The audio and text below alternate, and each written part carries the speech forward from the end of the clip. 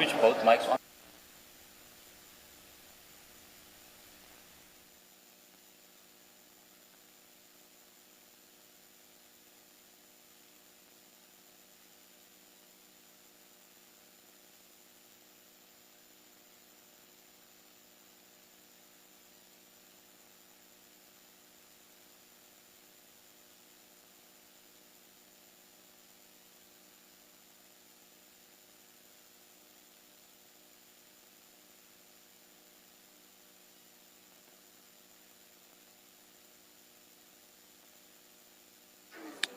One, two.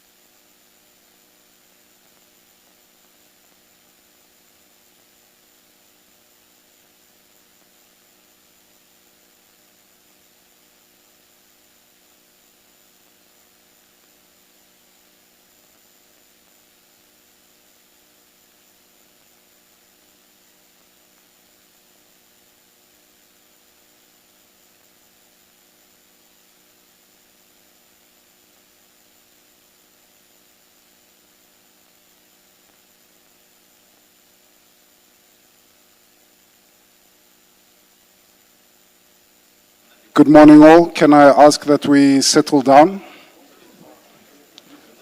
For members of the public, please make sure that you switch off your cell phones. People in the public gallery, please switch off your cell phones. For those who are working, please make sure that your devices are on silent. Make sure that they are quiet. It's 29 minutes past 9. We're about to start. Please stand. Thank you.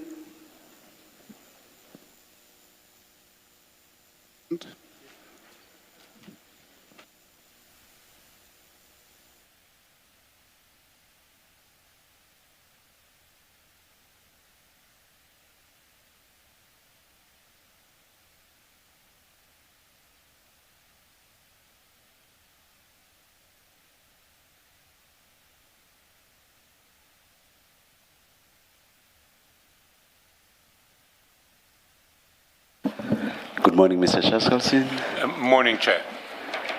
Can you please place, may lead council please place themselves on record? Good morning, Chairperson. Good morning, Commissioner Lloyd. Good morning, Commissioner Kamara. I suppose I better start again. Good morning, Chairperson. Yes. Good morning, Commissioner Beloy. Good morning, Commissioner Kamalo. My name is Sean Abrams, and I'm representing Mr. Sibanyoni. I'm not alone today. I'm with my learned friend, Ms. Sampati Kofa Lebaking. I'm also with Mr. Svelishle Mfeka. I think he's sitting directly behind me. And then our instructing attorney is Mr. Mpoke Magani from the law firm Mpoke PK Magani Attorneys Incorporated. And of course, we have one of the other attorneys present as well, Mr. Wesley Manyaka. Thank you, Mr. Abrams, and good morning to you too. Good morning, Mr. Sibanyoni. Good morning to you too, Chairman. Thank you, thank you. Must I administer the oath right away, or are there any preliminaries? Chair, there is the preliminary issue of postponement after today.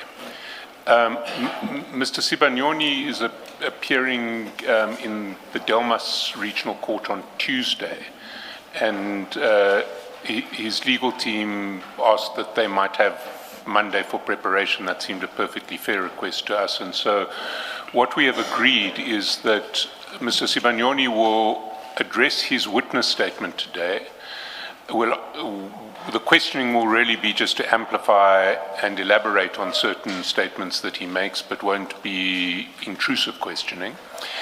And then he will be postponed at the end of the day. Mr. Abrams and I had chatted about a postponement to, now I've lost my date, I think it was 21st of September. That certainly suits the evidence leaders and Mr. Abram, and obviously the postponement is in the hands of the Commission, but from our sides, both of our sides, it is agreed. Yes, but please remind us right at the end to postpone at that stage. Indeed. Thank you very much. Mr. Sibanyoni, please place your full names on record. Thank you, Commissioner. My name is Johannes Matota Sibanyoni. Will you be swearing or affirming? I'm sorry? Will you be swearing or affirming? Swearing.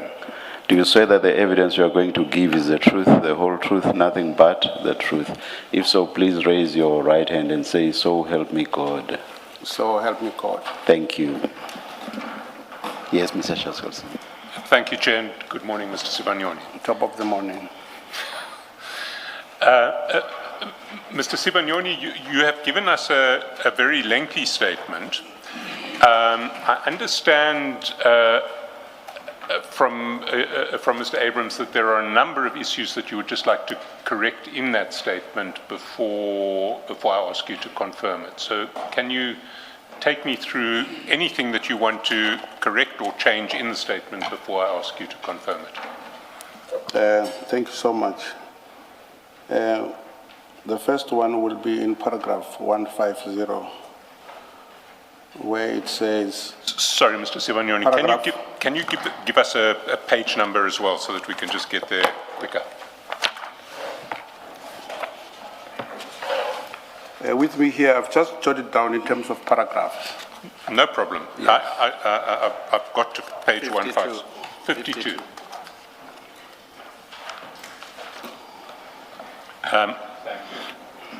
Yeah, in that one, all I wanted to clarify was me first meeting General Mkhwanazi. That was in the year 2020. 2020. Correct.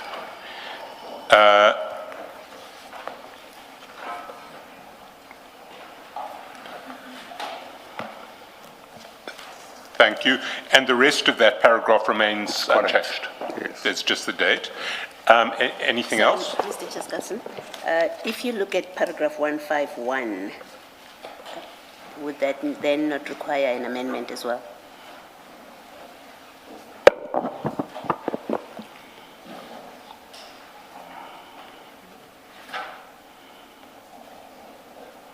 Paragraph 151. In the Which first one? line, in the first The line, assassination attempt. you say, so 151, the context and purpose, you say the meeting took place in the period following the death of Mr. Msibi in 2024. Yes. And That's yet- the second one. That one is correct. Okay. So that would be a second meeting with That would be the a second Lieutenant meeting. General. Yeah. Then can we also change in paragraph 150, because the first sentence says, I met Lieutenant General Nhlanhla Mkhwanazi on a single occasion. Yes. So you've met twice. Yes, we met twice. So do we delete on a single occasion? No, we changed the first one. That says, that's paragraph 150. The first time I met him was in 2020.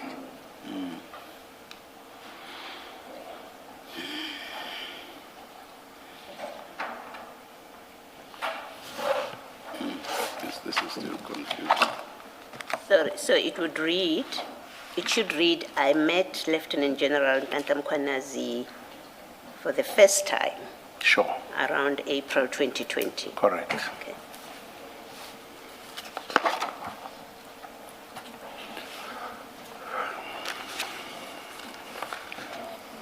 And then 151 would be the second, or would it be the last encounter? did you meet him between 2020 and 2024? Yes. So 2024 referred to in 151 would be the last time you met him. Correct. Thank you.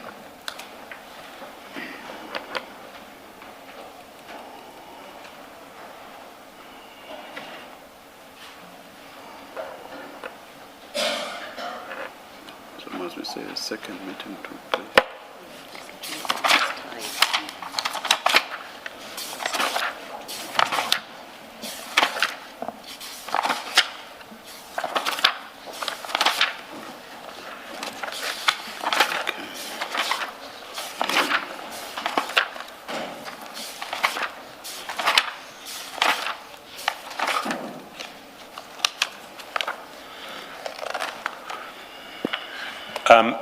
Anything else to correct, Mr. Then- Simonyane? Then we go to paragraph 220, that is page 75.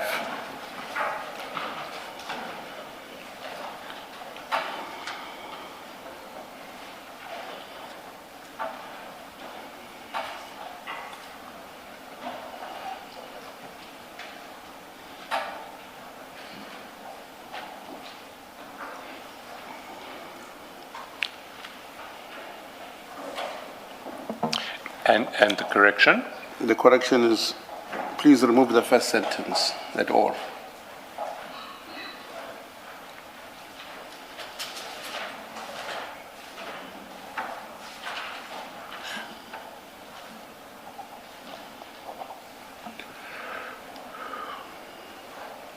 Which means we're going to start from in the period following. Noted. Then the third one will be 221, paragraph 221.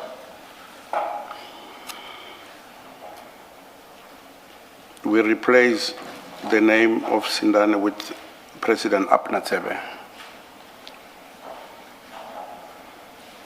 Sorry, please repeat the name. Apna Tsebe. Tsebe. Correct. Tsebe. Yes. Okay.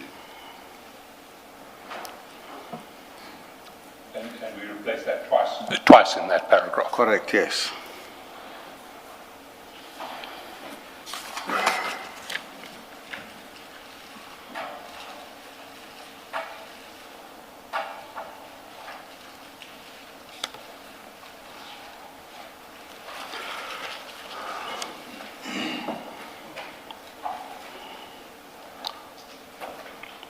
And is there anything else? Or is No, no, thanks. Thank you. I think, with your leave, Chairperson, I think there's one more paragraph, paragraph 225. In the first line, the name Sindani also needs to be redacted and substituted with the name Tsebe. Do you agree, Mr. Correct. Mr. Stewart? Thank Yes. you. What do we then do with 226, the second sentence? Does it remain?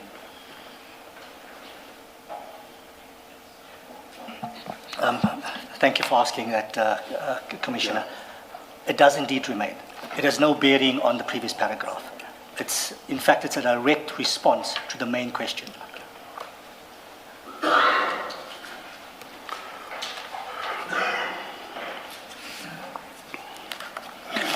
You said that was all, Mr. Subanyoni. Correct, Oh, Commissioner. thank you. Yes, Mr. Chaskalson? Then, Mr. Sibanyoni, can I ask you to go to paragraph 82 and just confirm that that's your signature at the end of the statement? Sorry, page 82, not paragraph 82. Oh, okay.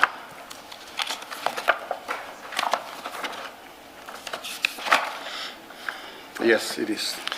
And subject to the corrections that you've just asked us to make, can you confirm that what you say in the statement is correct? Correct. Thank you.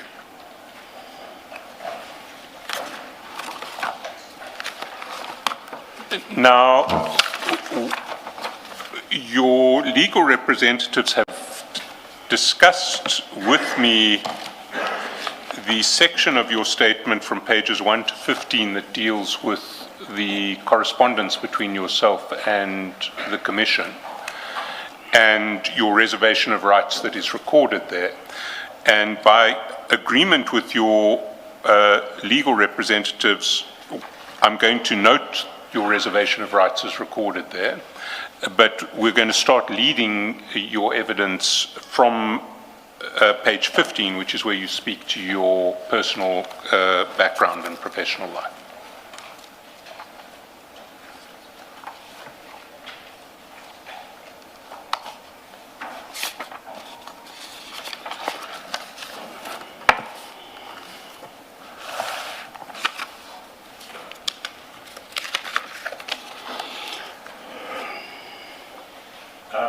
And can I ask you then the first section that you speak to is your personal background and professional life, and maybe if I can ask you to read paragraph 23, which describes where you come from, and Page 15. Page 15, paragraph 23. Aren't we flighting? Thank you, thank you.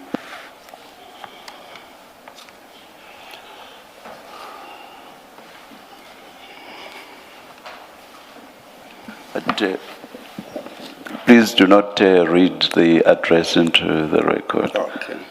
Perhaps you may just mention the district. I don't think there's a problem with that. Thank you.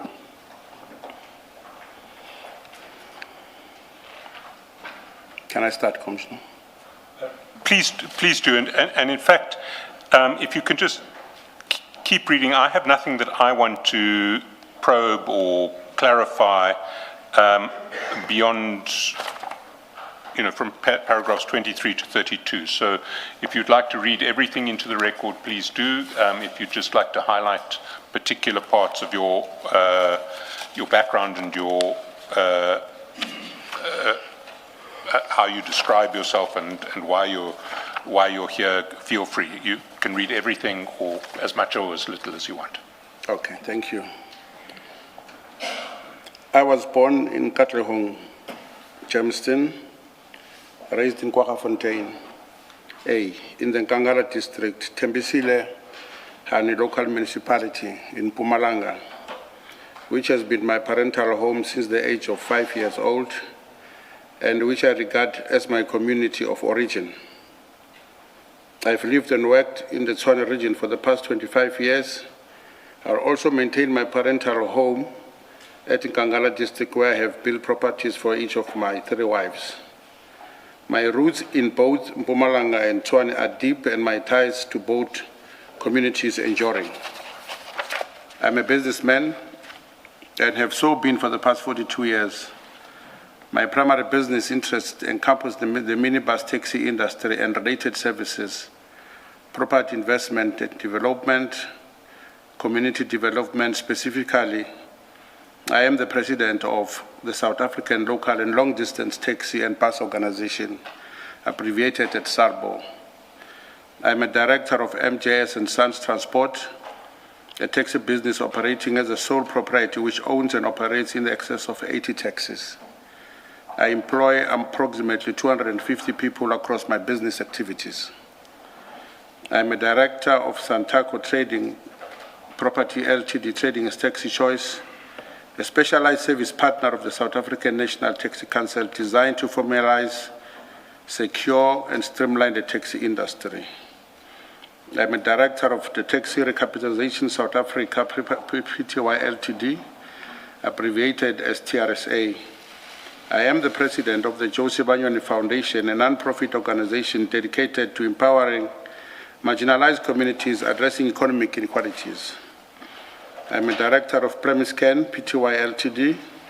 I hold property interest in the Tshwane region. I've built this business interest over more than 42 years through legitimate commercial activity. I am proud of the business career I've built. I have at all times endeavored to conduct my affairs in accordance with the law. Before proceeding to address the substantive matters posed by the Commission, I consider it both necessary and appropriate to place on record who I am as a human being. Sorry, Mr. Sibanyo, you should please read the headings as well. Oh, okay. Thank you so much. My apology. No problem. Okay, we're back into A3.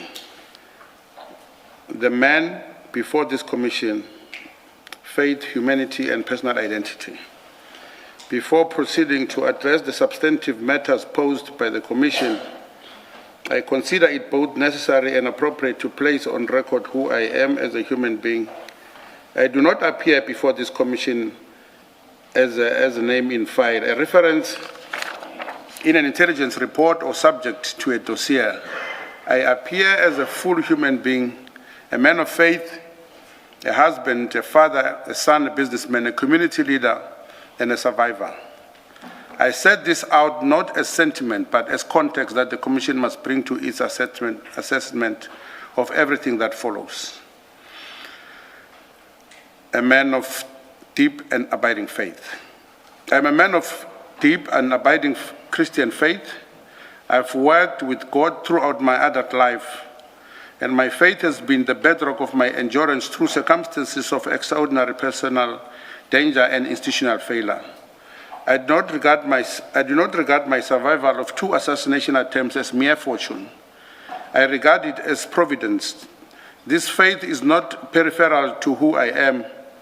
It is constitutive of it. It shapes the way I conduct my affairs, the way I treat people, and the way I approach this commission. Roman figure number 2, husband, father, and son. Equally important, I'm a husband and the father of my children. I've built a family and discharged my seriousness and care my responsibilities as a husband, as a father and a provider. I've also honored my obligations as a son to my family of origin. The violence and the persecution to which I've been subjected over many years has not been suffered by me alone. It has been borne by my entire family, who have lived for the years in the share of threats that I've endured at extraordinary personal cost to shield them from. When gunmen opened fire upon me in 2006 and again in 2020, it was not merely a man they shot, it was a husband and a father. I know and understand the temptation to simply regard one as a mere statistic in an industry riddled with violence and simply contend that what must follow is violence that is not obvious. To do this would be a regrettable stance. Those who are compelled to appear before the Commission of Inquiry carry with them their families, their histories, and the human weight of everything that has been done to them, including the very after effects of life after Madlanga, with which this Commission must be acutely aware. The effect should not in the end be exacerbated exposure to danger and a multiplicity of attempts on one's life. The Commission must treat these issues with sensitivity they deserve, considering the actual circumstances that one and one family is likely to face after this. Roman figure 3, community leader and employer.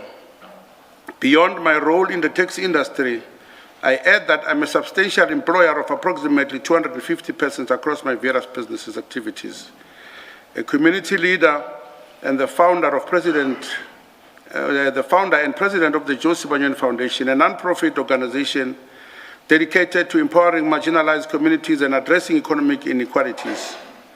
I've invested in the communities of which I operate with sustained commitment and personal conviction. The destruction of my industry standing and the ongoing threat to my life and liberty are not abstractions. They have direct and human consequences for the men and women who depend on me for their livelihood, and for the communities that have benefited from my commitment to development and upliftment. Roman figure 4, a survivor twice over. I have survived 2 deliberate attempts on my life in and around 2006 and on the 10th of August 2026, each time by the grace of God. 2022, sorry. Each time by the grace of God, I have returned to my family, to my faith, and to my community. The first time, the state failed to deliver justice for the attempt. As I address more fully in Part B, the perpetrators of the 2022 attempt were likewise not brought to justice for approximately 3 years. I have not been broken by these events. I have not sought private retribution. I've cooperated with every legitimate authority that has engaged me. That is not the posture of a criminal. It is a posture of a law-abiding citizen who has faith that the justice system, imperfect as it has been, will ultimately prevail. Roman figure 5, why I'm here. I am before this commission because, despite very clear and ambiguous willingness to assist the commission, I'm compelled to appear simply because could not be provided with the context and information that gave the rise to the Regulation 10.6 notice being issued to me. A subpoena was served upon me, and I appear under the legal obligations it creates. I do not minimize the obligation nor the Commission's authority to enforce it, but I appear not only as a compelled witness, I appear as a South African citizen who believes in constitutional democracy, who has tried over more than 40 years to build something of genuine value in this country, and who deserve, as every citizen to this republic deserves, the full protection of the law and the accountability of those who exercise state powers in his name. I appear with the sincere and deeply felt hope that this commission will be different from the institutions that have failed me before it. A5. The industry in which I've built... Sorry, Mr. Sibanyoni, if I can interrupt at this stage. From A5, you speak about the taxi industry as a context for a lot of the things that you're going to be speaking to in your statement. Correct. And I must say, from my side, I found what you had to say there incredibly informative and very, very helpful. For the purposes of going through it, I'm going to ask you to pick up, we're going to deal at length with the Shongwe Commission because you do at a later stage in your statement. So maybe on this section, if I could ask you to start at paragraph 35. And if there's anything, I mean, you don't say anything in 34 that you won't come back to in considerable detail later when we address the Shongwe Commission specifically. And unless you would like to, nonetheless, to repeat 34 and 33, I would ask you to skip to 35. Okay, should I start at 34, paragraph 91? That's what you said? No, page 20, paragraph 35. Where you speak to the... Just a minute, Mr. Chair.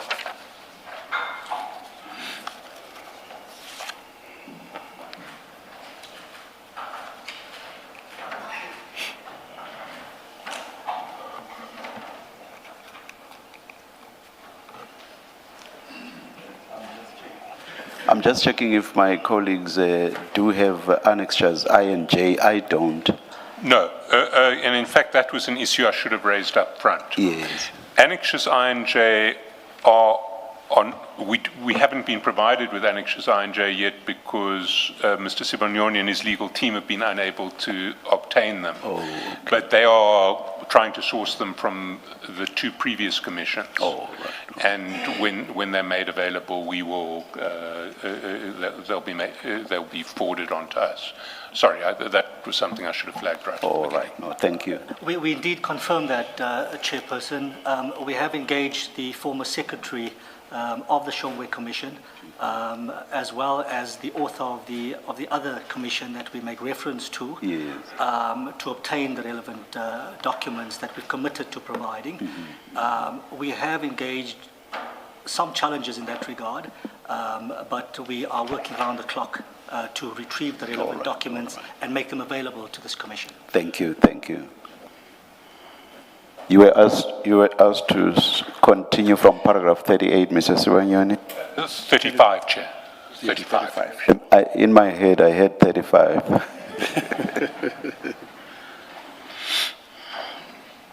The historical origins, the apartheid exclusion, and the emergence of taxi wars. The violence that characterizes the contemporary minibus taxi industry is not a recent aberration. It is a product of a long historical trajectory rooted in apartheid exclusion under the Motor Carrier Transport Act of 1930. Only a limited number of licenses were issued, and over 90% of the taxi applications by black or African operators were rejected. The practical effect was to ban black South Africans from meaningful participation in the formal transport economy. The industry that emerged under these conditions operated outside the formal regulatory framework out of sheer economic necessity and as an act of economic resistance and survival. The seeds of later conflict arising from issues such as contested routes, informal association structures, the absence of law dispute resolution mechanism, and the reliance on private enforcement were planted in this era of systematic exclusion. Paragraph 36. The Welgemoot Commission of 1981 limited its mandate to buses rather than minibus taxis, leaving the minibus operators without institutional support. Its recommendations contributed to the Transport Deregulation Act of 1988, as documented by the Shonga Commission, drawing on research by Londega Princess Ngubane of the University of KwaZulu-Natal. The regulation led to an increase from approximately 3,752 taxis to approximately 39,604 taxis within a period of only 3 years. That nearly 11-fold expansion, in the absence of a coherent regulatory architecture, route planning capacity, or institutional support, created the conditions for intense and immediate competition over the routes and passengers. Paragraph 37. The competitions for routes became fierce and violent almost immediately. The late 1980s and 1990s saw the emergence of what Jackie Dugard of the Center of Study of Violence and Reconciliation characterized as a transition from low-intensity war to mafia war. Taxi violence in South Africa between 1987 and 2000. What began as a low-intensity conflict over economic territory escalated into organized lethal violence involving hired gunmen, association-level mobilization, and the systematic targeting of rival operators. The advent of democracy in 1994 did not eliminate these structural problems. The National Taxi Task Team, established on the 18th March 1995 as a ministerial committee, and the enactment of the Gauteng Minibus Taxi Type Service Act 11 of 1997 were genuine interventions. A memorandum of understanding was concluded between government and industry, and Santaco ultimately emerged as the preeminent national representative body. Yet structural economic conflicts over routes, association members, and territorial dominance were not resolved by the political transition. Route wars, assassinations, and uncounted money collections continued unabated. The structural drivers of violence. Now we are in 39. Again, if I can just interrupt here, at this point I'm going to essentially ask you paragraph by paragraph to amplify parts of what you're saying there. So maybe if you get to the end of paragraph 40, then I'll just ask a couple of questions just to understand better what you're referring to there. Same with 41 and onwards. Okay.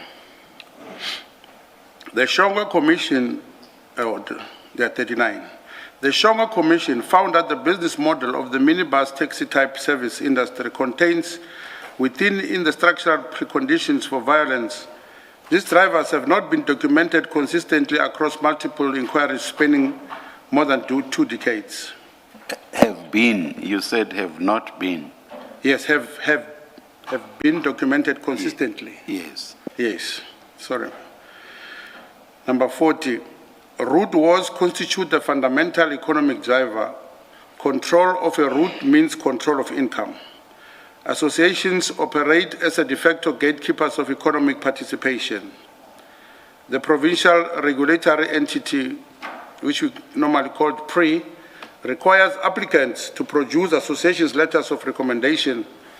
Despite this not being a legal requirement, thereby empowering associations to exclude non-members and control who operates and on which routes. So if I can come in here, can you tell us practically what that means? Let me give you an example. Assume I decide to give up law and I want to get into the taxi business, and I want to run a taxi on a particular route. Say one from your ancestral home in Kwaggafontein to Tshwane. How do I do that? Who do I speak to? Who will control whether I can do that? What do I need to do? You firstly write a formal letter to the chairperson of that particular association. In two instances, whether you would like to have a meeting with them or you go straight to the matter. Then, once they allow you to participate in the meeting, you'll be easily asking them what is it that you are here, which is to conduct business with them. Then for the mere fact that you don't have a permit, if they accept you with all their conditions, they will write a letter to the Department of Transport, to this board of which is named PRE, for that this application must be approved. Then after application has been approved, it is then that you will go to purchase a vehicle. Then after purchasing a vehicle, the permit will be attached to that vehicle, then you start operating. So there's one association that would be operating on that particular route, Correct. and that's the association that I would have to go to. Yes, yeah. You don't have competing associations on... No, currently we don't have. It used to be. And since how long... I mean, and is this one association, one route, a principle across the industry now, or is it sort of patchy across the country? It differs with associations, yeah. And so I go to the association first. Yes, you write a letter to the association. They they hopefully accept give it, me they an reply to you. audience, Yes. and I explain what I want to do, why I want to do it. Sure. They then assist me to apply to the department to get a permit. Yes, And the permit will be for that specific route, which is the route controlled by that association. correct. And I have to become a member of the association before they'll write me before they'll support my application. Correct. And membership of the association comes with what rights and obligations? The joining fee is there, yeah, which forms the backbone, because it has a receipt. And then are there sort of like monthly association dues that you pay as a member of the association, Yeah. or is it just the joining fee? No, there is that, but it differs with association to association. And you say in 40 that de facto, the PRE says won't look at your application for a permit unless it comes supported by an association, but that you say is not a legal requirement. Yes, So in effect, what's happened now is that the associations have, although it's not a legal requirement, in practice, the associations control your right to operate lawfully on a particular route. sure. Thanks. Sorry, before you move on, this process, this approval process, association and PRE, is it a once-off approval process that entitles you to then introduce further vehicles, or with each vehicle, taxi that you want to introduce, you have to undergo the same process? No, not at all. It's a once-off payment. Then, as they accept you, you'll be getting some rules and regulations, because it differs from one association to another, in line that some associations, they operate with 10 taxis. You'll be given that latitude. Okay. Some others, 1 or 2. There it goes. Thank you. Can I then ask you to go to paragraph 41 where you talk about bucket Okay. money? And again, I'm going to ask you to possibly expand at the end of it. The practice known as imali yepakete, i.e. pocket money, involves the daily or the weekly collection of unaccounted funds from drivers by associations executives. The Commission found that associations have become a law unto themselves through this practice, that money is not properly accounted for and is used at the discretion of executives to fund security companies and payments of fired gunmen. A related practice, imali sogisi, sock money, involves drivers being given a daily target and paying themselves only after that target is met, incentivizing reckless conduct and route encroachment. So again, just to clarify, you've got three different sets of players here. You've got the association, Yes. you've got the owner, who will employ some drivers, and then you have the drivers. Correct.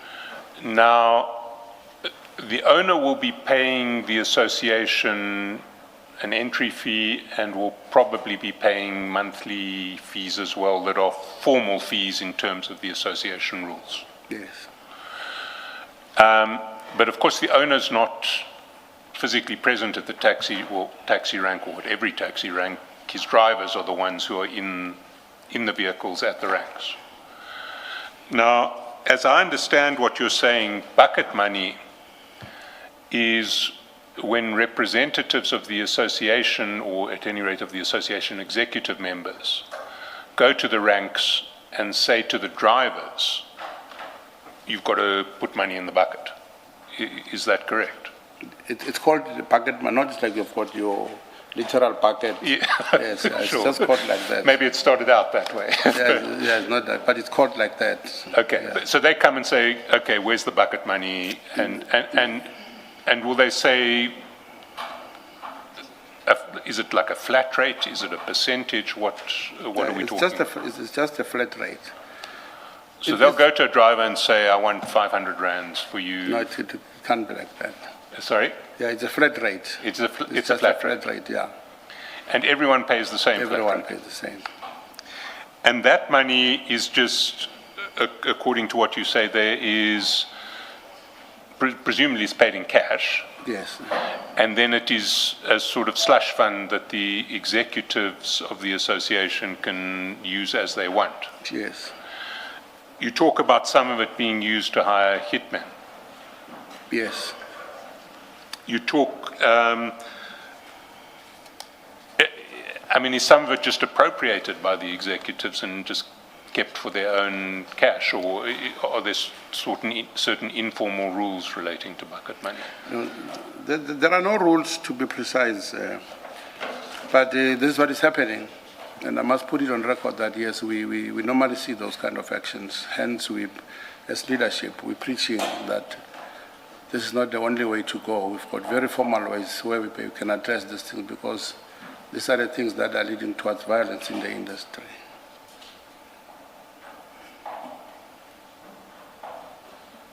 Chairperson, before my learned friend proceeds any further, we're not objecting, but we just want to place on record the greater portion of these paragraphs that Mr. Sibanyoni speaks to are findings of a commission of inquiry. So it's not it's not Mr. Sibanyoni's personal findings or his personal views. He's recording findings of a commission who heard the evidence of numerous people, even people in camera. So we must be careful to attribute the contents of these paragraphs to Mr. Sibanyoni's own knowledge. I would just like the Commission to reflect on that, and also my learned friend, just to be mindful of the questions posed to Mr. Sibanyoni and his ability to respond to some of these questions, because he certainly would not be able to respond to all of them simply on the basis that these were findings of a commission of inquiry and not his personal assessment or views or findings or position. I don't think it's as easy as all that, because Mr. Sibanyoni is a player in the industry. So I would imagine he knows some of these facts personally.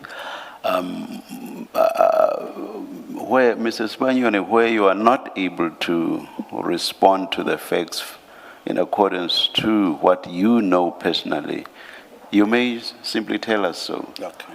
And you may say, yes, I'm aware that this is what the Shongwe Commission found, but personally I know nothing about that. Chairperson, Yes. we're satisfied with the Yes. position taken by the Commission. Yes. And we're happy if we proceed. Yes. He's been a player for over 42 years. We accept that, and- Chairperson, and we don't take issue with and that. he's- We know the role that he played, Yes. and we're here to assist the Commission. No, we Mr. understand. Sibanyoni is here to Yes. take the Commission into confidence, Yes, to take the yes. country into confidence, Thank you. and to assist as best as he possibly is able to. Thank you, Thank you, thank you, Mr. Abrams. Thank you. Yes, Mr. Shaskalson. Thanks, Chair. Mr. Sibanyoni, we've talked about bucket money.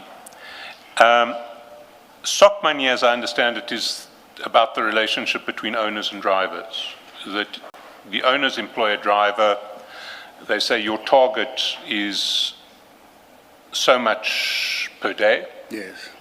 I expect to get, I don't know, 1,000 rands from you today, every day. If you manage to do more than 1,000 rands, well, then you can keep what you do more than 1,000 rands, but every day you must pay me 1,000 rands. Yeah, and yeah. the SOC money is what the drivers keep over and above the targeted Let me amount. just add on it and explain it further. It comes in twofold. If you put a target on a driver of 1,000 rand, then on that particular day he comes to you and give you 800 rand. Then there will be a sort of an argument as to where is this other money. And then he will tell you all this type of stories. We didn't make it today. I had a breakdown there by the road. Then you start searching him. As you're searching, you'll find other money inside the socks. Hence the socks money, yes. Because he knows you can even go to an extent of searching the car, but you start with him as he's here. And then when you search him, that money in most instances used to be inside their socks. Thank you. If a driver does not make his target on any particular day, is that the money he owes the owner for the next day, or Not are really. they settled for the day? Yeah, It not doesn't really, carry yes. over to the next day. Yeah, sometimes in, sometimes out, but not really. And does the driver, if the driver makes over and above the target, is He that takes for himself. the driver? Yeah, that's for the driver. Then moving to paragraph 42, if you could read that finding of the Shongwe Commission. Number 42. Incumbent associations executives resist vacating positions even after being voted out. Because of the financial flows they control, some executive members hold neither vehicles nor operating licenses, yet occupy leadership through unscrupulous means. When internal conflicts escalate, concerned groups or splinter associations emerge, each generating new route dispute and further violence. Associations deploy squad cars to monitor routes and enforce their decisions, including unlawful money collection. Illegal operators enter routes through intimidation or through corrupt executive complicity. Personal jealousy of members who grew their business fleets, cultural and tribal dynamics insisting on exclusive group control, and political interference during elections have all been documented as an additional driver. So again here, this is a summary of a finding from the Shongwe Commission. Is there anything you would amplify there? Anything from your own experience that you think would help us? No, with this one, nothing at all.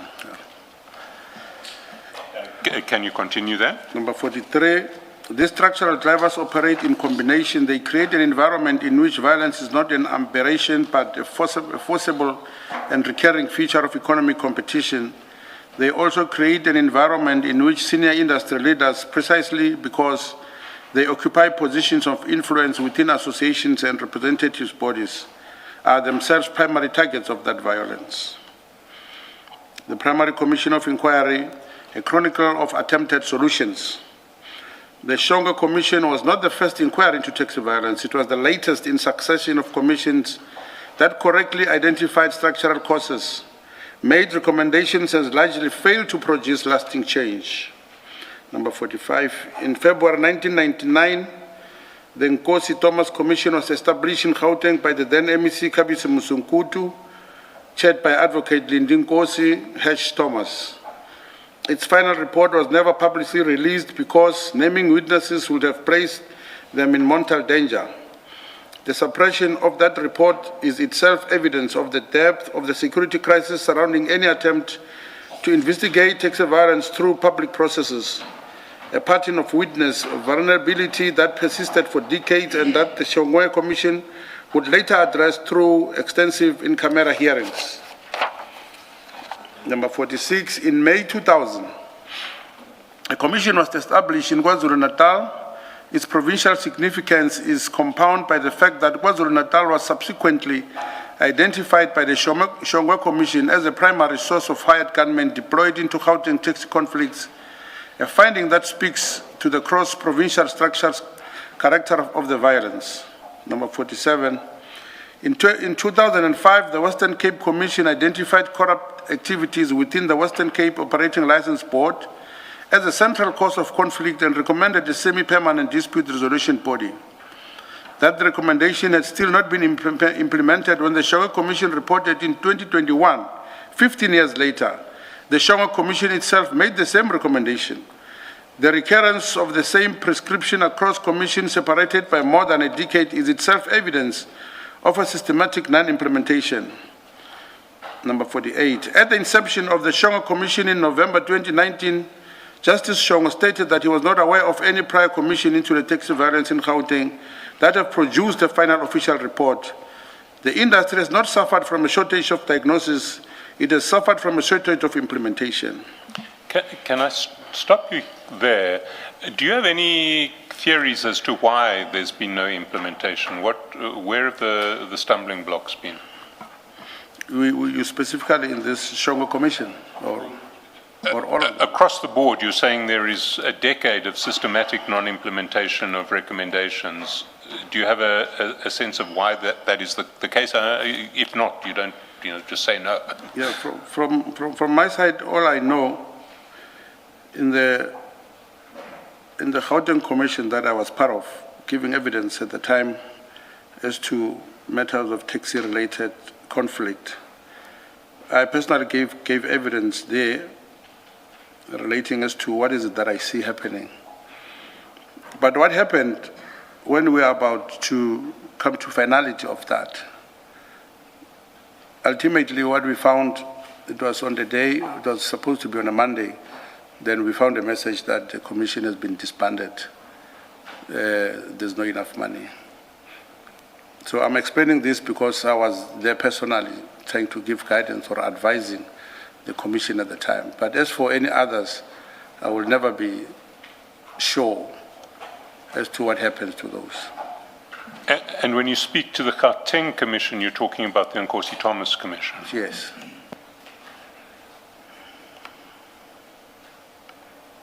Perhaps there's an important aspect that Mr. Sibanyoni may want to touch on, because a particular witness was scheduled to testify that Monday, and then the commission was told there was no money that's available.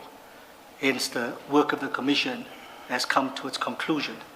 And perhaps maybe the commission just needs to seek clarification from Mr. Sibanyoni as to which witness was scheduled to testify on that Monday. Thank you. Please respond to that. Yes, I'm responding to that. Yes, thank you. On that particular Monday, unfortunately, Mr. Jotham Si was the one who was supposed to come and testify. So all eyes and our ears were glued to hear his testimony, because in his affidavit, when he replied, it was said he was no more a taxi owner, he was in the business of construction. So we were all eager to understand as to what the commission is going to ask him about that, because he has licenses and all of those things. But unfortunately, a word came from above, the commission has got no money anymore. Then we were frustrated, all of us, after that. And that affidavit presumably was submitted to the commission? Was submitted to the commission, yes.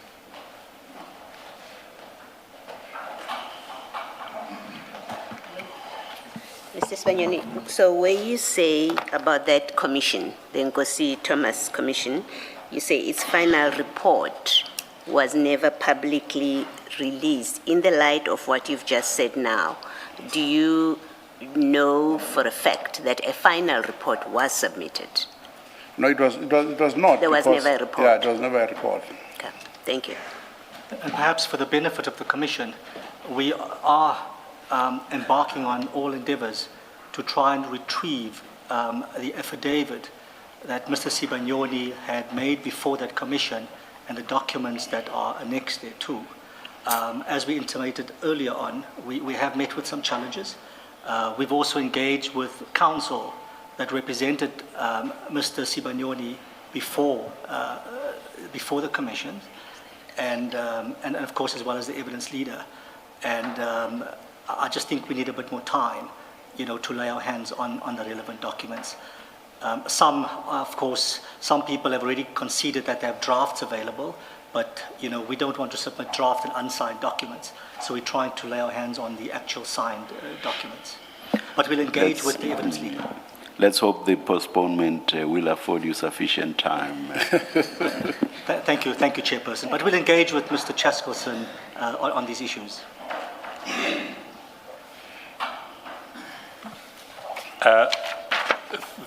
Thank you. Mr. Sibanyoni, you then moved to discuss the Shongwe Commission in quite a lot of detail. And you discuss the immediate factual context in paragraph 50.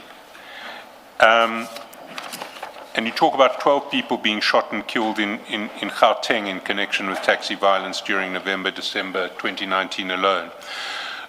Do you have any more detail in relation to those killings? Were they related to specific fights between specific associations, or do you not have that detail? We're in number 50. Paragraph 50, 50. yes. Can I read it loud so that I familiarize myself? Yeah. The immediate factual context was stark. More than 12 people were shot and killed in Gauteng in connection with the taxi violence during November and December 29 alone. The immediate context for the Commission's establishment.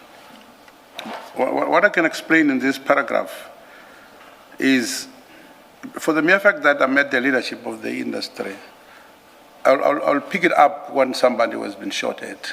So from different levels of associations across South Africa. So in this particular instance, all I was trying to explain was the number of people that they are on record and hearing that certain particular individual in Western Cape, in Gauteng, Soweto, something like that had happened. But for me in particular, to mention that in 2019, what I know about one or two members that have been killed that are maybe close to me, no. Thank you. And then if you can pick up at paragraphs 51 and 52. 51. The Commission set approximately 14 months, encompassing 113 sittings at the MON Conference Center in Parktown, Johannesburg. It heard evidence from 127 witnesses. 59 gave oral evidence, 43 gave written evidence, and 25 gave evidence in camera. The Commission submitted its final report to Premier Makuro on or about 31 January 2021. The scale of participation underscores both the breadth of the problem and the willingness of industry participants, regulatory and victims to engage with processes that offered the prospects, however, often disappointed in the past of structural reform. Number 52, the in-camera evidence category is itself a measure of a dangerous environment in which witnesses and industry participants operate. 25 of the 127 witnesses' identities were withheld during the public proceedings, given the proven risk of reprisal to those who speak openly about the taxi violence. The key structural findings, the scale of the crisis. Number 53, the quantitative evidence before the Commission underscores the scale of the crisis. At the time of the Commission's report, there were 505 open case dockets relating to taxi violence. A substantial number could not be located to the taxi violence task team. Each detective carried an overwhelming caseload of ongoing investigations while new cases arrived daily. It was estimated that well over 50% of taxi vehicles in Gauteng were operating without operating license. Well over 100,000 minibus taxis operate Gauteng legally and illegally, policed by a GTP public transport unit of only 350 dedicated officers within a broader staff complement of 600. So if I can stop you there, would you agree that the capacity of the Gauteng Traffic Police Public Transport Unit to essentially police the taxi industry was just horribly, it was horribly capacitated? Yes. Has that changed? Come again? Has it changed? Not yet. Not yet. Yeah. All I can add up as to whether it has changed or not changed. As we speak, under my leadership within the taxi departments, no more a lot of taxi violence is happening. Sorry. Therefore, what I'm trying to say, before they were under-capacitated, there were less number of police officers who were dealing with the taxi violence. But all I can say now, due to the decrease of taxi violence, I don't see this number, it's less now. It's equals to the task. Because the way that we're spreading in all officials' meetings, it's about peace, no more gun violence. And what period are you talking about when you speak of the decrease of taxi violence? 2020 till today. From 2020 till now.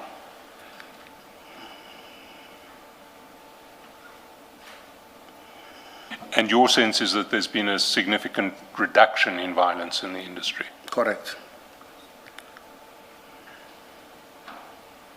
If you can then continue to 50, sorry, 54. Did you want to add something? No. If you can continue to 54. Number 54, the PRI was found to have failed to operate lawfully and independently. It requires association letters of recommendation as a de facto condition for operating license applications.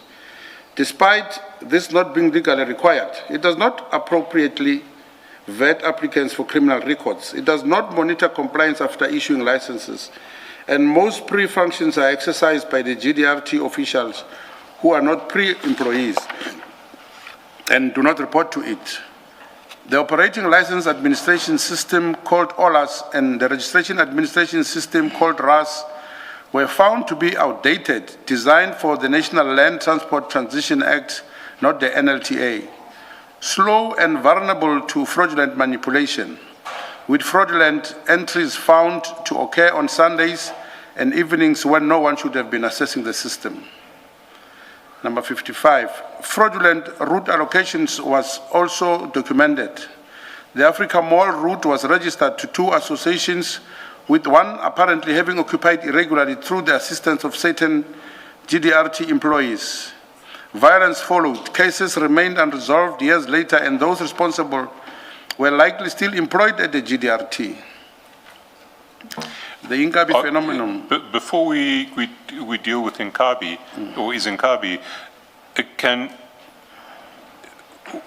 what you've described here as Shongwe Commission recommendations, do they still reflect the status quo today?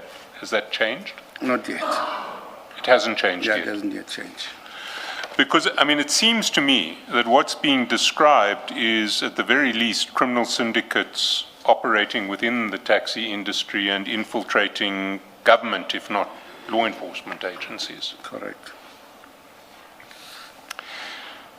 The Izinkabi phenomenon, the Shongwe Commission's findings, number 56, among the most significant findings of the Shongwe Commission and of direct relevance to any question before this commission employing the term Izinkabi, is a documented phenomenon of hired assassins in taxi-related violence.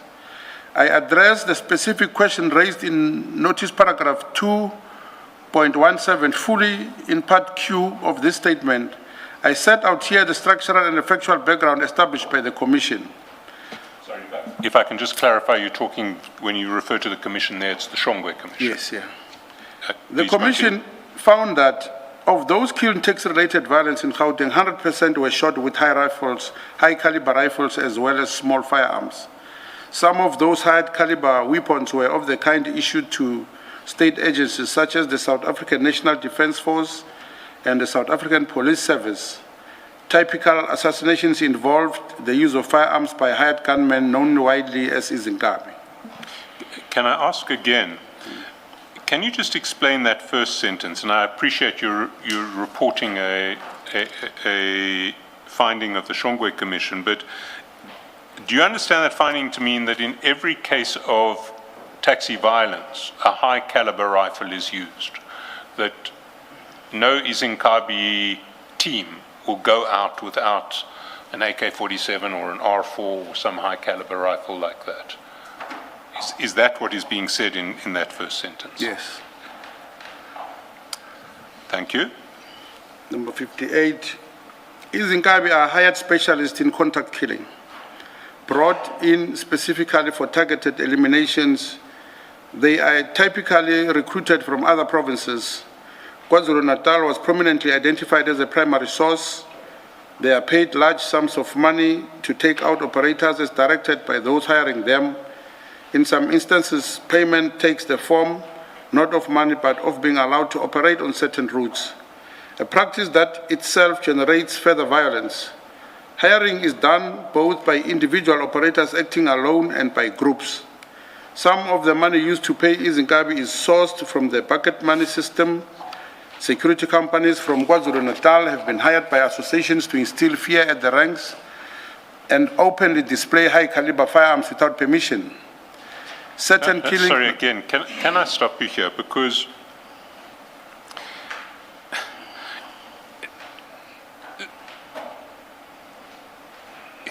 it seems to me if this is a feature of the industry, it means that within the industry, people know how to, who to speak to get hold of an Inkabi, or how to contact Izinkabi directly.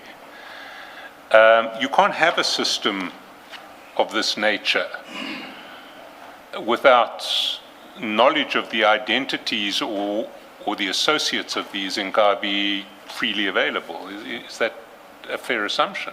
No, not at all. No? Yeah. So how does the system work? It depends from one person to another. Some people, you'll find him being the boss of Izinkabi. Then you'll find Christians within the associations that has got no knowledge of Inkabi. So it differs from one person to another. It's not a common cause in the industry that everyone knows what Inkabi stands for and how to make connections with that. I can employ you today to be Your voice has dropped, Okay. Mr. Sibanyon. I can employ you today to be a member of my association. Obviously, so you know nothing about Inkabi. All you are interested is for you just making money. That's it.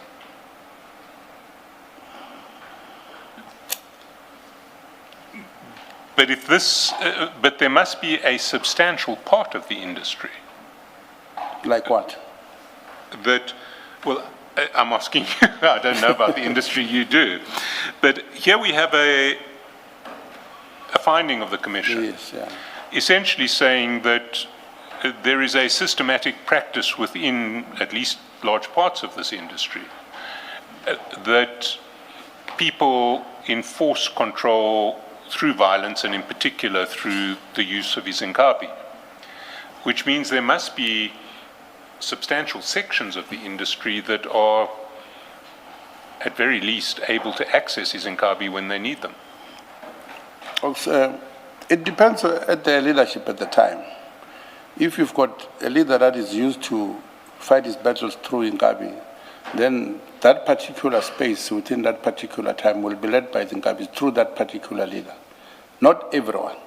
So if you've got a leader that has got no clue to deal with the Inkabis, then your association is at peace at all.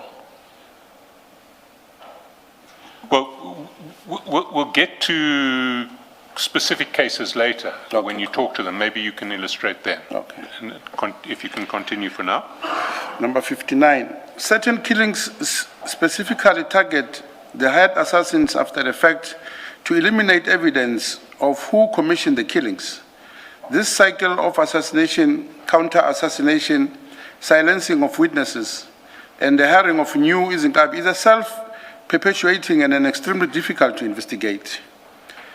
Number 60, the Commission also identified 10 specific violence hotspots in Gauteng Johannesburg Central, Everton, GP, Tsakane, Moroka, Linasia South, Ivory Park, Oliven Woods, Posh, Alexander in Hillbrow, with Jamestown and Phosphorus additionally mentioned. Number 61. Maybe if you can amplify here. When I look at these, I don't see areas that I associate with you. Yes, yeah. Your associations haven't not operated in any of those. Not at all. If you can continue then. Number 61. Critically, the term Izinkabi does not carry a single fixed meaning in all contexts within the taxi industry. In its criminal connotation, the connotation in which this commission employs it in notice paragraph 2.17, Izinkabi refers to contract killers. However, within the internal lexicon and established culture of the South African taxi industry, the word Izinkabi is also widely used to refer to guards deployed at taxi rank, individuals who maintain order and security at the rank facilities, protecting drivers, commuters, and rank infrastructure. This dual usage is well understood by those who with experience of the industry. Any engagement with evidence employing the term must be attentive to this distinction. I address this fully in Part Q. Law enforcement failures, the Shongwe Commission's findings, number 62. The Shongwe Commission findings on law enforcement are among its most significant. They describe a structural pattern directly relevant to this Commission's terms of reference, which concern centrally the infiltration of an undue influence over institutions of the criminal justice system by criminal syndicates. Number 63. Section 13.d of the National Land Transport Act 5 of 2009 prohibits law enforcement officials and their immediate families from holding any direct financial or business interest in the public transport sector. The Commission found that this prohibition is widely violated. The leadership of both the Gauteng NTA and the leadership of Santaco confirmed before the Commission that it is widely known in the industry that some operators are proxies of law enforcement officers. Can I stop you here? I mean, you're talking about a confirmation to the Shongwe Commission that some operators in the taxi industry are proxies for law enforcement operators. Are you aware of cases of this nature? Yeah, I'm aware of such cases, not particularly in my association, so to put it. No, but just more broadly, because certainly the Commission would be interested in knowing which operators are serving as proxies for law enforcement officers. Yeah. Would you be able to assist us in that regard? No, with that, I'm not 100% sure, because this is it's a known fact somewhere within the tax association that some are proxies. It's a known fact, but you need to be sure as to which associations and who exactly are those people. Then you'll find it in some of the conflicts. It will be, this matter will always stand up, that we are in this conflict because of this.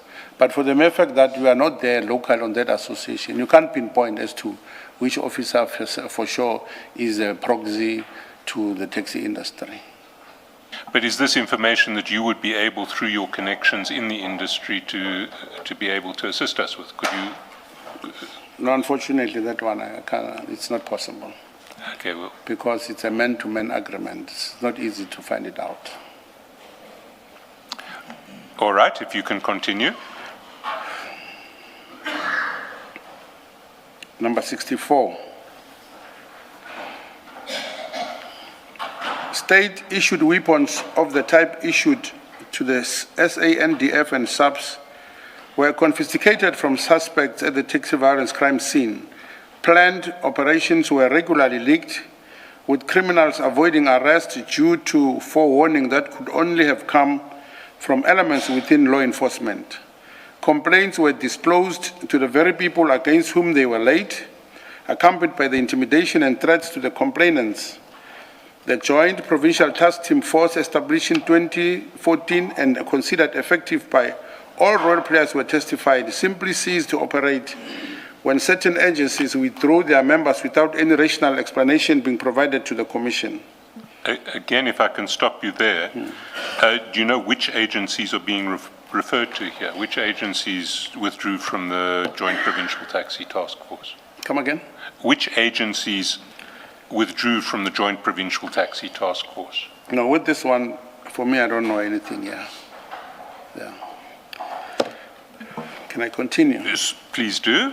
Number 65, investigative quality was found to be deficient throughout. Crime scenes not properly secured, witnesses not interviewed while evidence was fresh, exhibits not collected or recorded, CCTV footage not gathered timeously, ballistic links to other provinces not followed up, cell phone data not effectively utilized, crime intelligence absence from operations.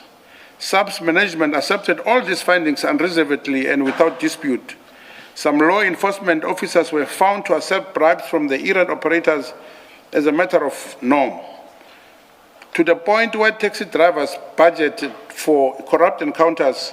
Officers of the GTP public transport unit are bribed at higher rates than others because they discontinue a vehicle from operating. Extortion is also practiced. Both parties to these corrupt exchanges have become brazen that they no longer conceal them. Number 66, these findings... And just before Mr. Sibanyoni continues, the question posed by Mr. Chaskelson in respect of paragraph 64 in relation to the members that withdrew from the Joint Provincial Taxi Task Force, that information is in the report, and we have annexed the report, so we'll be able to extract the information from the report. I thought I'll just place it on record that it is there. We couldn't, of course, include everything, in Mr. Sibanyoni's affidavit to this commission. Thank you, Mr. Abrams. Number 66, these findings describe not isolated rogue individuals, but a systematic pattern of conflict of interest, proxy ownership, forewarning of operations, and the use of state-issued weapons in taxi violence. That pattern is a structural feature of an enforcement environment. It is directly relevant to the Commission's mandate and to the evidence that will be placed before it regarding relationship between industry participants and the law enforcement officials. And these findings of the Shongwe Commission, are they consistent with your knowledge from your experience in the industry? They are not 100%. Which in particular would you take issue with? Okay, can I repeat it again so that I just identified clearly to you? More especially at 65, like it has been like the report, as my advocate has already indicated to you that it is in some of the annexures.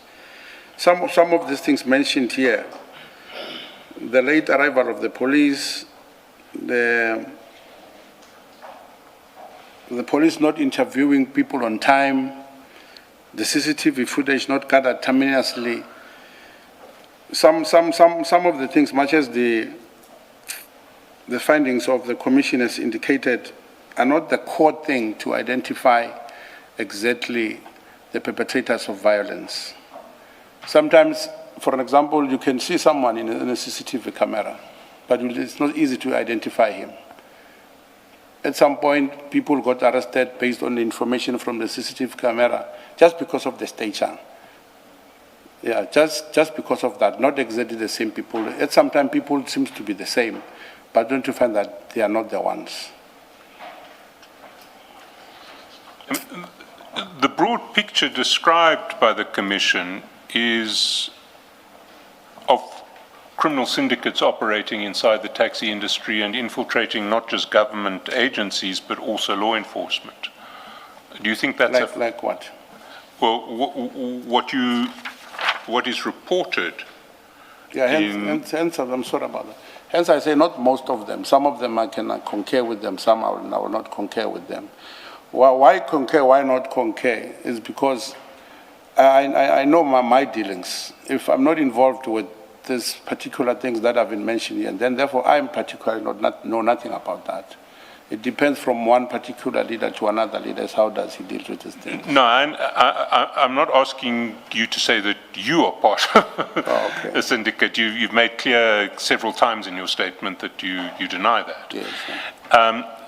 But certainly the picture that is described is that within your industry, there are criminal syndicates operating. Yes. And that those syndicates are able to infiltrate partly the transport department and associated institutions, but also law enforcement institutions. Yeah, I will concur with the Department of Transport, whereby you find that, as it has been mentioned already, that you find some routes, for example, the Midrand Mall, when it was mentioned that they issued 2 operating licenses from 2 different associations for one particular route. It tells you that there is an infiltration because permits were issued on a Sunday. It tells you that there is an infiltration. The system on its own. And what is said about bribing law enforcement officers and the like in the Shongwe report, is that not something that you hear about it? Yes. Yeah. If you're in that space, you will hear about it.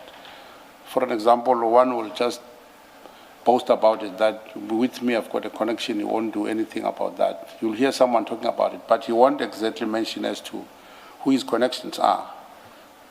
But it is a pattern that happens. Yes. Yes. But someone boasting about it is at least holding himself out Yes, to have correct, infiltrated yeah. law enforcement. Let's continue on the recommendation. The Shongwe Commission's recommendation number 67. The Commission's key recommendations submitted in January 2021 included the following. First, at number 68, first, structural reform, 1 township, 1 association. Associations to be rationalized so that there is only 1 association per town or township, limiting associations to their lawful mandate and removing them from operational matters. This model is already practiced successfully in the Free State.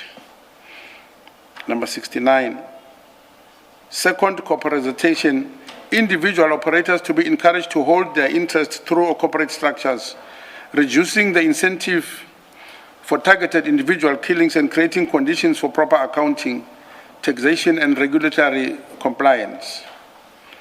Number 70. Third, a dedicated, well-resourced permanent tax violence unit within the SAPS tasked with concluding all 505 outstanding dockets through prosecution-driven multidisciplinary investigations led by a senior officer with detective experience with active crime intelligence participation. Number 71. Fourth, money laundering investigation capacity within the SAPS for tax violence cases. Some incidents of violence were preceded by moments of monies often collected illegally from the taxis in the ranks, tracing the flow of pocket money, security company payments, and the payments to Izingabi is indispensable to investigation the commission of violence.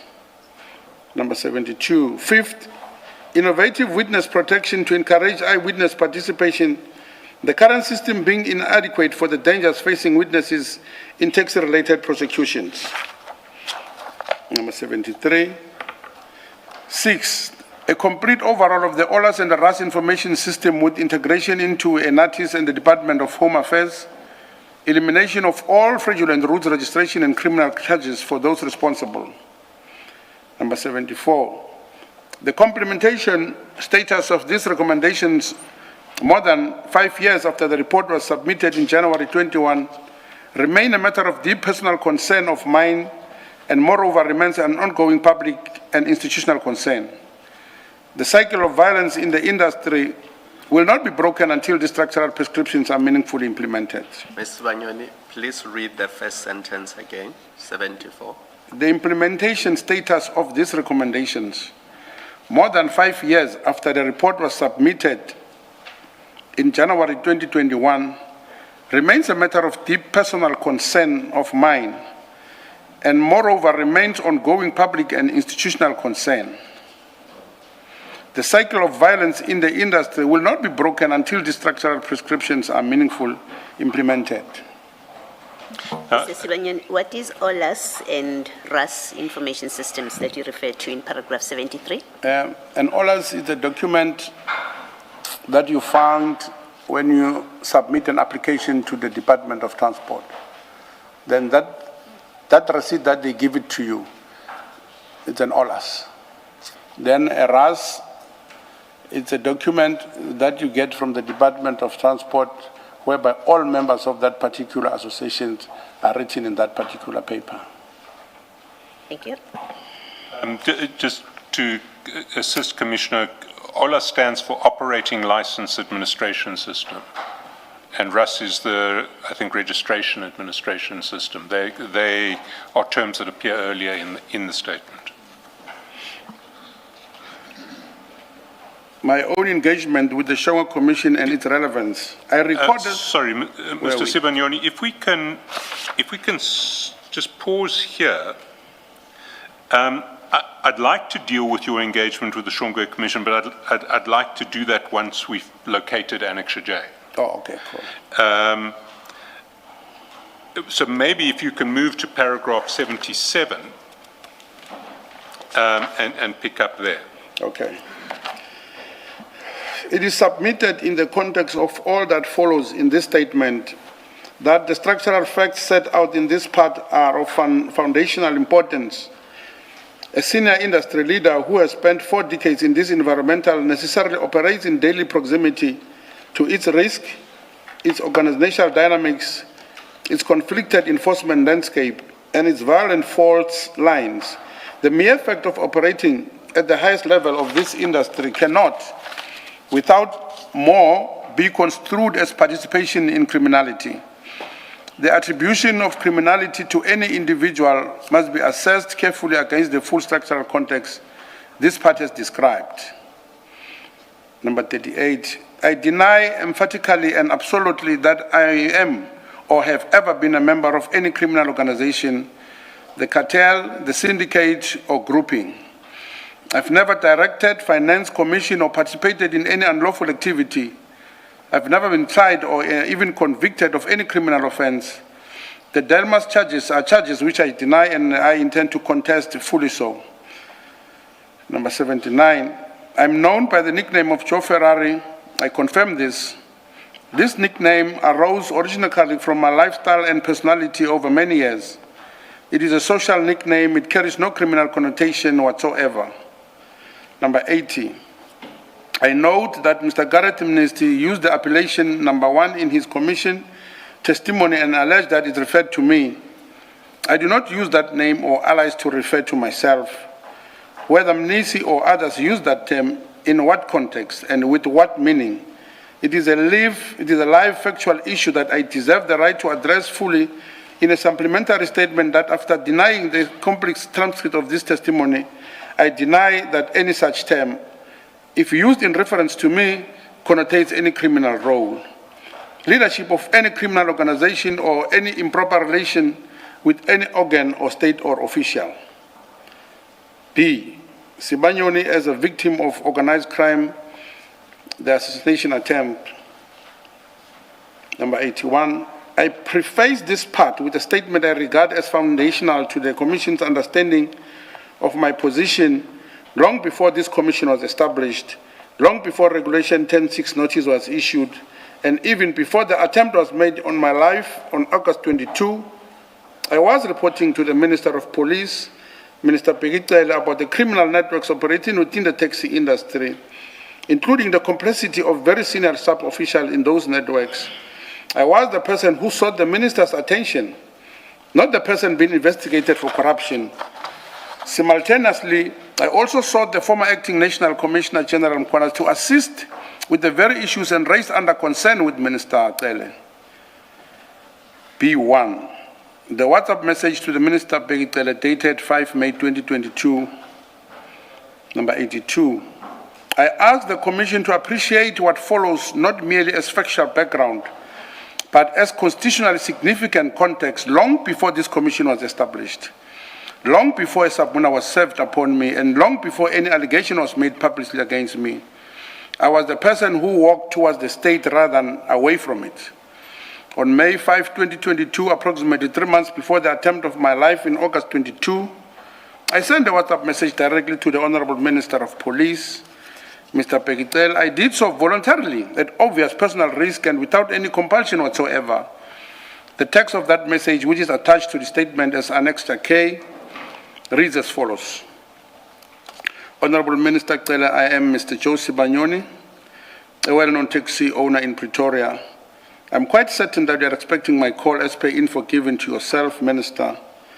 My fundamental reason is to seek your audience under this current situation the country finds itself in, the COVID-19.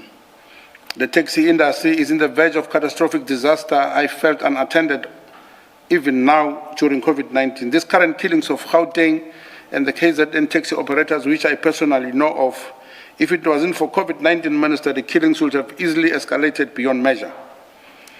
I certainly request your audience as a matter of urgency to avert more killings of innocent members that will make the source of these killings be impossible to get. As I send you this message, Minister, be aware that service delivery around Greater Tshwane and surroundings is highly disturbed by the same cartel which I have solid facts on. Please, Minister, it is my belief as a leader in the taxi industry and a senior citizen of South Africa, it will be very irresponsible of me to keep this information. Minister, you are the relevant person to get the first-hand information from me. One of the very disturbing facts is that the very senior SAPS officials are in this cabal. As per your statement, Minister, the policeman cannot die with the gun in his hand. Therefore, the taxi industry cannot die when I have such valuable information. Your favorable response will be greatly appreciated. Can I just stop you there, because this is a very significant WhatsApp. And I'd just like you to amplify what you're saying here. Halfway through you say, as I send you this message, Minister, be aware that the service delivery around Greater Tshwane and surroundings is highly disturbed by the same cartel, which I have solid facts on. What is this cartel that you are talking about? That's the first question. And how is it impacting on service delivery in Greater Tshwane? My own understanding in terms of cartel, it was like a group of people doing some nasty, dirty work around Tshwane and Gauteng, as I've mentioned already. So what was happening in the first place, I wanted to give the minister for him to give me an audience so that I can explain further how do I see this happening. And obviously during that time, I thought it was easy maybe to get hold of him based on the information, the way I've gathered it, or I've sent it to him. And a lot of people were dying around Tshwane, for an example, because I'm a citizen around here. So I'll have to know that people are dying there and there. Therefore, it was an obligation for me as a senior citizen here to give information to him. Yes, but you speak specifically about a cartel that's involved here. And you'll later on say that very senior SAPS officials are in the cabal. I'm interested in who you're speaking about. Yeah, I'll be direct in this particular instance. At that time, I had information that all this is happening because of the existence of the farm.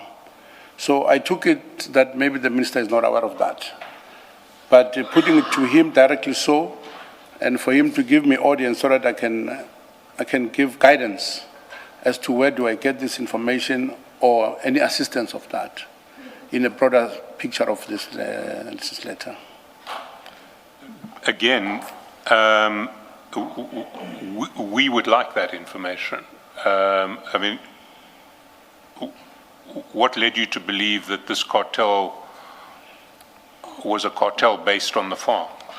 On what basis? It's a very serious allegation you're making here, that the farm is controlling matters and service delivery in Tshwane is affected by the farm. What evidence did you have for that?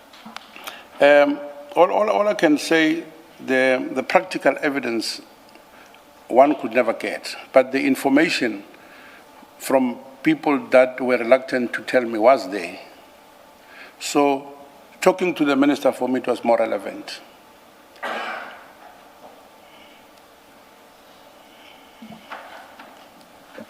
can you please say more on the open quote, solid facts, close quote, that you told the minister you had?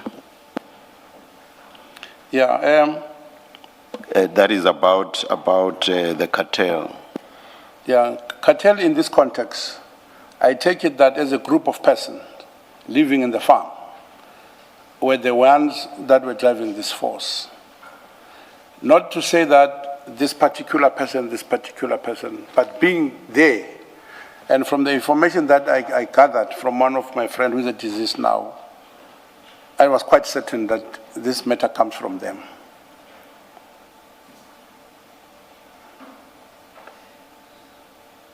And your knowledge of senior SAPS officials involved in the cabal?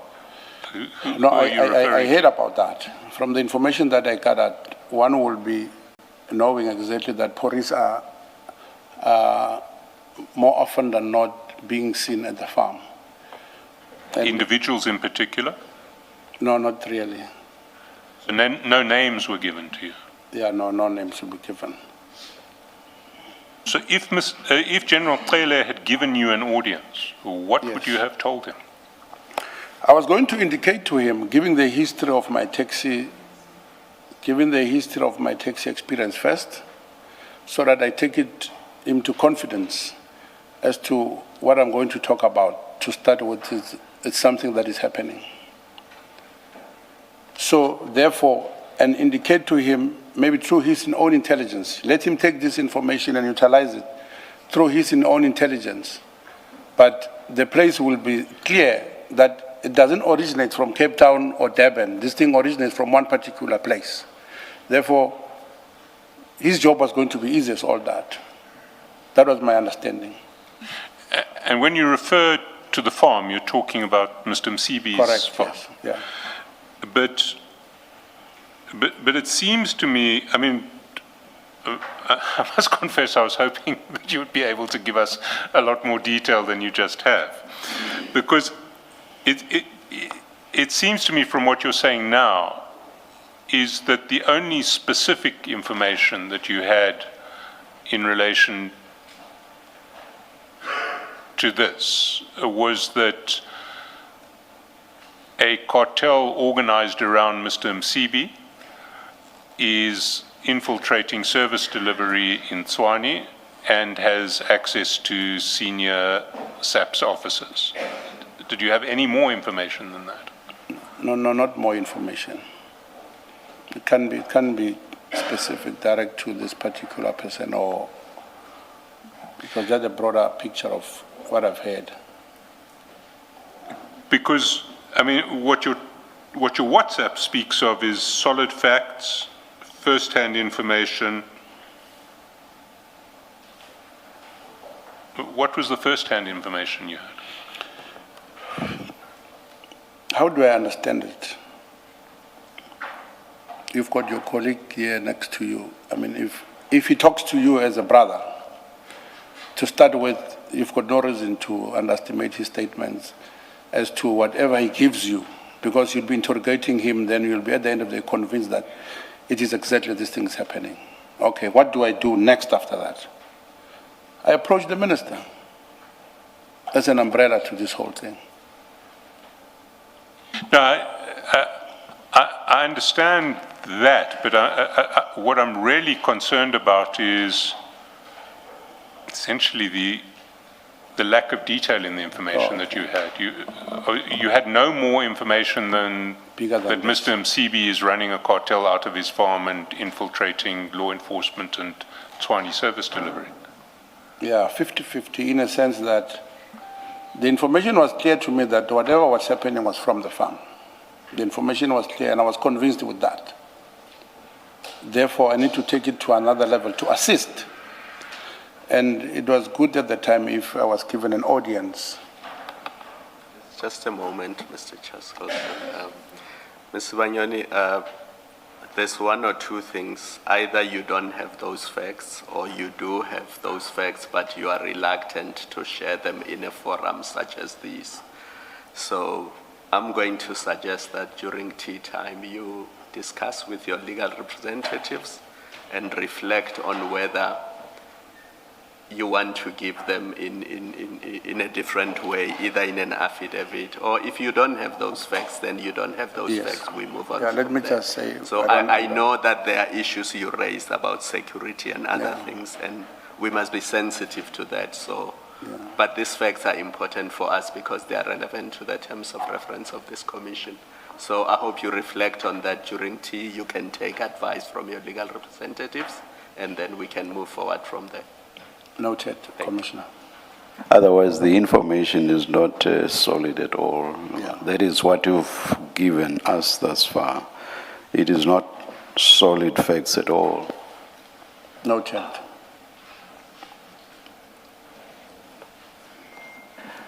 Let's take the adjournment and resume at 11:40. Let's adjourn.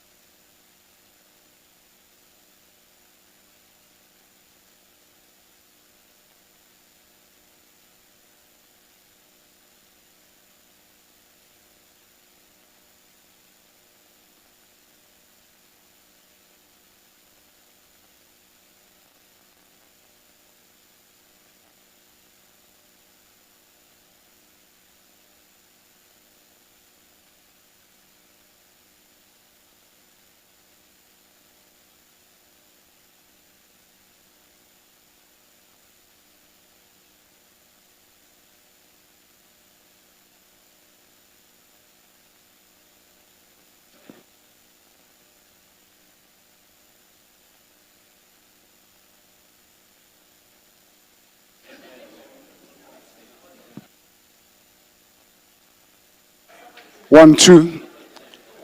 All right, we are ready to resume. It's 11:39. Please make sure that your cell phones are on silent, and in the public gallery, please switch them off. Can we have some order? Thank you.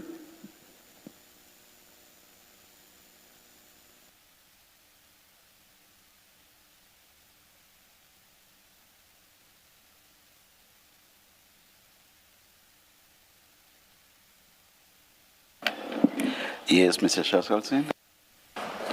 Thank you, Chair.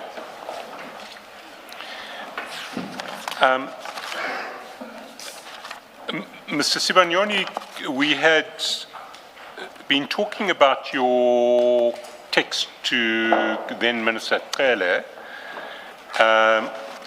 We've been through that text. We've engaged with you on the issues that you raise, or on the text and indirectly on the issues you raise on 83.1 to 83.4.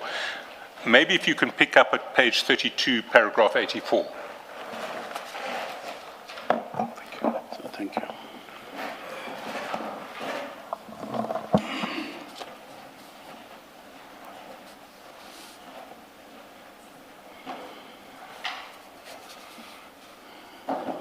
Can we pick up at page 32, paragraph 84?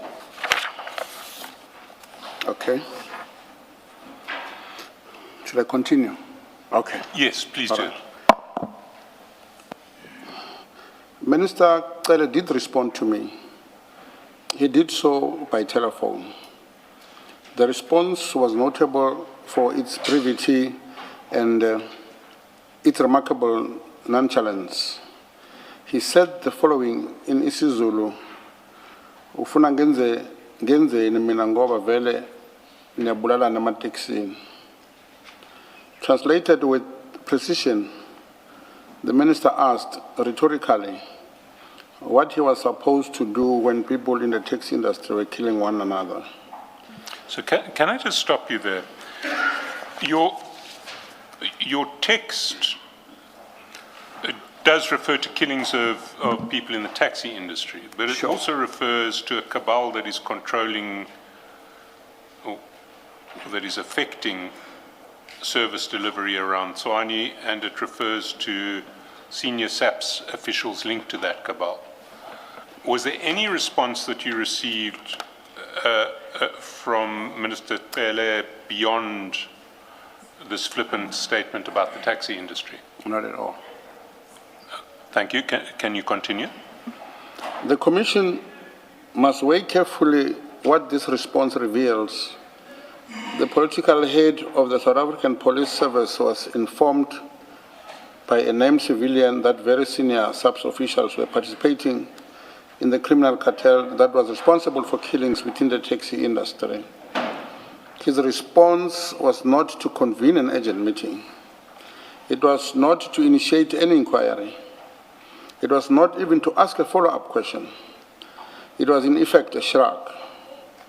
The Commission is respectfully invited to consider what that response communicates about the institutional environment that existed at the time and what it meant for a civilian who has taken a significant personal risk to report what he knew. I was not prepared to accept that dismissal. I specifically requested Minister Cele to convene a dedicated taxi indaba at the very least, as a structured forum for engagement on the issues. He rejected that proposal on the ground that no one would be willing to come forward with the facts except for me alone. I persisted. I attempted to persuade him that the interest of the industry and of the lives being lost within it warranted a more sustained institutional response. I failed. The political leader responsible for policing in this country was presented with intelligence about criminal conduct within a critical sector of the national transport network by a person who had risked his own safety to come forward and choose to take no action. That failure is not a peripheral detail. It is a documented and a significant failure of political leadership in the face of organized crime intelligence.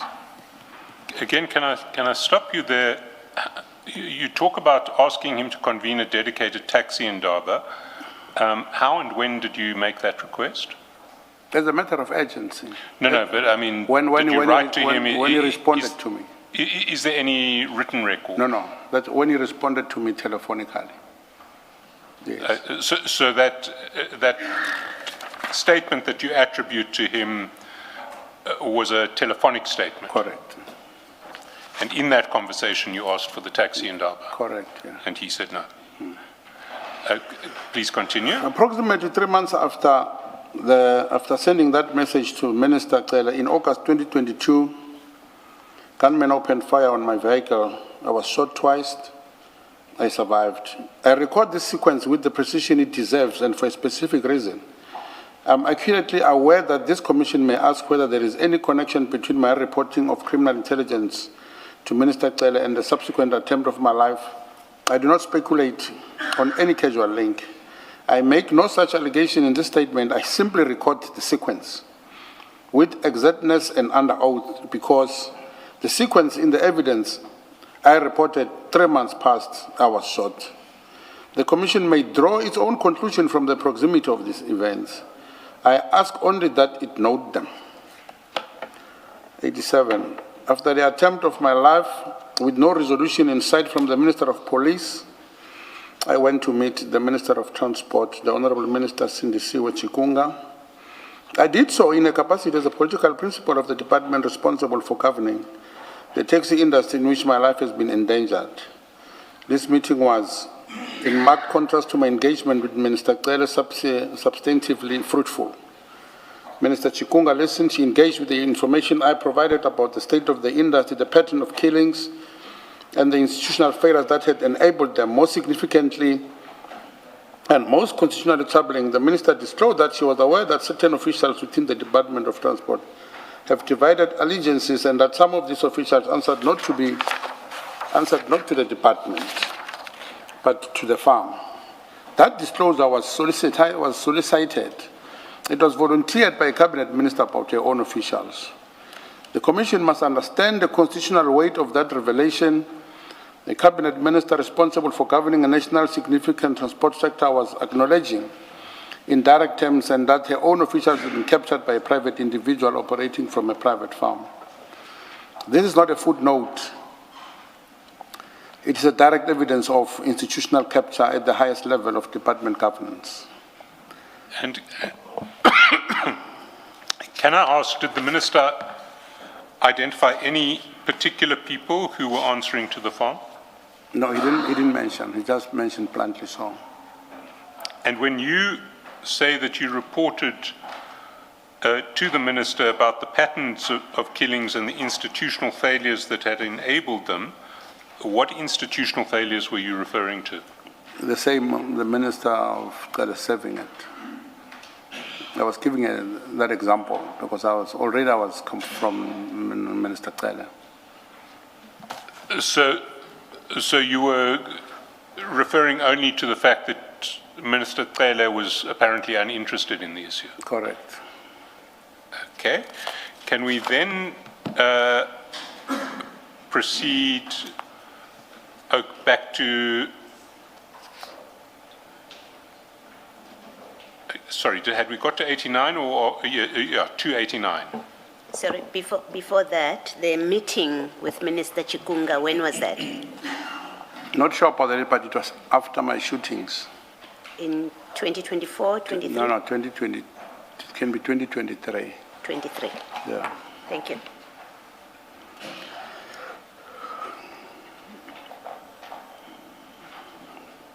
Can you pick up at paragraph 89? Okay. The sequence must be understood in its entirety and with clarity. I reported the criminal consent to Mr. Cele in May 2022. I was shot in August 2022. I reported thereafter to Minister Chikunga, to MEC Mamabulo, and ultimately to General Mkhonazi in 2024. At every stage, I was the one pressing the state to act.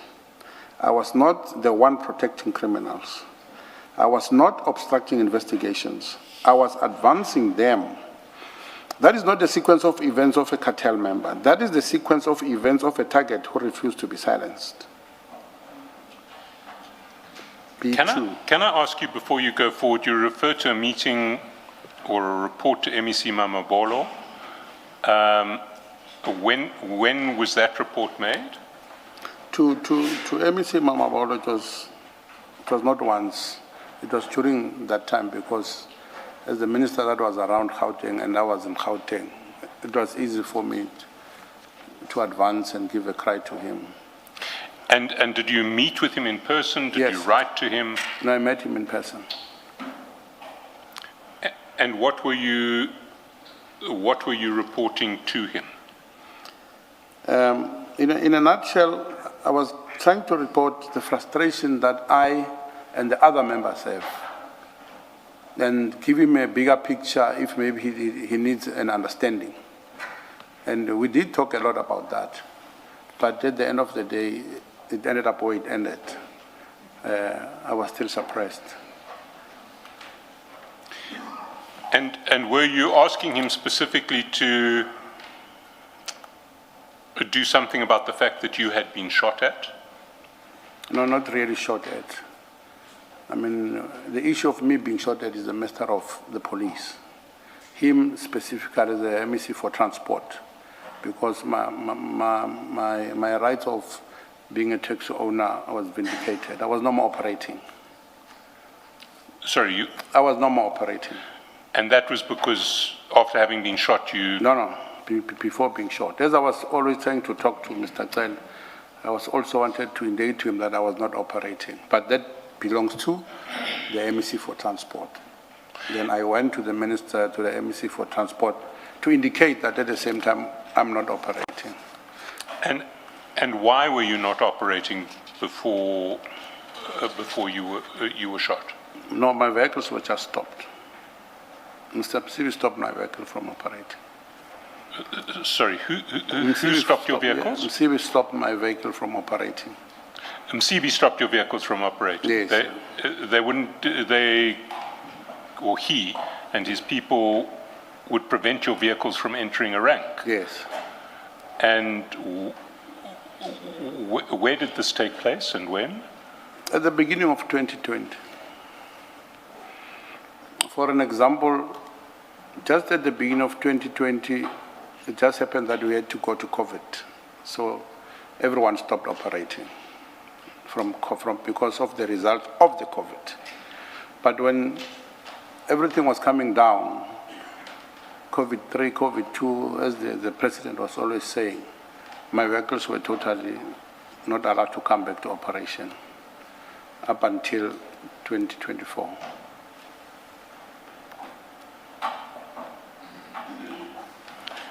So from 2020 to 2024, you were out of the industry? Sure.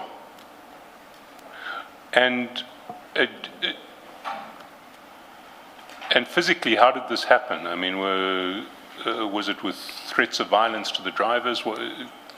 Yeah, at the time I couldn't go and access the taxi rank at that time. So once you send your driver to the taxi rank, easily as all that, they'll chuck him away. Perhaps if I could assist. I think the witness will go, Mr. Sibanyoni will go into detail about when he was out of the industry for the first time, when we speak about the 2006-7 attempt on his life. And I think to adopt a more systemic approach to his evidence, perhaps if, with respect, perhaps if Mr. Chaskelson could maybe go to that event, because that leads into whatever happens in 2004. And and I think it's very important that the Commission gets that background. 2004, 2022? 2020, 2022, 2024, because there's quite a bit that happens in that time frame. So I think we do deal with it.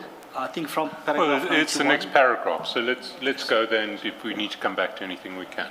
Okay. So if you can pick up at paragraph 90. I'm sorry about that. Okay, B2. The first assassination attempt of 2006. In August 2022, attack was not the first time criminal forces had tried to kill me. around 2006 or 7, I was a victim of a first assassination attempt arising from the taxi industry violence. The attempt was not casual. It was targeted. It succeeded in wounding me, and it succeeded in forcing me out of the industry for approximately 2 years, during which period I removed myself from the taxi environmental in order to survive. I only returned to the industry around 2008. The Commission must also understand what returns represent. A person who was the target of a serious assassination attempt, who was forced to abandon an industry he had spent years building, and who then returned to build the same industry at the national level, is not a person operating from a position of criminal impunity and protection. A person who is protected does not need to hide. A person who is powerful does not need to flee. The fact that I fled and that I returned is itself evidence of the position I occupied, not as a predator within the industry, but as a target within it. The precise details of the first attempt are confirmed through the records of the Shonga Commission and will be provided in Annex J.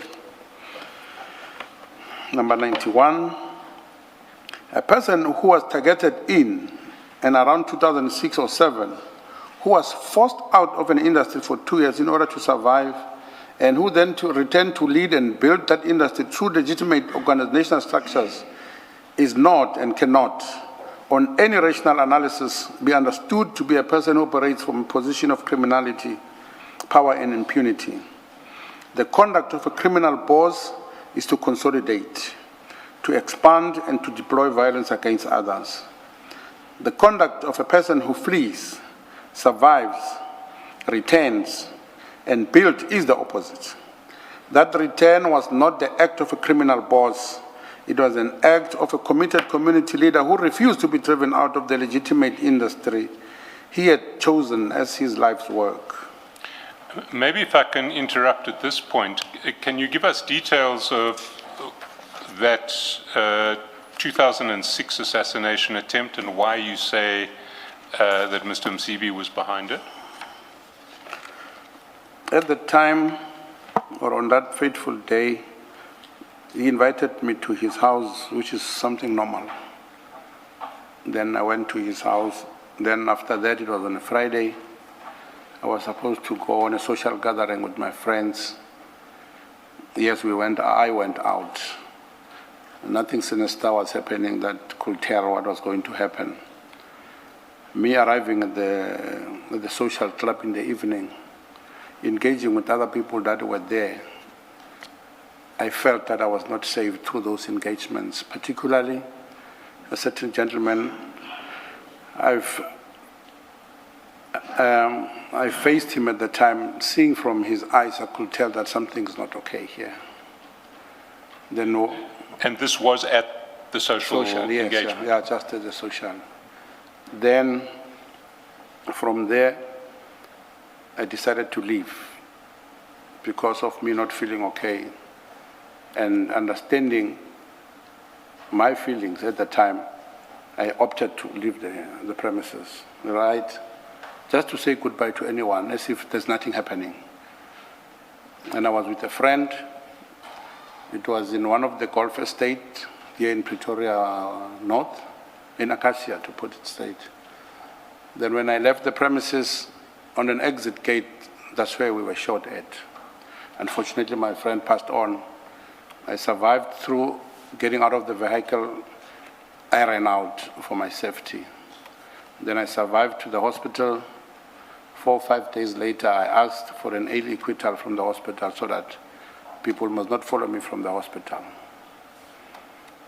Subsequent to that, we had a meeting as an organization as to why was I shot. Because when I was shot, the person who shot me, I saw him. He was one of Msibi's alliance. Therefore, I needed an answer as to I saw this particular person. Can he just explain why did he shoot at me? Because at that time, I didn't suspect anything. Months passed, everything went okay. On this particular evening, in my house, the meeting was held. Then Mr. Msibi announced to me that the matter that is here It's not a tax-related matter. It's my matter outside that, therefore, it's not a tax-related matter. He's out of my life. Reading from those statements, I could see that danger is coming. I decided to flee the taxi industry and go for a trucking business. As to how so simple as all that, during my time when I was recovering, my friends that I had during the network have been advising me left and right as to I need to exit this dangerous place and try something else. For sure, one of them helped me to get a connection of the truck business. Then I went to truck business. Solemnly so, I worked in the truck business for almost 3 years. Then therefore I was out from the taxi industry. It just happened after 3 years, we encountered recession. When we encountered recession, the business was not doing well at all. Then in my mind, the taxi industry came into place. As to how am I going to go back, it was a mammoth task, I must say it. But I had a strategy. I put my frustration into the media so that they can hear it loud. It was the first week and the second week of Sunday World that assisted me that the government must intervene. Yes, for sure, through that noise, the government intervened. The meeting was held in the Department of Transport here with all stakeholders invited. There was the register for Gauteng was there. The industry representatives were there. In that meeting, I was allowed to come back. And what made me... Sorry, was Mr. Msibi at that meeting? Yes, he was there. And he... I pointed him outright in that meeting that I'm not operating just because of him. Therefore, so that the politics within the taxi industry must be directed to him or me, that's it, nobody else. Then with that approach, the meeting ended up that I must come back to operation. And what made me to be comfortable coming back at the time, though it was dangerous, most members of the organizations were no more there. Therefore, there was no danger for me. It was for a matter of me concentrating on one person or two, that's it. That's why I decided to come back. When you say most members were not there, is it that they had exited or they had been killed? They've been killed, yeah.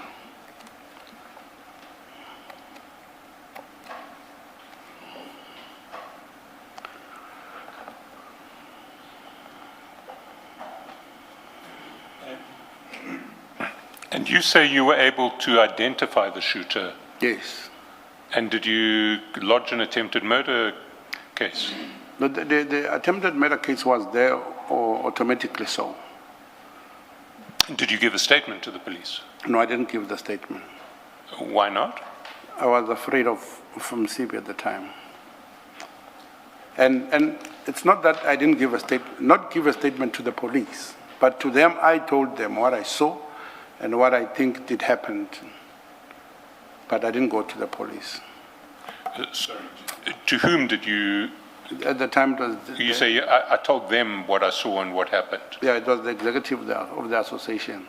The whole executive, the executive of Santaco? No, our local operation. And who was on that executive? Was Msibi one of the members of the executive? Yeah, Msibi was there.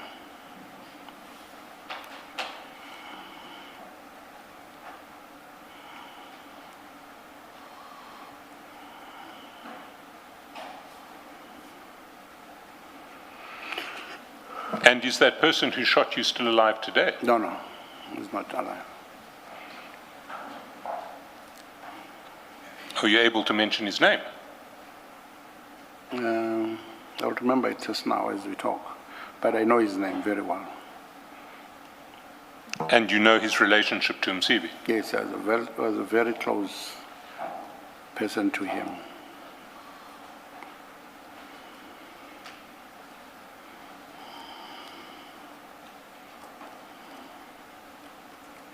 This meeting, Mr. Sibanyoni? Yes.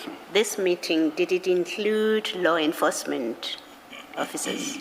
No, that one didn't. The law enforcement was only for me coming back Yes, I mean that meeting. Yes, In yeah. that Law meeting, they were enforcement were involved. there. And at what level of seniority did you have people there? I think the highest person in government was the registrar of Gauteng. Okay, I've never heard of that title. Is that in transport, someone in transport In transport, department? yes, yeah. Okay, and from the police? It is now called PRE, I think. The register, I think, for now it's called PRE, yes, yeah. Okay. Then And from were the they- police, Yes, sorry. though I couldn't identify them one by one, but for the mere fact, the Department of Transport is here in town. Up there, there is the office of the police. So I consulted with them prior to the meeting so that they must come and give assurance of the movement of the meeting and making sure that I'm part of the meeting so that I can also divulge what I need to tell them so that they can understand the broader spectrum of the industry. Yes. And for me, doing that action made me easy because it was not difficult for me to mention that it's him who's taken me out. Therefore, he was supposed to respond on that allegation. Then the end result was I must come back to the operation. But it was commissioners, police commissioners at that level. A provincial commissioner? No, national commissioner. Their offices are here at the Department of Transport. Yeah. So you had engaged with the national commissioner around this issue before you had the meeting with the Yeah, Department of Transport? not particular the head of national. You've got commissioners within the stages of the police force. Yeah, I'm quite aware with that commissioner that I was speaking to. He's a commissioner. His title is a commissioner. And who was that police officer? Come again? Who was that commissioner? I've just forgotten the name now, but I can get the name because I was used to communicating with him at the time. But it was a police commissioner.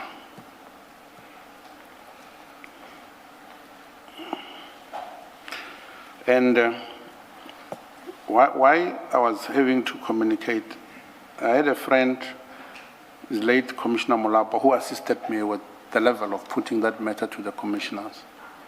Hence, I got to talk to the commissioners.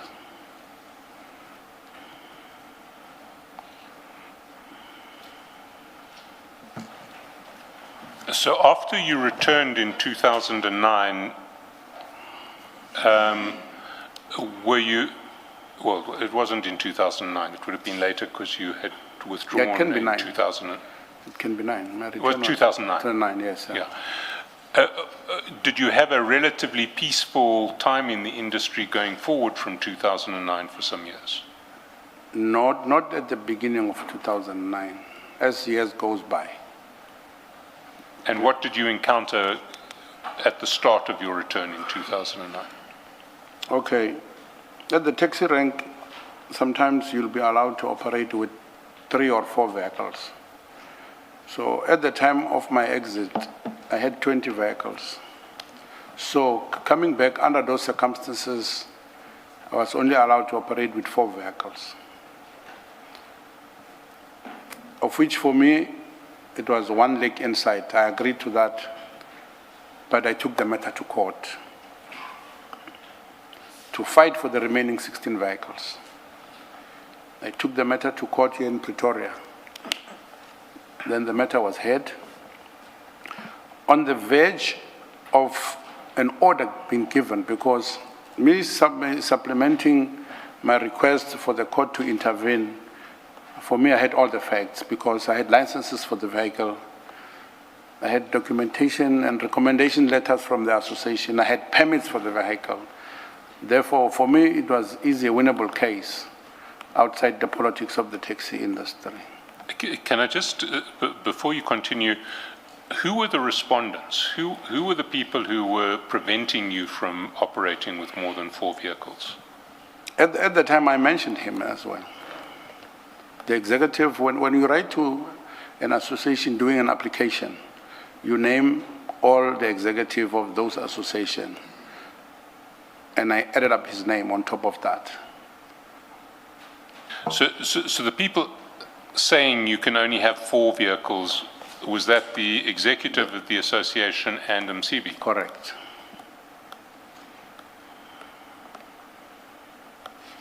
Sorry. And sorry, Mr. Chaskalson. And this you being permitted to return, but only 4 vehicles. Was that said and In a meeting. agreed to in a meeting that has the state officials? Correct, yes. And I even raised it up to them that I'm not satisfied. And hence I also indicated to him, that officer, that I'm taking this matter to court.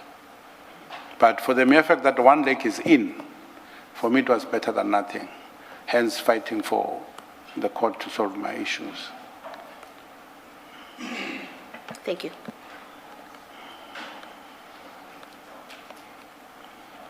And what then happened? You start off, you are getting to the point of winning this case, and yeah. and does the case settle? Then on the day when the matter was heard, their defense asked for a postponement of that order, citing his reasons, though it was almost evidently so that the order was going to be given. He forcefully asked for the postponement based on his own reasons. Then the court gave him that allowance that the matter can be postponed, maybe for 3 or 4 days, so that the order must be given. Just after that, 2 days after that, I got a call from CV that we need not to take this route. Can we just sit down and talk this matter over, unlike the court deciding for us? I agreed to that. The meeting was held in Durban. Then we had to agree that I must come back forcefully so with my own vehicles. Then happy I was. Then I got back to operation up until now that I was taken out again on operation. Therefore, that sequence, I understand it very well, to be in operation and not to be in operation.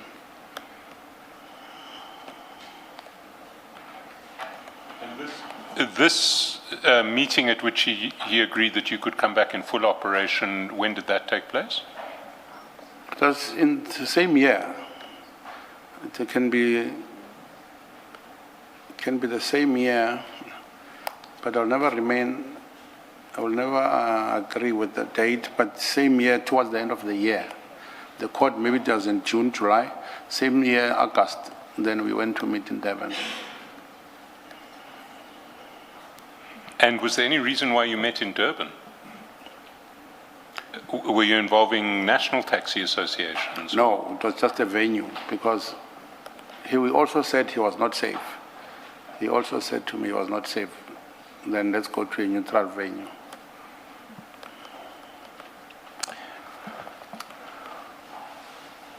And how did your relationship develop with MCB after that? This is 2009. Yes. You've come back into the industry. Your statement jumps to about 2019. Okay. What happened in the 10 years in between? So, me coming back after that, I've mentioned that a lot of people were no more there. That forced me out of the industry in 2006 and 2007. So, me coming back as an operator, he asked me to be his assistant because no more senior people are in the industry. I accepted that. Then, as you normally meet and talk and move the industry forward, we develop a kind of a friendship. And I was given some specific tasks. And the tasks that I loved more was taking care of the widows that we had at the time. There were many. I took upon that task upon myself as to I must make their life better, which was the task that I did up until 2019 or early 2020s. And some other engagements within the taxi industry. I was there in terms of making sure that there is peace in the industry where I can assist. And then if you can go back to your statement, paragraph 92, you talk about the lead up to the second attempt on your life. Should I read it loud again? Yes, please. Yeah. Number 92, the circumstances leading to the first attempt on my life and the events that escalated towards the 2022 attempt are deeply intertwined In and around 2019, as Mr. Msibi approached 60 years of age, he communicated to me that the mutual agreement we had made in good faith, to the effect that each of us will retire from the industry upon reaching 60 years of age, was no longer operative. His words, as I clearly recall them, were to effect that this is a taxi business, we die working. I received those words not merely as a change of plans. They were spoken by a man who had years earlier already sent people to kill me. In that context, we die working was not simply an expression of commitment to the industry, is communicated with unmistakably implication, a change disposition towards me, that the agreed upon terms of our coexistence were being unilaterally revoked, and that the protection I had understood to exist within the framework of our mutual agreement could no longer be assumed. I received those words as a communication of renewed and escalating danger. So, can I just stop there? You say you and Mr. Msibi had previously had an agreement that you would each retire at 60. Correct. And did you expect to succeed Mr. Msibi when he retired before you? Yes. And then as he approached his retirement age, he decided he didn't want to retire. Correct.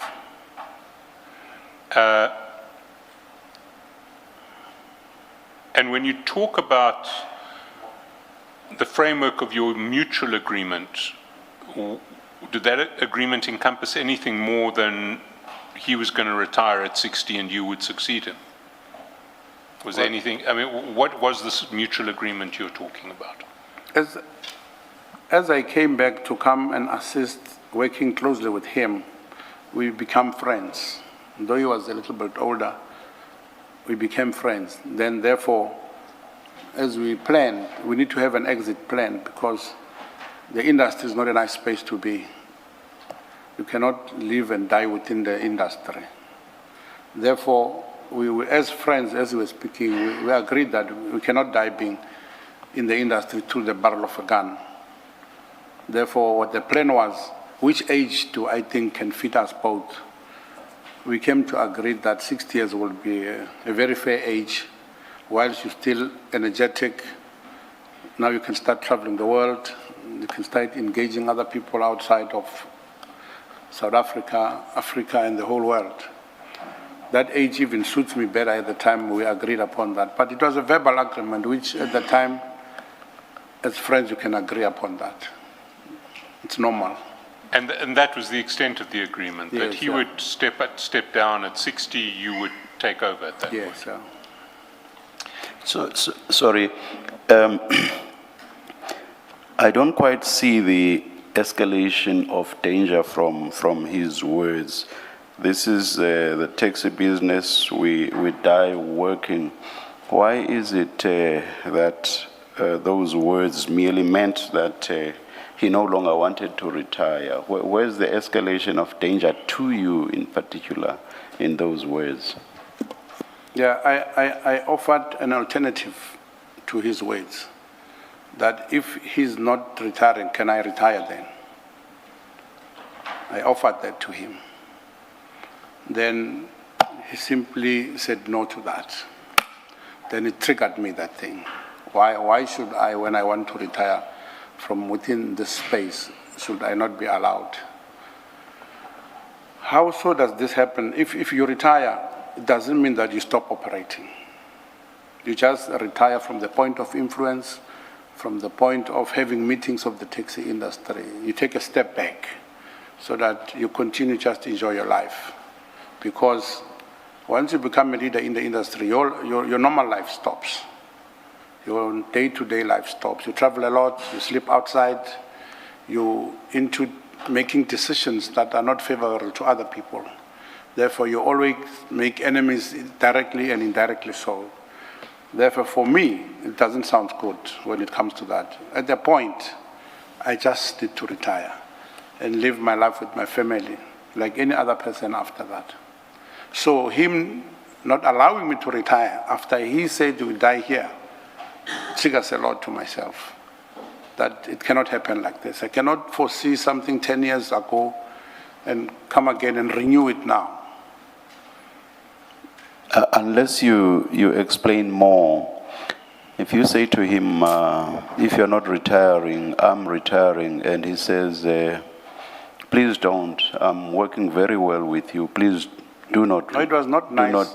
So you've not explained that, though. Yes, so that's why I still don't see the escalation of danger, escalation by him towards you. It was not nicely outspoken to me.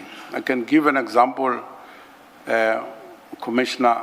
Maybe you are giving me a question about that.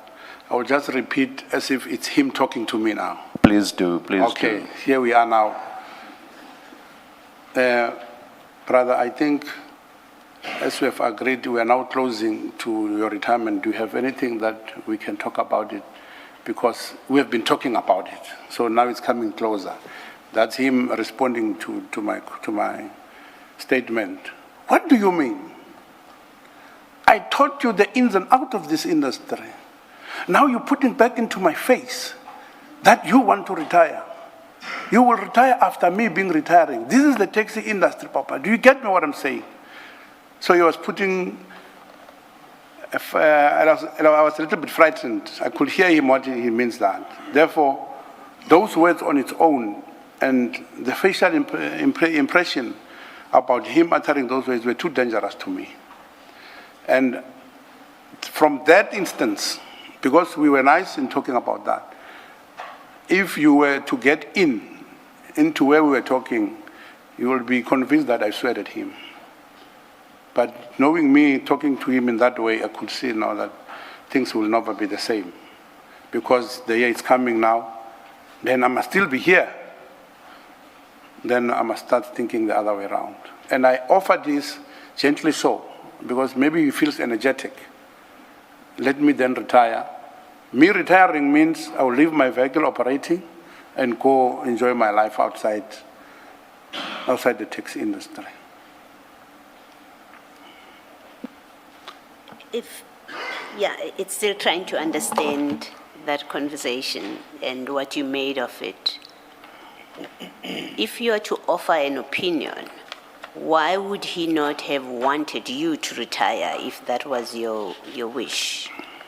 And he was tying you down to the security, to the industry in the way that you understood him? It triggered me back to 2006 and 2007. It triggered me exactly to that point, as if I see 2006-07 coming again. And why so coming? Because within our space, me coming back, a lot of taxi owners were no more there. I was the only person senior to him in terms of operation. Hence, I'm explained my years of being a taxi owner in the industry. Even as we speak, you'll find that I can say 2% of the ownership of the people of the industry are my age and the experience we've got. But 95, 96, all of them, they are new. I'm not sure whether you get me, Commissioner. No, not quite. I guess it's trying to understand whether him not wanting you to leave the industry is because, well, not to leave your leadership position, because I understand to be about leadership position. Him not wanting you to leave the leadership position, did you consider him to be setting you up for harm? And to what end? Why would he have, in your thinking then, and what you knew at the time, why he would have wanted to set you up for harm instead of letting you leave according to your wish? Yeah, Commissioner, it's me alone thinking whilst we're talking with him. The tone and the expression that he gives unto me automatically taking me back to 2006 and 2007 as to this is the beginning of another war that I will never survive. Therefore, I must come up with a plan as to how do I move out of this. But me not showing him that I'm sensing something is coming.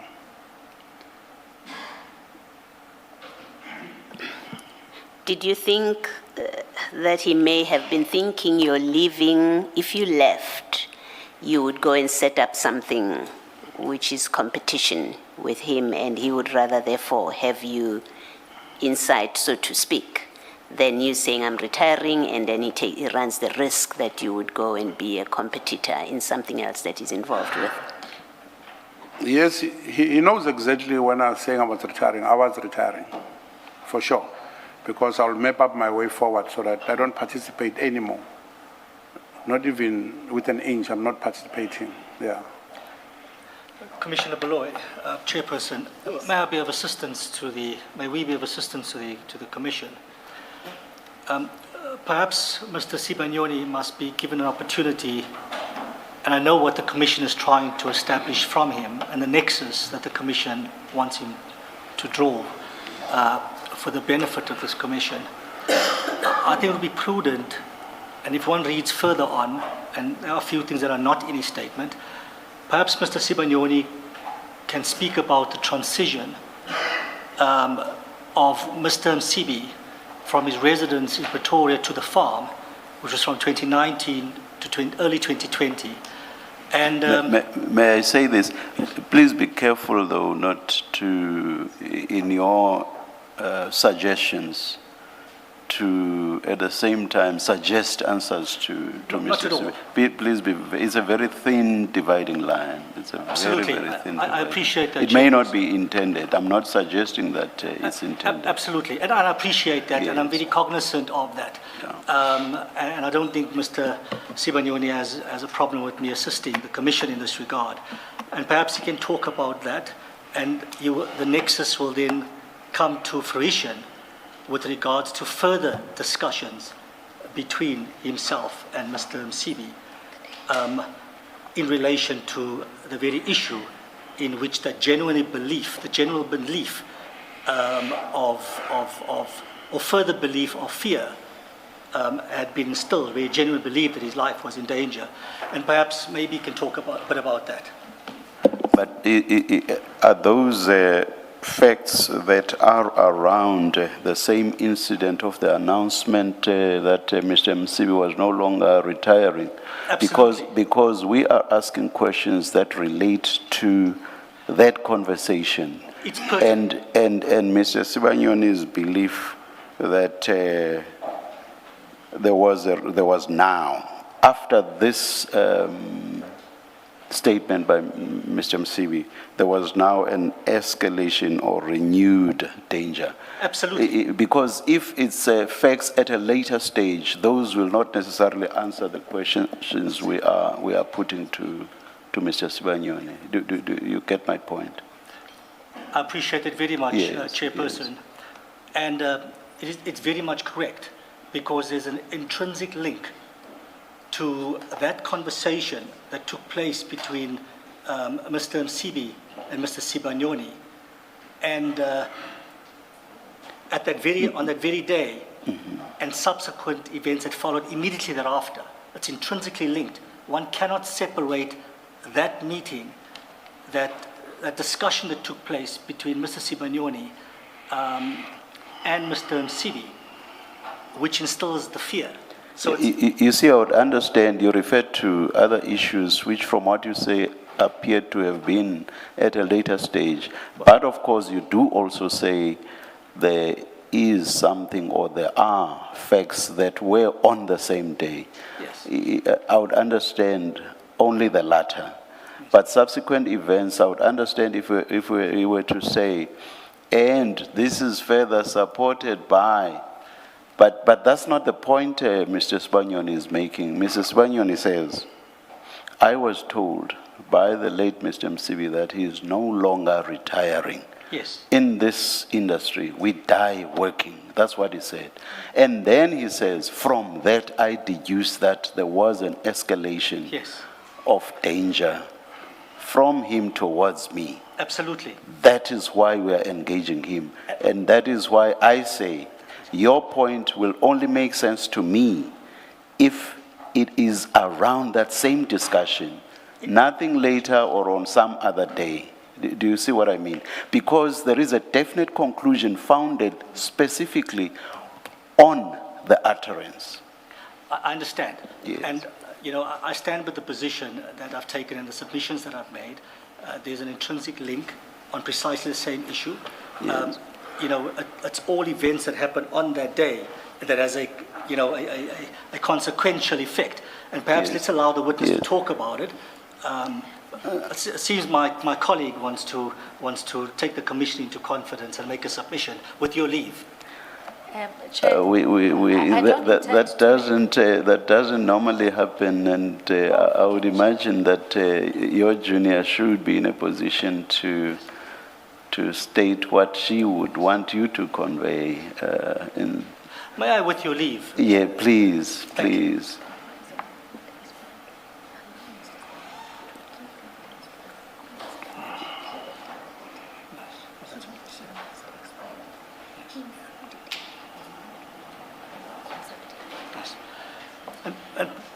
Thank you.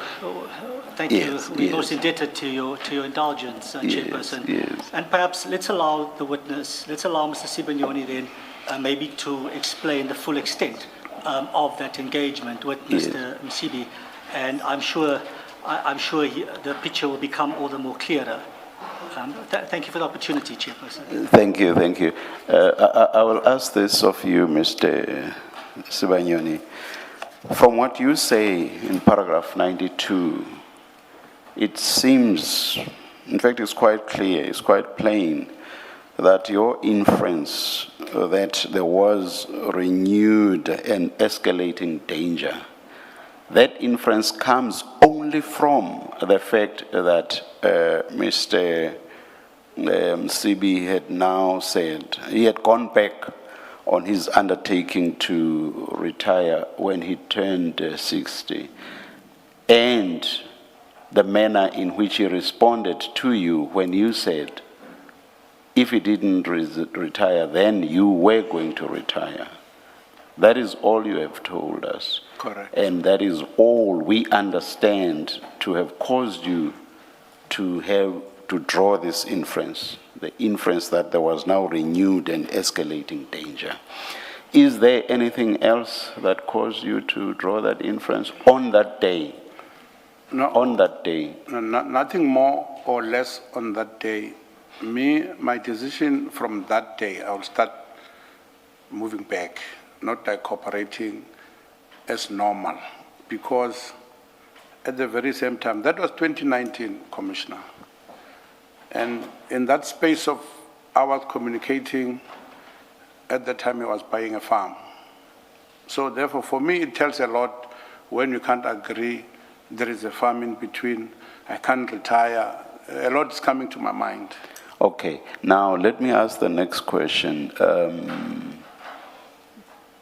Your counsel, Mr. Abrams, said there's something in addition to the basis for you drawing this inference. There's something additional to that, which, based on what you've just said now, must be something that happened on some other day.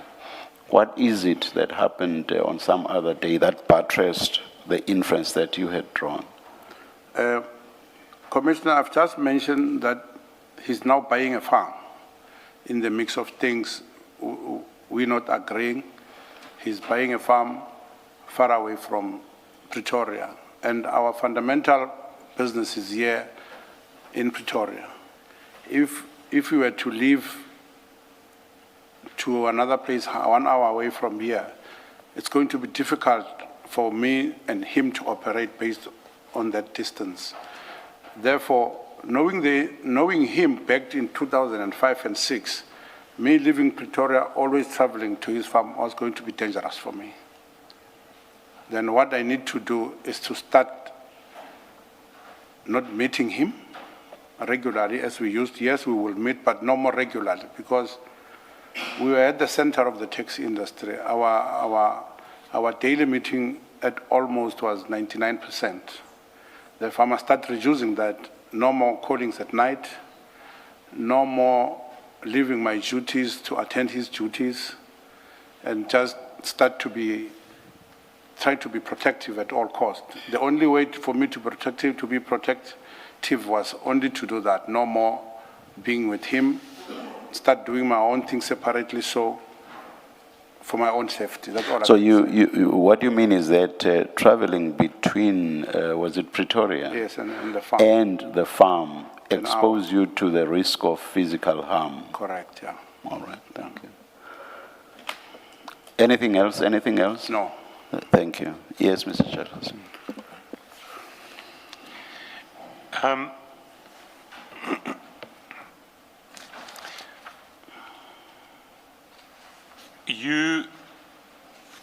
You speak in paragraph 93 of Mr. Msibi stripping away your responsibilities as second in command and marginalizing you within the organizational structure. Can you give us some details of that? I've mentioned already that I was in charge of making sure that the widows of our organizations are taken care of. It's a weekly, it's a daily work anyway to do it. So it needs someone who is operative every day in making sure that whatever promise we promised to deliver for all the widows, and subsequent to that, the elders of the industry must be taken care of. So it was my primary responsibility of making sure that there are no complaints in that regard. And was this taken away from you? Yes.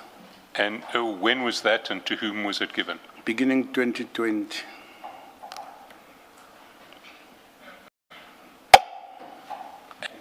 Who succeeded you with that responsibility?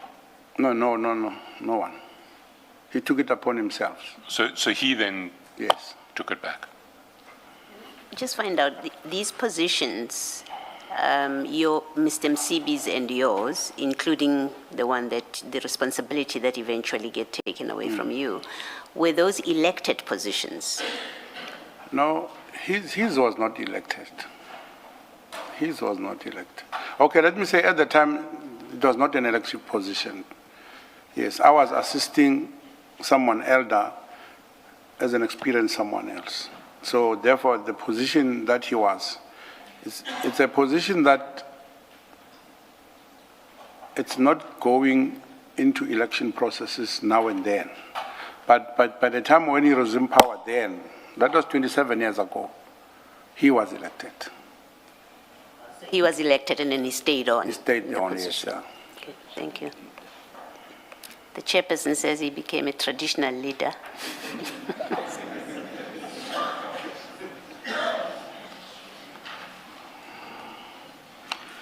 Thank you, Mr. Msibi. Did you have any elected position within the association at that stage? No, he was still there, 27 years. Yes, but I mean, there's a whole exec. Did you have any formal elected position? Okay, it differs this way. On local association, the local association that belongs to the organization where I'm the president now, there are elective processes in line with the constitution of Santaco. But in the position where you are an executive of Salbo, it's once it moves on. Like the chairman has said, it's a tradition kind of situation. No, please. This was for Commissioner Baloi's ears only. I'll be in trouble with traditional leaders. And it was said in jest. So we've established that the position doesn't give you any status within COGTA, but does it have, I'm struggling to understand, did he engage you, as it were, privately as his assistant while he occupied that position? Yeah, it's easy to do that. Like me coming back within the taxi industry, as people were coming in for consultation with their problems or whatever, he will just inform them that in my absence, Joseph Banyon is there. And So you were essentially an assistant to him? correct.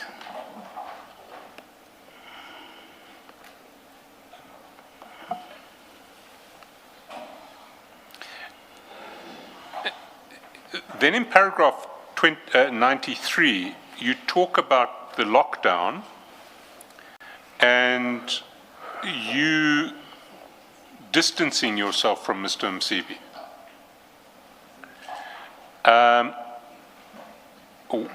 What was that distancing beyond deciding that you weren't going to commute daily for meetings at the farm? Yeah, the order of COVID-19, when it started, no one was visiting anyone. It was a national order. So for me, it helped me a lot. Even if we can communicate, we can't see each other. And the COVID lasted for quite a number of years.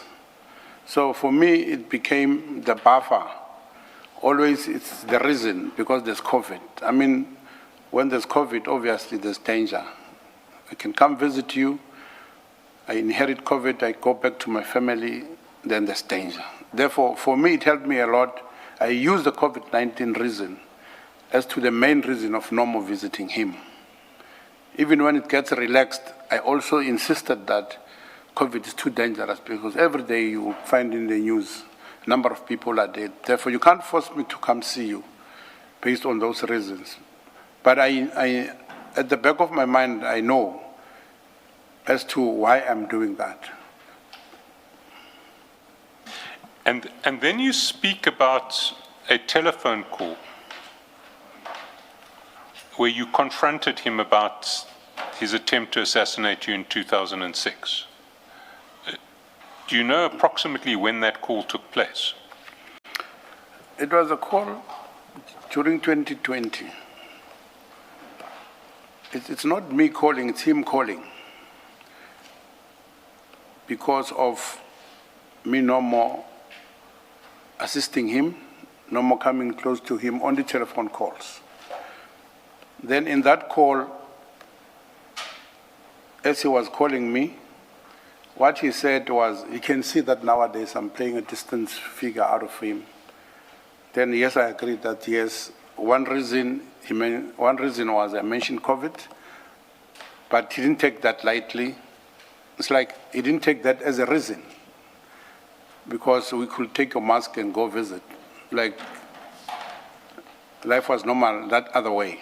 But I refused just to be closer to him. Then number two, he asked me, what is it that I'm going to do because if I'm no more in contact with him or having a good relationship, I will not operate my taxes. Then I said, no, brother, no, I will not operate, because it happened in 2006, in 2007.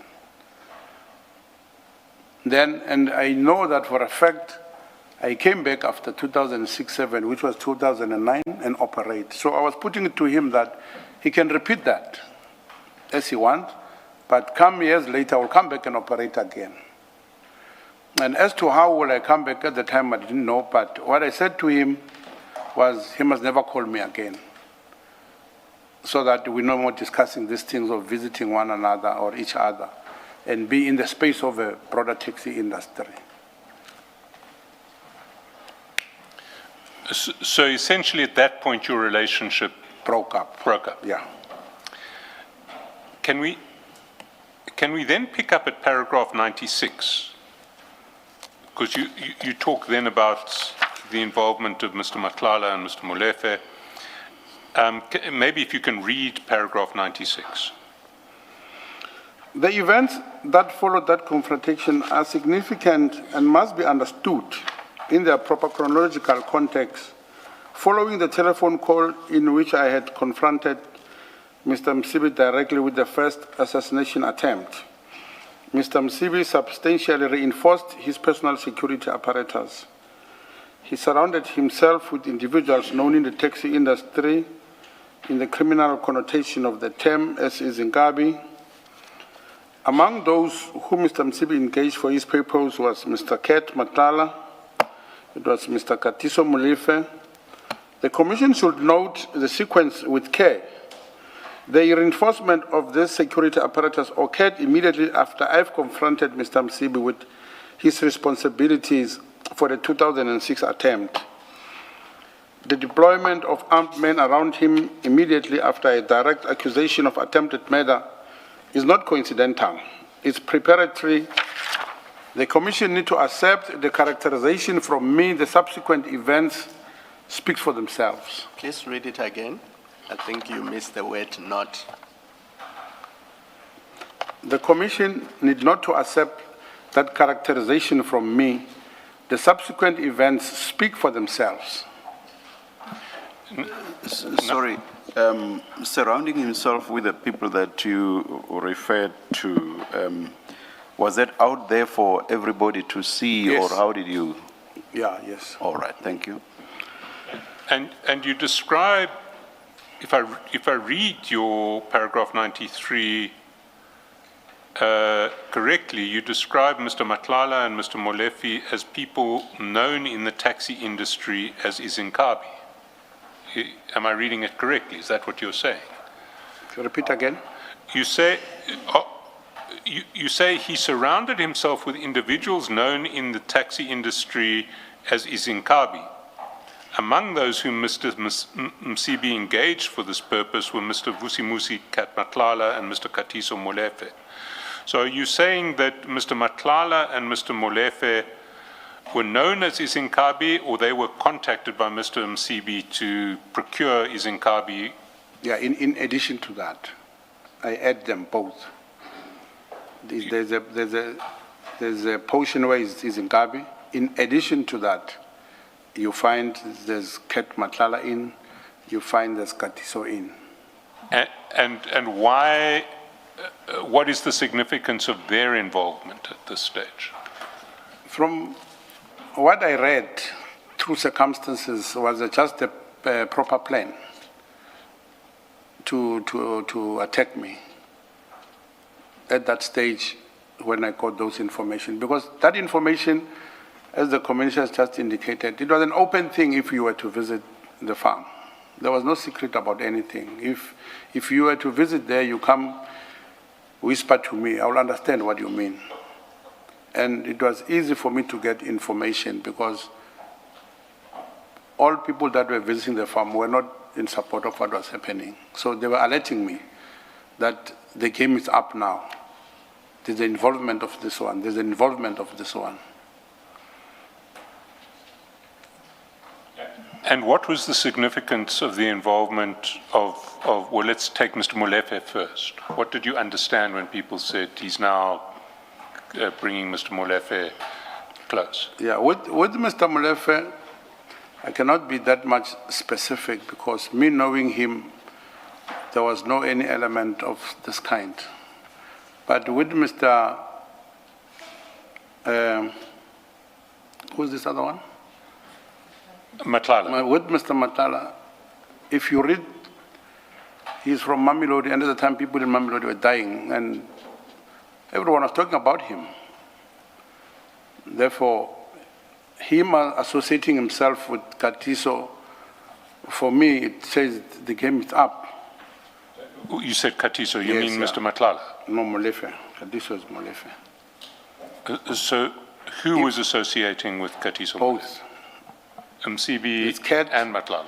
It's Ket, it's Katiso, then at the top you'll find MCV. Then your life What is it about that trio specifically that made you believe that the game is up? What is it about the three of them associating that made you believe that the game is up? Reading from what was happening in Mamelodi, people were dying every day in a big number. And me reading the situation, this guy is from Mamelodi, and there is a problem in Mamelodi. But that accounts only for Mr. Madlanga. Yes, yeah. It does not account for Mr. From Molefe. Takatiso. What is Yes. it about Mr. The Molefe that make addition, you think? yes, I'm sorry, Commissioner, to come while she's still talking. If the number is getting big, obviously arms are up. But if it was not him alone, you'll find a way of how to protect you. If it was Msibi alone at the same time, I know I've been living with him. Running away from him, because I even mentioned that I'm going to hiding now. It was easy for me. But now having more people within the same situation, the game is too up. Can I just ask differently? What at that point did you know about Mr. Molefe? You've told us what you knew about Mr. Matala at the time, Yes. the Mamelodi connection and the people dying. What did you know about Mr. Molefe that made you see him as part of the machine against which you have to defend yourself? Yeah. At the time when people were dying in Mamelodi, at the same time Soweto was on fire. There were a lot of people that were dying, and Mr. Molefe is from Soweto. When I connect my dots, then you could see that the game is up. In respect of those Soweto incidents of violence, did his name come up that you Yes. became aware of? Yeah, I became aware of, yes. Thank you. Just one, sorry, Mr. Chancellor. Just one more thing. You see this deployment of Izinkabi and in addition, Mr. Matlala and Mr. Molefe, you see this as preparatory. I'm looking at the sentence right at the last line, that short sentence. It is preparatory, not just coincidental. Yes. And you then say that's borne out by subsequent events. Yeah. Let me take you to the last two sentences of paragraph 94. There you say, it was at that point in the conversation that I confronted Mr. Msibi. And this was after he had asked you, why have you disappeared on me? Yes. So you say, it was at that point in the conversation that I confronted Mr. Msibi directly with the first assassination attempt. I reminded him without evasion that in or around 2006, he had sent people to kill me, that I had been shot and injured, and that I had survived. Why is it not the case that he surrounded himself with all these people because he feared you? You have just said, remember, you wanted to kill me in 2006.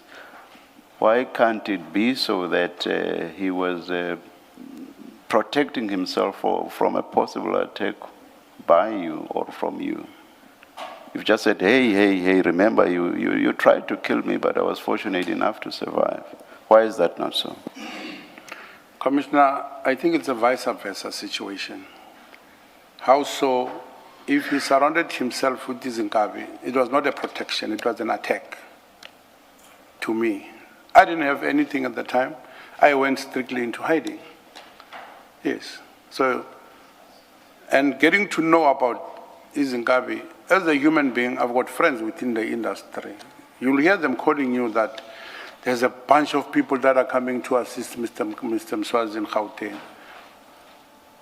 And we understand that the fight is between you and him. Please take care of yourself. Then you'll find people at the same time that were visiting this very same farm, on their way coming back from the farm, that your name has been mentioned. Take care of yourself. Thank you.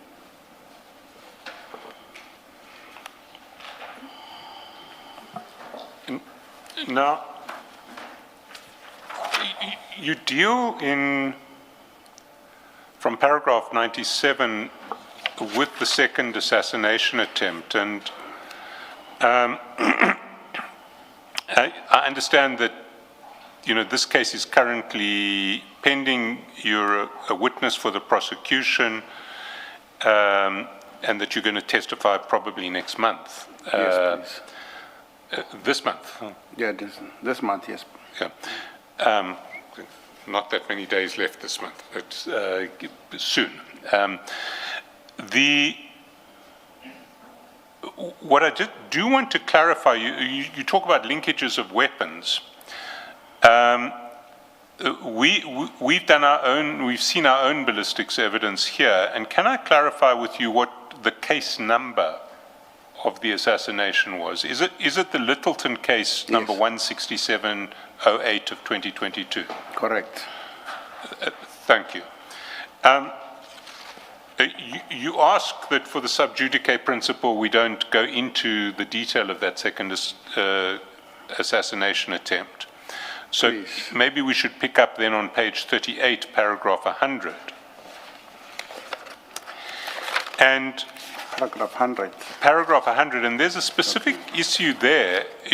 You say, in or around 2021 into 2022, Mr. Katiso Molefe relocated to and established his criminal operations, specifically drug-related activities, at the farm owned by Mr. Msibi. Now,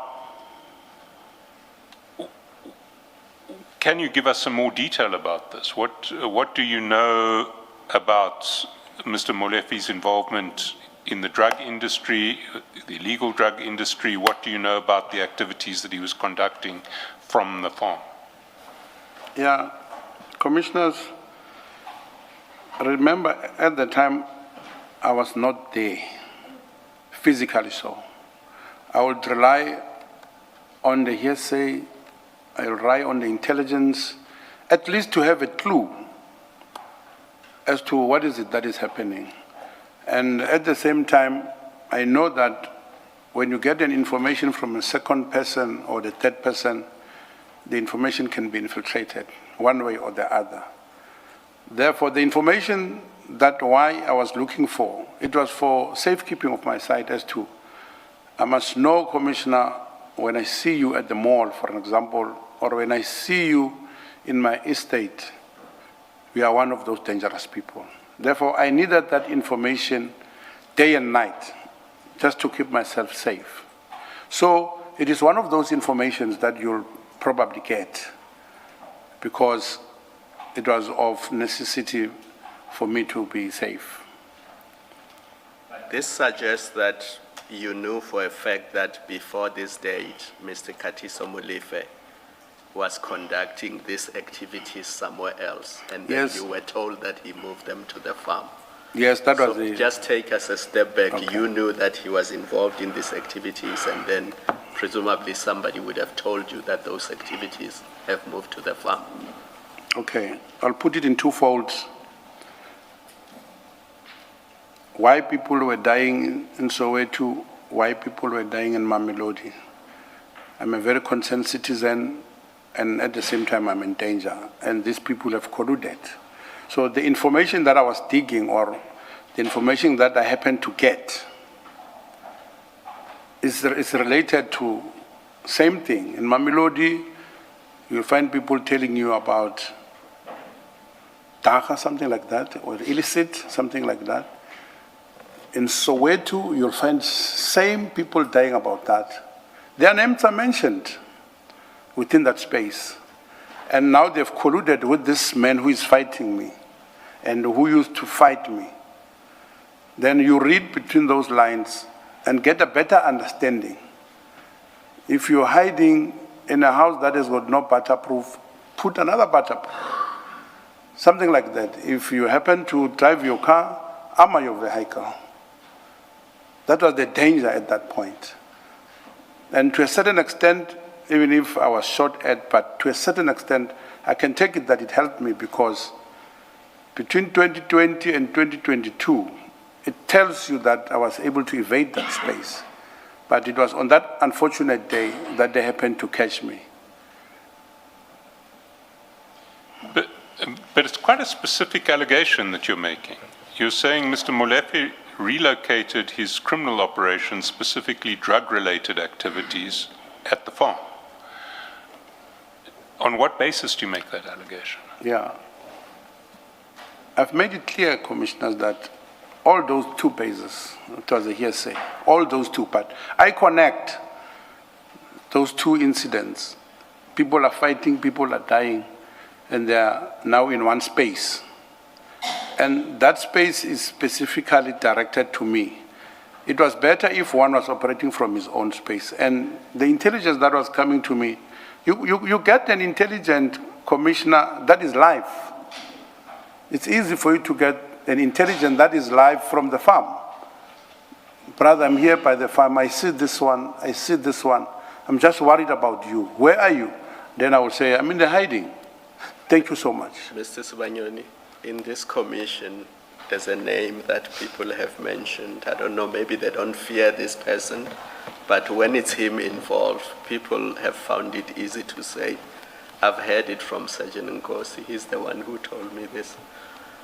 Is he the source of your information? No. On this specific No. issue? No. Okay.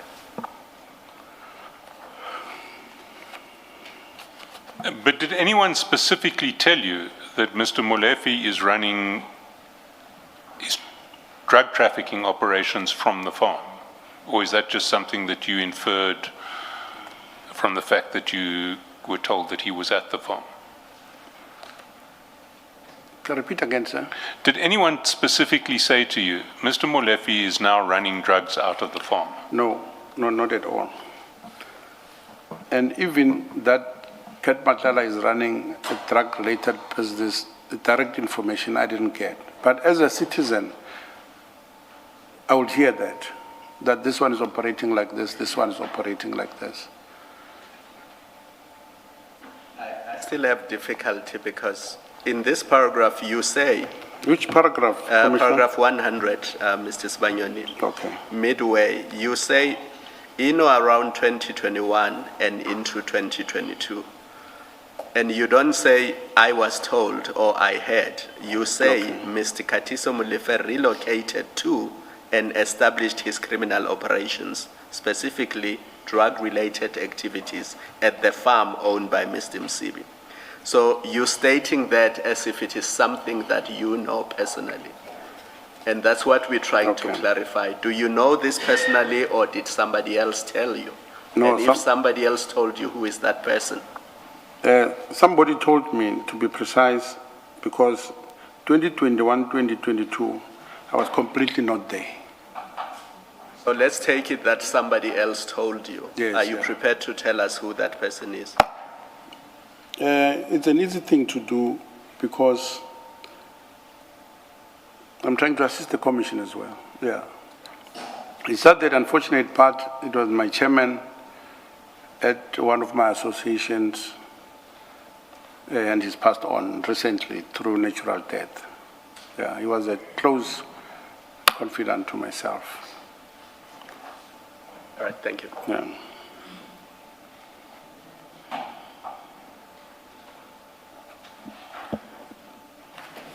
I see it's 2 minutes past 1. Should we not take the adjournment at this point? I think that would be convenient, Chair. Thank you. Let's adjourn and resume at 2 p.m.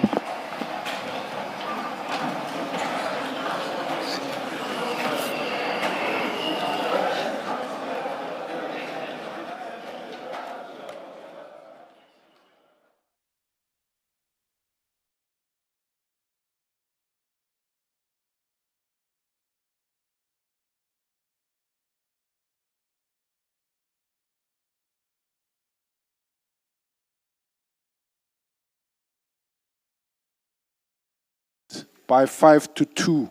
We're going to start at 2 o'clock, and the movement is disruptive, so please be seated by 5 to 2. Thank you.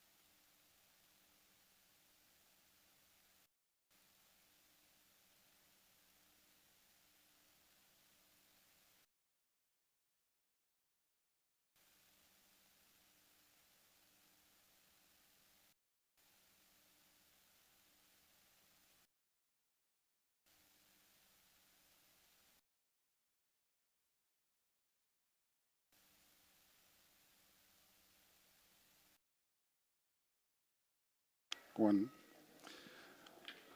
All right, it is 13:59. Please make sure again that your devices are quiet, cell phones off or on silent. Let's stand, please. Thank you.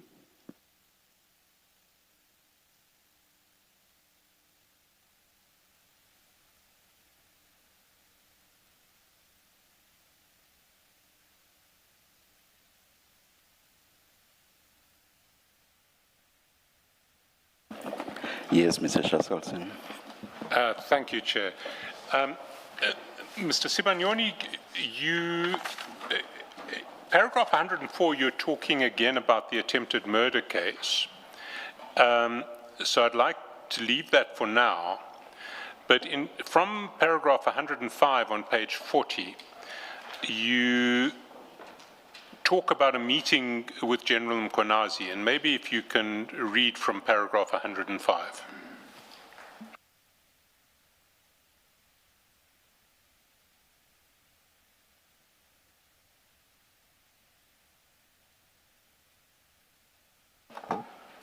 Page 41, yes. Paragraph 105. Yes, paragraph 40, number 105. The meeting that I now address is, in my respectful submission, one of the most significant matters before this commission in or around April 24, following the passing of Mr. Chota Msibi. I met with Lieutenant General Ntanta Mkhwanazi. The meeting was not sought by me. It was initiated by General Mkhwanazi himself through Sergeant Van Nkosi, who contacted me on General Mkhwanazi's behalf and made the specific arrangements for the engagement. The meeting took place during a period of significant instability following Mr. Msibi's death, a period in which the taxi industry faced renewed violence and a dangerous vacuum of leadership. General Mkhwanazi, acting in his official capacity as a senior officer of the South African Police Service, understood the significance of the post-Msibi environment and sought to engage with the senior industry leader who had knowledge of the dynamics that were producing that instability. The specific subject matter of the meeting was the status of approximately 5 to 6 taxi violence cases in which criminal investigations had been concluded, but in respect of which prosecution had either been declined or well stalled at the level of National Prosecuting Authority. These were not hypothetical concerns. They were specific documented matters that I had been pursuing without success for an extended period. Number 107. Among the matters I discussed with General Mkhwanazi was the deployment and threat posed by what the industry refers to in its criminal connotation as izinkabi, contract killers who had been active within the taxi industry during the period from 2023 backwards. The Commission must understand with precision the character of that discussion. I was not a person who deployed izinkabi. I was a person who had been targeted by them twice. The discussion I had with General Mkhwanazi about izinkabi was the discussion of a victim who have survived being targeted by the contract killers, who was reporting the ongoing and dangerous deployment of those killers, and who was pressing a senior law enforcement official to do something about it. That is not the discussion of a person employing assassins. It is a discussion of a person who had barely escaped with his life, who had watched colleagues being killed, and who was demanding the accountability from the very authority constitutionally responsible for providing it. One cannot adequately convey the significance of the quality of engagement that General Mkhwanazi brought to that meeting. He listened attentively and completely. He asked questions. He took extensive and careful notes of every concern I raised. He treated every matter I brought to him as deserving of serious professional attention. To a man who had spent years reporting trials to officials at various levels, including Minister of Police, who had responded with the moral equivalent of a shrug, General Mkwanaze's engagement was qualitatively and materially different. It was the first occasion. I record with candor on which a senior law enforcement official responded to my concern with diligence and commitment they deserve. The results, moreover, were tangible. Following General Mkwana's engagement, there was a visible movement in the prosecution of the specific case I raised. There was a measurable reduction in the intensity of taxi killing in the period that followed. I do not claim and will not be entitled to claim that General Mkwanaze alone achieved those outcomes. I record them as observably results that followed directly from the engagement.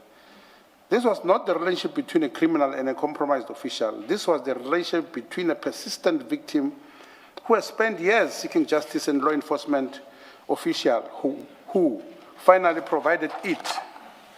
Number 110. It was I who raised this concern. It was I who used my access to the ministers to press for accountability. General Mkwanaze came to take extensive notes and to ensure that every issue I raised was fully and properly addressed. In fact, after General Mkwanaze's engagement, there seems to be a visible movement on both prosecution of cases and the ease of taxi violence. I add emphatically that I was the one demanding justice, not obstructing it. This context is not a minor footnote.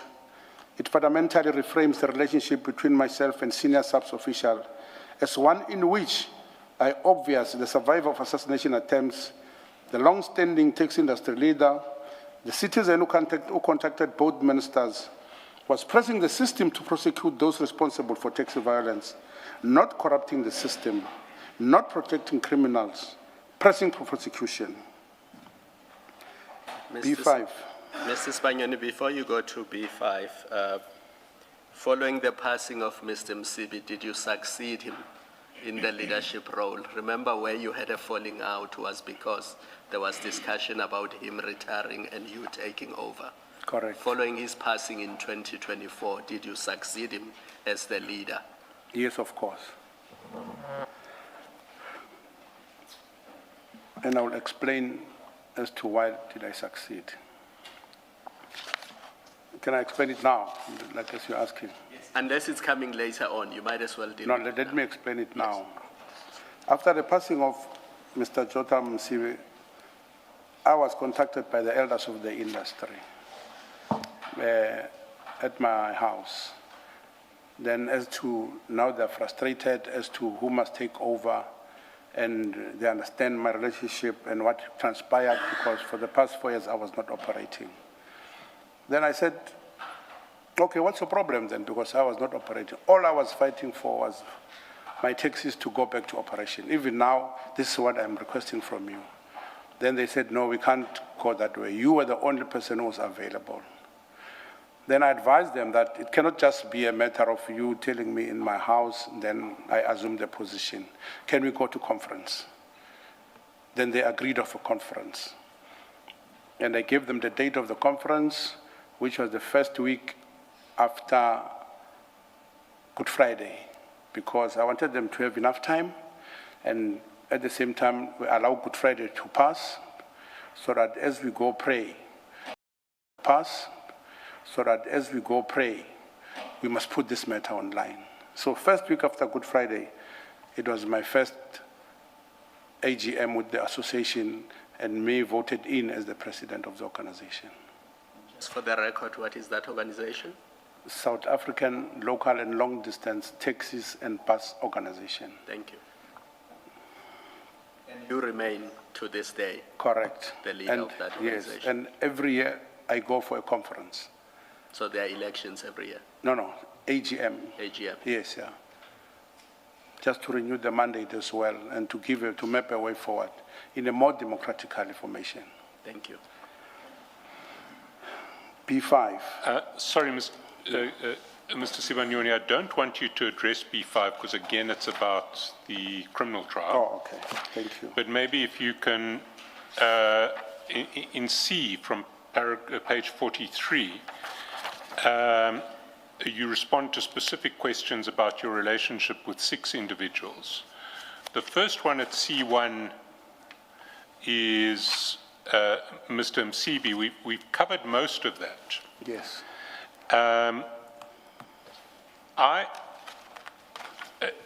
The only point that I would emphasize that I'm not sure that we have covered yet is paragraph 120, where you talk about two visits you made to the farm. In fact, you say you only went to the farm twice. Can I ask you, in relation to that, whether when you went to the farm there was any sign of Mr. Molefe or Mr. Matlala or any drug business being dealt with from the farm? Okay. Specifically on the first visit at the farm, it was to see where the farm is and where does he stay, which is a normal practice. Someone that you work with, you normally want to know where he stays, something like that, so that when you communicate or when you visit, you must know that. That was late December, early December, so to put it. Then after December, the taxi industry is so busy. I was busy doing my formal duties here in town, making sure that December is a busy time, everything must just go well. Then the second visit was the following year, whereby the planning was, how do we map the way forward now, because the year has begun, and in line with that, what are his requirements as to what is it that he wants to see happening. Me being the assistant to him, I must just make sure that even when I advise, it is in line with our duty. And there was no contact with either Mr. Matlala or No. Mr. Molefe on either. So everything that you say about Mr. Matlala and Mr. Molefe is from what was reported to you by others. Correct, yeah.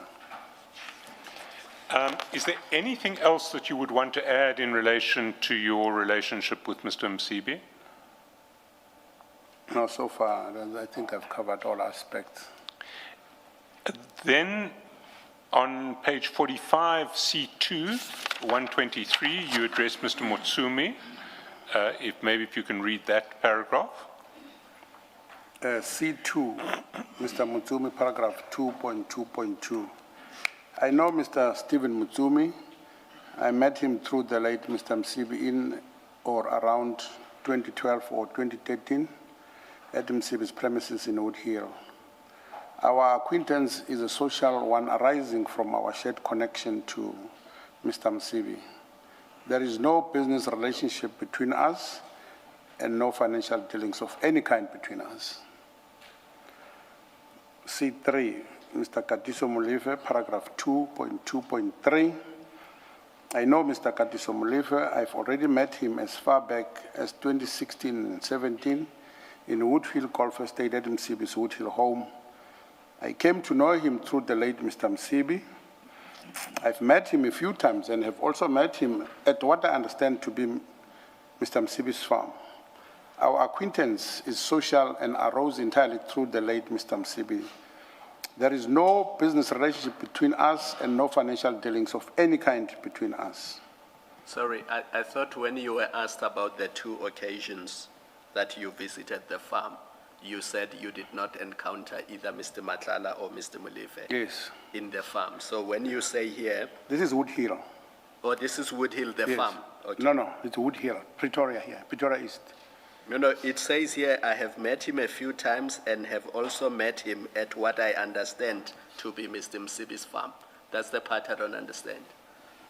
I've met him a few times and I've also met him in what I understand to be, it's an error, maybe per. Yes, so Yes, that's what yeah. confused Yes, me. thank What you, did you mean thank to you. say there? Come again? What did you mean to say there? Did you No, mean to limit it to Wood I met Hill? him in Wood Hill, Yes. yeah.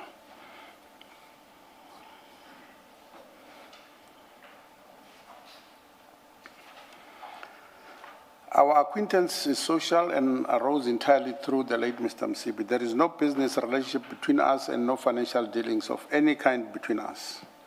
C4, Mr. Ignatius Pelom Tagati, paragraph 2.2.4. I know Mr. Ignatius Pelom Tagati. My history with Mr. Mutagati is longer and more textured than a connection arising through the late Mr. Msibi. I first met Mr. Mtakati in approximately 1990 or 91 when we trained together at the Health and Racquet Club in Horton. I add that at the time I met with him, he was a police officer at the time within the Sunten precinct.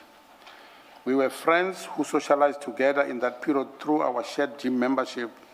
A friendship formed and solidified well before I later encountered him through Mr. Msibi. I relocated from Johannesburg to Pretoria in approximately 2002 or 3, after which I lost touch with Mr. Mtakati for several years. He resurfaced in my life in or around 2015 or 16, when I encountered him at Msibi's home in Woodhill, reintroduced by Mr. Andrew Chabumtetwa. Since then, our relationship has been that of a long-standing friend and equally a brother. There are no business dealings between us. I know that I may at some point in the past have participated with Mr. Mtakati in the Stokvel, a lawful and a cultural normal savings arrangement in this country. That Stokvel participation was terminated many years ago and carries no significance beyond what Stokvel participation has always meant in South African community life. When you met him again at Mr. Msibi's home, was he still a police officer? No, not at all. Thank you. I know Mr.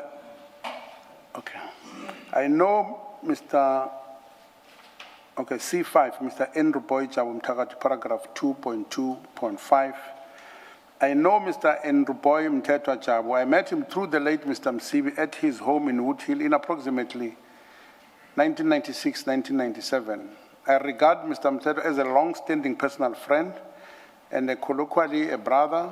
Our relationship is entirely personal and social. There are no business dealings between us. 6C, Mr. Sech Kabonge, paragraph 2.2.6.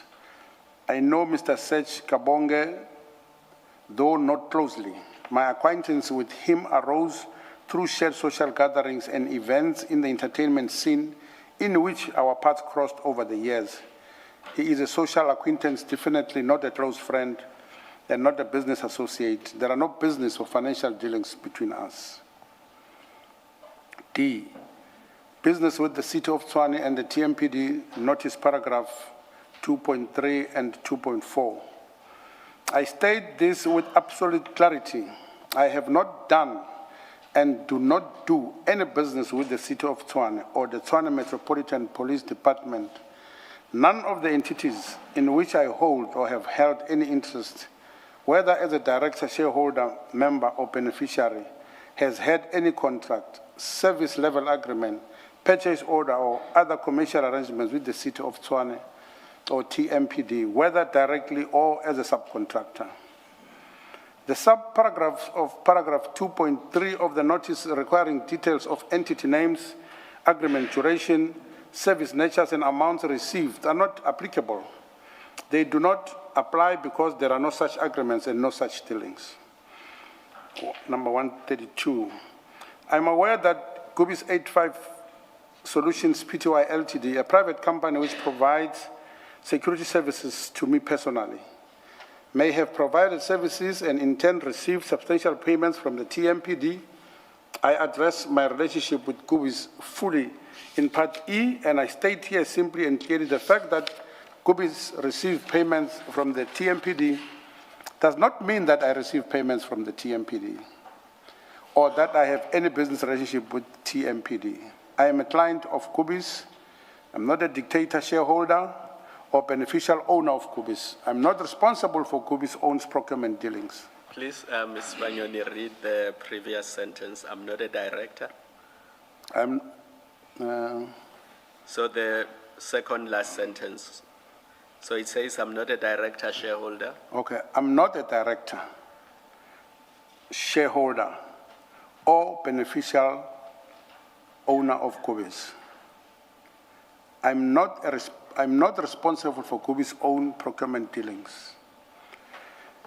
In response to paragraph 2.4 of the notice, no entity in which I hold or have held any interest have received any payment from a third-party company in connection with that third party's contract with the City of Tshwane or TMPD. If that has in fact happened, I have no such information and I'm not aware. No such payments have been made to any company of mine, directly or indirectly. I deny categorically that any entity of mine has been used as a conduit for funds derived from the City of Tshwane or TMPD contracts. I will attach as Annexure C the certified CIPC disclosure certificates and company registration documents for all entities in which I hold or have held a directorship, shareholding, or the member's interest. This is being prepared by my attorney and will be attached to the final version of this statement. E, the relationship with Gubi Solutions Ltd, Pty Ltd, notice paragraph 2.5, number 135. I have a business relationship with Gubi Solutions Pty Ltd as their client. I employ Gubis to provide me with personal security services. This arrangement was entered into after the assassination attempt on my life in August 2022. Having survived that attempt in which I was shot twice with the weapon subsequently linked to 18 other serious crimes, including the murder of DJ Somebody, I took reasonably prudent and entirely lawful steps to secure professional protection for myself and my household. A formal contract governs this arrangement. Gubis invoices me monthly and I pay those invoices. This is a legitimate, commercially unremarkable and entirely lawful client service provider relationship. I have a personal relationship with Mr. Calvin Madlanga, the founder of Gubis 85 Solution. He is also my homeboy, a person from the same community in which I grew up. He is younger than me. Our personal relationship predates the security services arrangement and is rooted in genuine community bonds. I have not received any payment directly or indirectly from Gubis 85 Solutions. The financial flow between us is entirely one-directional. I pay Gubis. Gubis does not pay me. I've never received money from Gubis, not as a remuneration, distribution, loan, commission, or in any other form. I am not a director, shareholder, or beneficial owner of Gubis 85 Solutions. I do not participate in the management, direction, or procurement activities of Gubis. I did not direct Gubis to participate in any TMPD tender process. I did not procure or facilitate the award of any TMPD contracts to Gubis through improper means. The conduct of Sergeant Kosi is alleged acting as an intermediary in connection with the Gubis arrangement with the TMPD was not directed by me, was not done at my instructions, and was not a matter in which I participated. I deny absolutely that I used Sergeant Kosi as an agent or intermediary for any purpose in connection with any organ of state. F, my relationship with Sergeant Kosi, notice paragraph 2.6, number 139. I'm aware that Sergeant Kosi testified before this commission over several days in March 2026. I'm also aware and record it respectfully but clearly that the Honorable Chairperson of this commission, the retired Justice Madlanga, made explicit adverse credibility findings against Sergeant Kosi, finding that he was not being truthful in his evidence. I'm further aware that Sergeant Kosi was, following those adverse credibility findings, arrested. I engaged with the Commission on the accurate record of my relationship with Sergeant Kosi based on my personal knowledge, not on the discredited version he advanced. F1, the nature of relationship and when it started. Paragraph 2. I don't remember what I said, but was it already findings at that stage, or was I engaging him? I think it was findings. I was listening attentively. Please continue. Thank you. Thank you, Commissioner. Nature of relationship and when it started, paragraph 2.6.1 and 2.6.2. I first encountered Sergeant Nkosi at the Woodhill location where the late Mr. Msi was staying. Our acquaintance thus arose through my long-standing relationship with Mr. Msibi. Following Mr. Msibi's passing in 2024, and after a significant gap of approximately 4 years since our initial encounter at Woodhill, I reconnected with Mr. Nkosi. The contents of the reconnection was entirely one of personal safety and the industry peace. Specifically, I needed to arrange peace meetings in KwaZulu-Natal in circumstances where my life was at genuine risk. Those KZN peace meetings were precisely the kind of fragile, high-stakes mediation, and I have been involved in through my career. Meetings that required me to attend in circumstances of exposing me to further personal risk, Sergeant Nkosi's proximity to the police, and in particular to Commissioner Mkwanazi, was relevant to my ability to arrange necessary safety assurance for those fragile KZN peace meetings. The engagement with Nkosi was about brokering safety for a process essential for a peace, not about procurement, not about criminal advantage, and not about obtaining confidential police information. Number 141. The police did ultimately assist in providing the safety framework that made those KZN peace meetings possible. And Sergeant Nkosi was part of facilitating that support. This was a legitimate use of social connection with the police officer in order to advance a peace and a safety objective. It was appropriate and lawful. Sorry, can I just clarify my understanding here?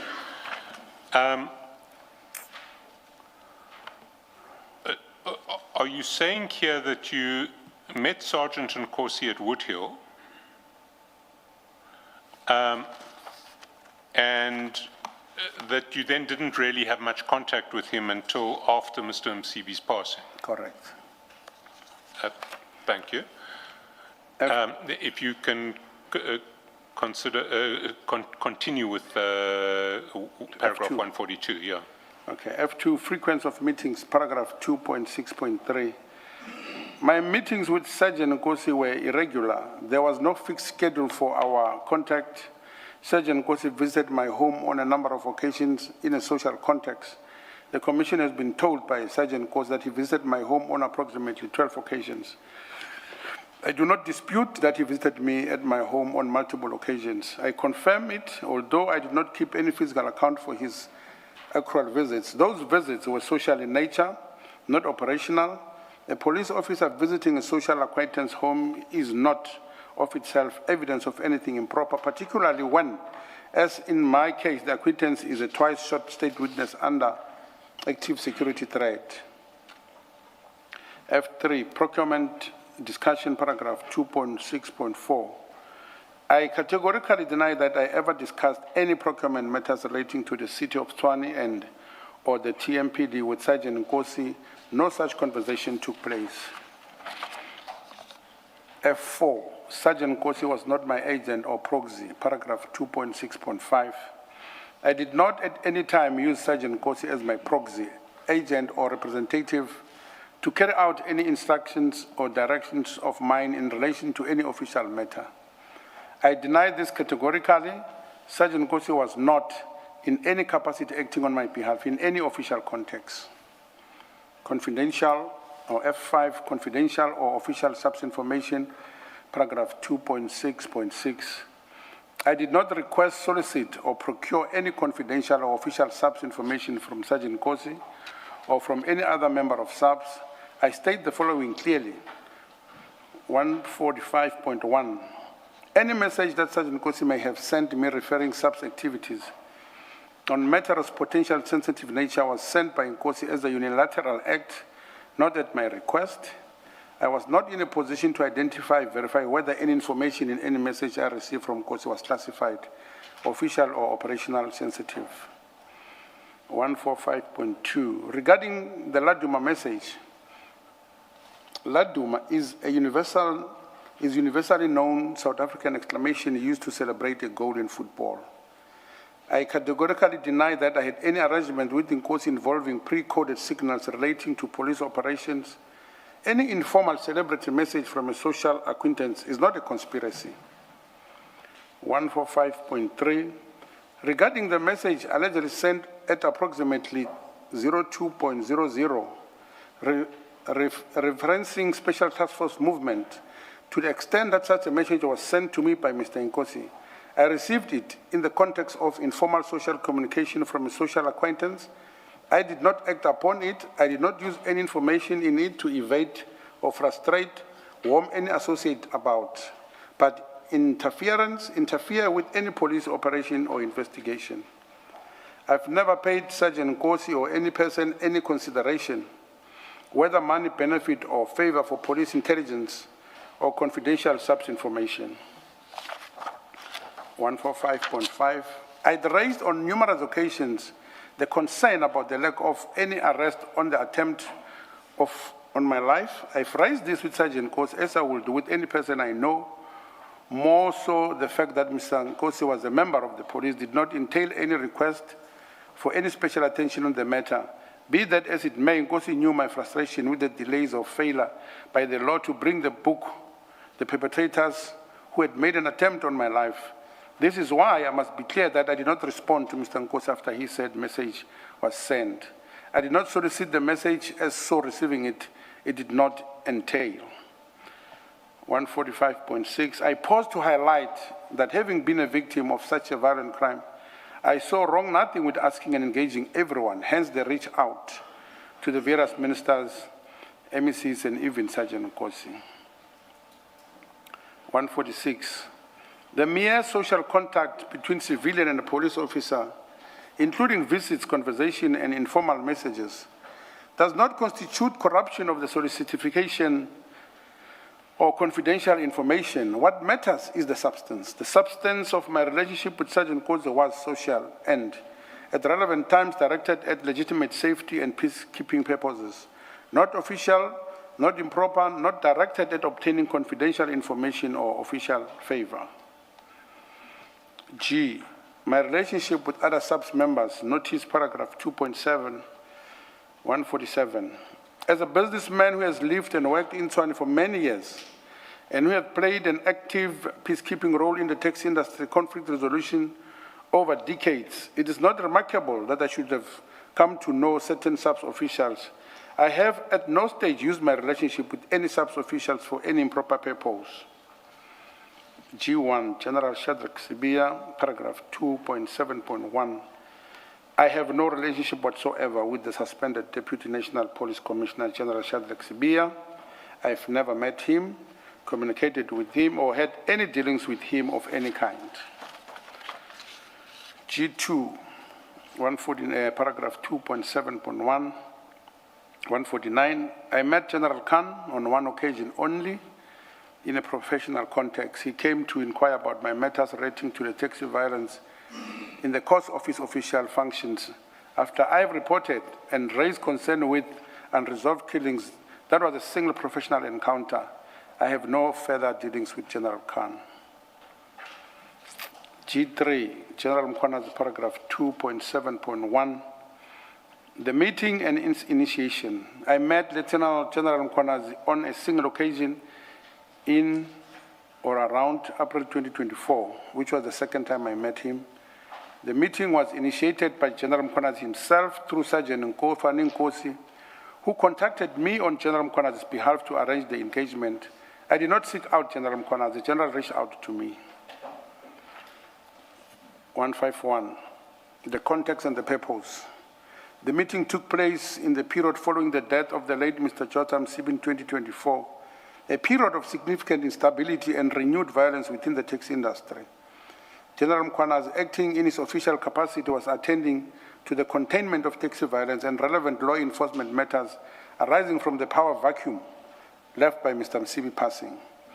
The specific subject matter of the meeting was the status of approximately 5 to 6 taxi violence cases in respect of which criminal investigations have been conducted, but in respect of which visible progress at the level of National Prosecution Authority had been frustratingly absent. 152, the conduct of the meeting. What distinguished this meeting from every prior engagement I had with law enforcement officials was the quality of the General Mkhona's engagement. He listened, he asked questions, he took extensive and careful notes. He treated every concern I raised as a matter deserving serious professional attention. I record this with sincerity. It was the first occasion in years of fruitless engagement with various law enforcement structures on which a senior official responded to my concern with the diligence and the commitment they deserve. 153, the outcome. following General Mkwanazi's engagement, there was visible movement on the prosecution of specific cases I had raised, movement that had been absent for years prior. There was also a measurable reduction in the intensity of taxi killings in the period following the meeting. I do not claim that General Mkwanazi alone achieved these outcomes. I record them as observably results that followed from the engagement. 154, the direction of the relationship. The Commission must understand the direction of this relationship with precision. I was not a figure of influence seeking to deploy a senior police official for improper purposes. I was a twice shot, long-suffering victim and industry leader who had spent years trying without success to obtain law enforcement attention for violence that had claimed lives within my professional community and that had twice claimed attempts on my life. 155, the irony of Commission's position. It is a matter of deep personal significance that the very General Mkwanazi, whose public allegations on July 6, 2025 led directly to the establishment of this commission, was a person who, only 1 year prior, had personally reached out to me to seek my assistance in addressing taxi violence. I answered that call. I provided information, I cooperated, and it is a consequence of that general subsequent public allegations that I now sit under subpoena before this commission. I record this irony not with rancor, but with the hope that this commission will assess the full picture with care and impartiality it deserves. 156, no payment or improper exchange. I confirm, as I do in part G5 of this statement, that I have no time made any payment to General Mkwanazi or provided any improper benefit or inducement of any nature in connection with any official matter. No improper exchange of any kind occurred between us. Our single meeting was a professional, law enforcement-oriented engagement properly initiated by General Mkwanazi in the exercise of his official functions and responded to by me in the exercise of my civic duty. Before we get to G4, if I take you back to the notice, which is at page 4 of the annexure bundle, you'll see that the question under 2.71 also asked for the nature and details of your relationships with any official of the SAPS at the rank of brigadier or general, not just Generals Khan, Mkwanazi, and Sabia. Are there any other SAPS brigadiers or generals with whom you have had a relationship and about which you can tell us? No, not that I can remember. So the only generals that you've encountered at SAPS are Khan, Mkwanazi, and Sabia? No. Sorry, not Sabia. You've never met Sabia. You've met Khan on one occasion. Yes, yeah. Not Khan once. And Lieutenant General Mkwanazi on a couple of occasions. No, it's twice, before and after. Yes. Yes. Thank you. And then if you can move on to the question about police escorts. G4, police escorts, paragraph 2.7.2. Police escorts have previously been provided to me on occasions when I attended meetings to resolve the taxi conflict and industry disputes in my well-established role as a mediator, a role I have discharged for many years, involving contending factions in an industry where violence has at times been tragically common. Police escorts in that context protect the mediator and signal official endorsement of conflict resolution efforts. Police escorts were also provided in the context of the credible and ongoing threat to my life following the August 2022 assassination attempt. A person who has been shot twice, whose assassin's weapons were linked to 18 other serious crimes, is encouraged to accept lawful police protection on the face of ongoing violence targeted at his life. I pause to add that this was not a benefit unique to me. It was a government decision to provide security to taxi industry bosses and leadership due to the killings that were emitted on them without fear. 158. I deny that the provision of police escorts to me reflects any improper relationship with any member of SAPS. The provision of police protection to a person under a credible and demonstrated threat of assassination is a legitimate function of the SAPS and is entirely consistent with the SAPS duty to protect life and limb. It is evidence of a threat that the authorities themselves recognize. 159. There has been various reports and articles that show the police actively providing protection to members of the taxi industry after having identified the killings that were taking place within the industry. 160. The then MEC, Ms. Faith Mazibugo, had initially made safety and security arrangements, including the police escort arrangement for taxi bosses, including the late Mr. B.J. Mkonza, who was the chairman of Santaco Gauteng, due to the fragility and unsafe environment within which he operated and the violence in this industry. I must add that the late former Gauteng Santaco chairperson, Mr. Mkonza, who sadly passed on in November 2024, has assisted in arranging police escorts and protection for me when we attended various mediation and peace talks. Knowing exactly what was happening in the industry and the violence therein, Mr. Mkonza extended a hand to assist with protection under the help of the MEC for safety. After his passing, the treasurer of his association, that was Mr. Lefe Matimane, who also sadly passed on in or around September or October 2025, kept us assisted through his connections to receive police escorts in periods when violence was looming large. Following his passing, I have since sadly not been assisted by any police escort and have bolstered my own personal security through the employment of Kubus 85. If I can just come in here, can you explain to us how this police escort system operated? How were you told to arrange police escorts? Who would you contact? What escorts would be provided? What were the requirements for escorts? Yeah, from where I'm coming from, when the MEC gave the former Gauteng chairperson, Mr. Mkonza, a right to be escorted to serious meetings of taxi violence because they were so rife. What I've learned is he invited all, if they were not generals, I don't know at which level, and gave them a mandate that they must assist the chairperson of Gauteng, Mr. Mkonza, with all escorts that at the time Mr. Mkonza will need in relation to the meetings of taxi violence. Then, therefore, I was not privy to that as to who the police are. Then, me being closer to him as we were doing this, he gave me one of his assistants that I've mentioned, Lifa, to assist me. So for me, it was just to call Lifa, and he knows exactly who to contact. But ever since after the passing of Mr. Lifa, no further communication. But is it to attend mediation meetings only or taxi industry business only, or is it just police escorts on a daily basis? If you want to go down to the shops, are you entitled to a police escort? No, only taxi meetings. As a taxi owner, you don't go to shops. Your movements are very limited, very limited. Do you go to football matches? Once.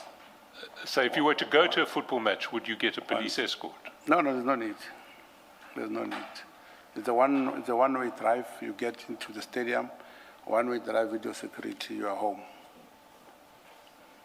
But the security is your own security, not, yes, not police. And for record, I've attended only one match ever since. For a record, I've attended only one football game. Only one in your life? Yes. You may not be a true South African. Is it because your team is doing so poorly, Mr. Sibanyoni? No, I love Orlando Pirates. It's just the team. No. Then you most definitely are a true South African, Mr. Sibanyoni. Yes. And Orlando Pirates are the local leaders as we speak. I'm proud of that. I'm aware of this. Yes, but you've literally only been to one soccer match. One football match. Yes,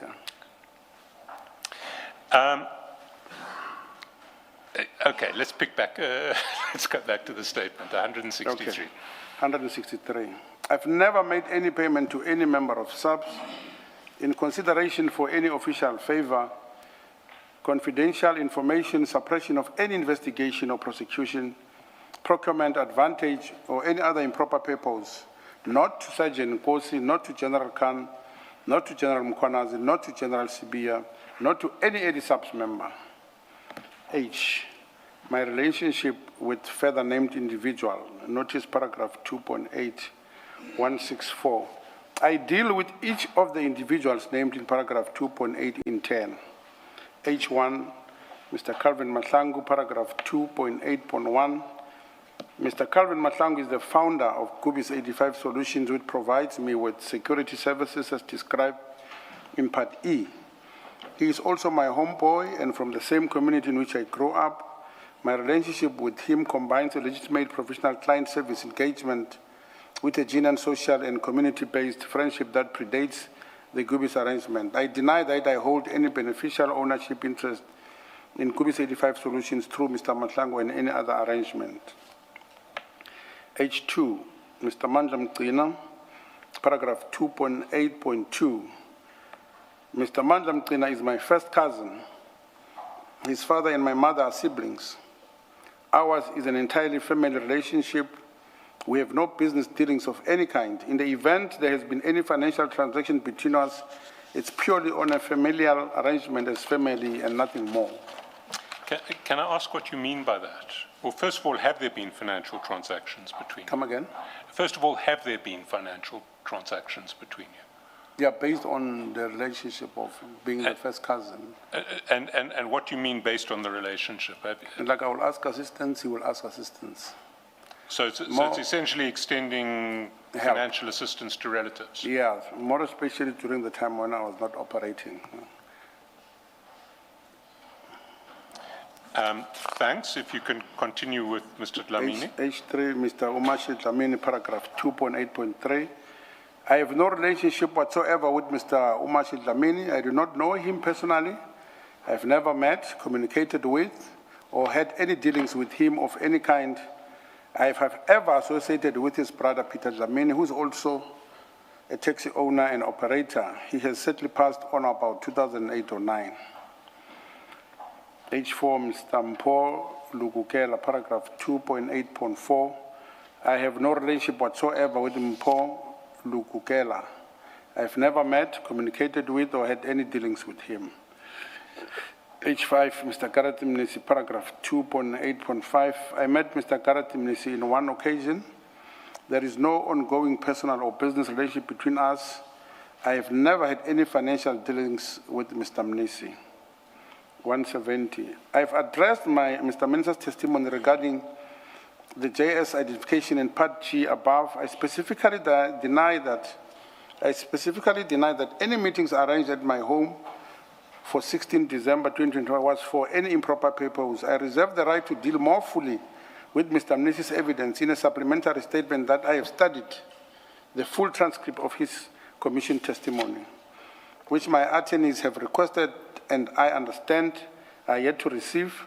I add that Nkosi simply indicated that he wanted me to meet Mr. Mnisi. I know Nkosi to have always been a mover and a shaker, and so when he suggested an introduction, I did not object. This meeting was a once-off, and nothing came of such a meeting. And can I clarify, is this the meeting that took place on 16 December 2025? Correct, yeah. So that's the only occasion that you've met Mr. Mnisi? Sure. And it was at your house? Yes, yeah. Thank you. H6, Mr. Chukudu Malachi, paragraph 2.8.6. I have no relationship whatsoever with Mr. Chukudu Malachi. I have never met, communicated with, or had dealings with. Mr. Sipo, H7, Mr. Sipo Nkomo and Mr. Lebogang Piri, paragraph 2.8.7. I have no relationship whatsoever with either Mr. Sipo Nkomo or Mr. Lebogang Piri. I have never met, communicated with, or had dealings with either of them. Mr. Chaskalson, before we, paragraph 170, where Mrs. Vanyoni says they have requested a full transcript of Mr. Mnisi's testimony, and to date it has not been provided. As far as I'm aware, transcripts are available on the Commission's website.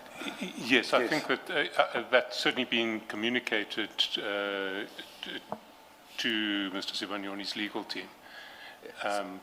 So I think that must just be clarified, and we leave it at that. Perhaps Commissioner, I think it included more than just the transcripts. Oh, if that's the issue, then Yeah, that's it included more than, it included the statements, No, then- affidavits that Mr. Nkosi, Sergeant Nkosi had made to the Commission and other documents relevant to Mr. Senior. then it's between the attorneys. Yeah, it's and between the- us. Yeah, thank you. H8, Mr. Austin Sienkimu DJ Vetis, paragraph 2.8.8. I have encountered and known Mr. Mukubung, also effectively and or commonly known in the entertainment space as DJ Vetis. I have met him on various occasions at social events in the entertainment and social schemes in which our respective paths have crossed over the years. These are social encounters. There is no personal friendship or ongoing business relationship between us. I have had no financial dealings of any significance with DJ Vetis. I am aware, through the public record of the Matala proceedings, that Mr. Mukubung is himself a co-victim in the criminal proceedings against Mr. Vusmuziket Matlala. That the same alleged criminal network that shot me also alleged targeted Mr. Mukubung. His status as a co-victim of the same criminal network as the one that shot me confirms in the very least that the violence of that network was not directed at me as an associate or member. It was directed at us as targets. Sorry, Mr. Sibanyoni, can I understand what you're saying in that last sentence, the point that you're trying to make? Where should I start? His status. Let me start. Yes, his status. His status as a co-victim of the same criminal network as the one that shot me confirms in the very least that the violence of that network was not directed at me as an associate or a member. It was directed at us as target. Let me also add H9 so that it adds up to your question as well. 174, I knew DJ Somebody's father, Mr. Sifuka, who was a member of our association, Pretoria, Mabopane, Petersburg, PMP Taxation, and an operator with us. I know him from as far back as almost 8 years ago, where Mr. Sifuka passed on as an operator. His son, Opa Sifuka, was introduced to the industry. Despite having been introduced, Opa did not carry the baton of the work his father was doing, and instead the work within the industry was taken over and instead carried on by his mother, Mrs. Sifuka. What I'm trying to explain further here is Mr. DJ Vetis there was an attempt of in his life, and I knew him from social events, and he was close to me based on that, very close. Same as Mr. Sifuka, DJ Somebody. Same space, same everything. Therefore, the attempted life of DJ Vetis and Mr. Sifuka being unalived, it was a matter of people that are close to me, irrespective whether they were in the taxi industry or were socializing together. And it did not end here, it's just that I put these two on records so that the Commission can understand. Are you conveying that they were attacked because of their proximity to you? Correct. Is that what you're saying? Yes, yeah. Okay.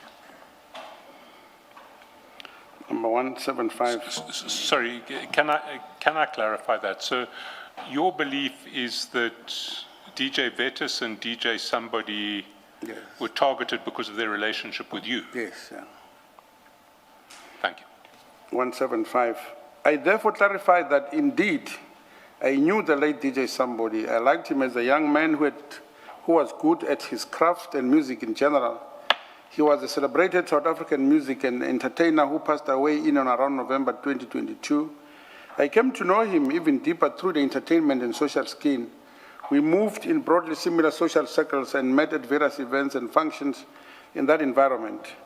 I knew him as a highly successful entertainer. Our relationship was one of social familiarity. We had no business dealings of any material kind, as set out in Part B. And as I have come to now understand, the weapons used in the assassination attempt on my life in August 22 were subsequently linked by ballistic evidence to the murder of the late DJ Somebody in November 2022. As I understand, we were linked not by any criminal association, but by the weapons of the same criminal network. 176. I need to poster the above by stating that I met and associated with a lot of people. I truly cannot be expected to know each and every person that I may have met, associated with, or having met with. I will be greatly assisted by the Commission to provide me with evidence, as I believe the information will serve to assist me in remembering whatever it is I may have missed with various personalities. 1. The Toyota Baki Notice Paragraph 2.9.177. The vehicle bearing registration number MG31JWGP is a Baki, specifically a 2025 Toyota Hilux double cab. It is not an SUV. I respectfully draw this factual correction to the Commission's attention. 178. The Baki was gifted to me by Gubis 85 Solution Pty Ltd on the occasion of my 59th birthday. It was a birthday present, a gesture from my security service provider to mark a significant personal milestone made in the context of both the professional relationship and the genuine personal friendship between myself and Mr. Calvin Mashangu, my homeboy. Gubis 85 Solution purchased and financed the Baki, paying the installments on the vehicle over time. The legal transfer of ownership into my name was affected only after all installments had been paid in full by Gubis. This is commercial relation arrangement accurately reflecting when the encumbrance of the vehicle was discharged. 179. I confirm that the acquisition of this vehicle was entirely lawful. I deny that it represents an improper arrangement, financial benefit derived from public funds, or gratification under the Prevention and Combating of Corrupt Activities Act. It was a personal birthday gift from a service provider with whom I have long-standing and a genuine relationship. 180. I will attach as Annex B all available documentation relating to the donation of the Baki to myself by Gubis 85. Can I take you to Annex B? It's in the Annex bundle. It starts at page 10. Page 10. Page 10. There's a separate file of annexes.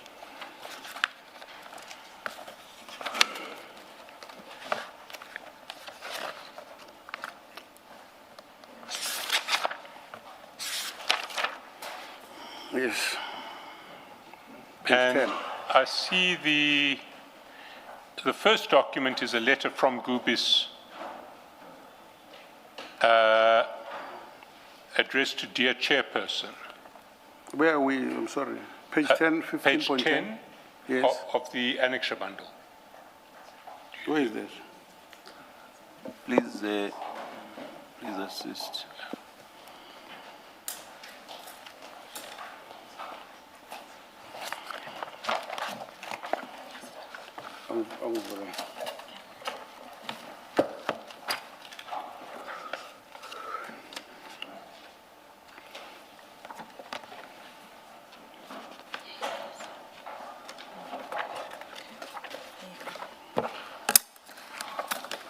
So this one is a statement. Yes, sir.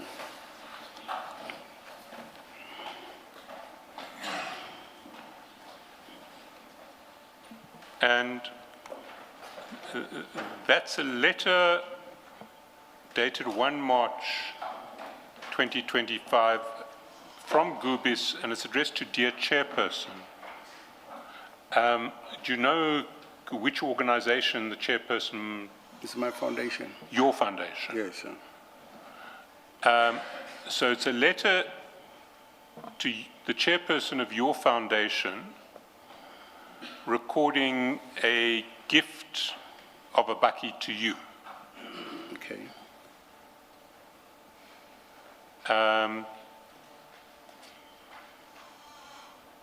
And is the Baki a gift to the foundation or to you? Because the letter seems to be a little bit ambiguous in that regard. The second paragraph describes it as a birthday gift to Mr. Joe Sibagnoni, and the last paragraph suggests that the chairperson is requested to accept the gift, and presumably that would be on behalf of the foundation. Yes. Did you understand it as a gift to you? Yes, I understand that way. And if it was a gift to you, why would the letter be addressed to the foundation? I just don't get it, because in my understanding, the foundation doesn't need a bucket at all. The foundation needs some buses as far as the way it operates. So as to up to this far, in line with the buggy, I take it that the buggy, for the mere fact that I'm using Kubi's security, in some of the compartments of that buggy is the safety for rifles. Therefore, solely for me and for my protection and the safety keeping of those rifles, not anything else. I see. In fairness, this is a question we should ask Gubis, not you, because they're the ones who wrote the letter. Correct. But if we go to the next page. Same year. Same page. Next page, page 11 of the same bundle. Yeah, okay.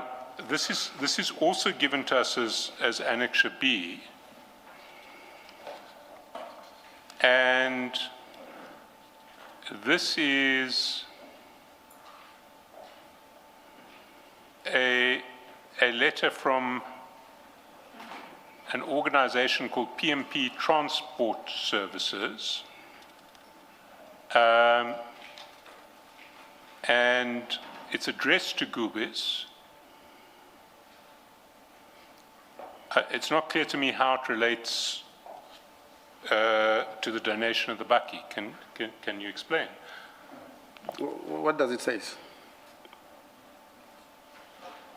says, the letter serves as the formal appointment of Gubis by whoever the client are, which is left blank to render specialized VIP protection, escort and events security services.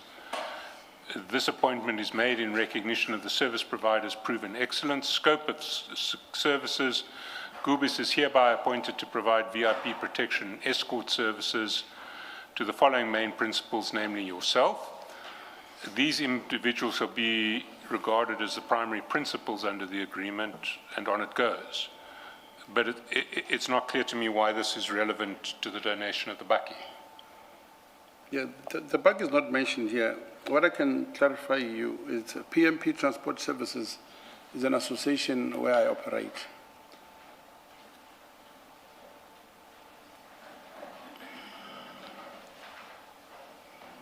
You say it's an association? A taxi association. A taxi association. Correct, yeah.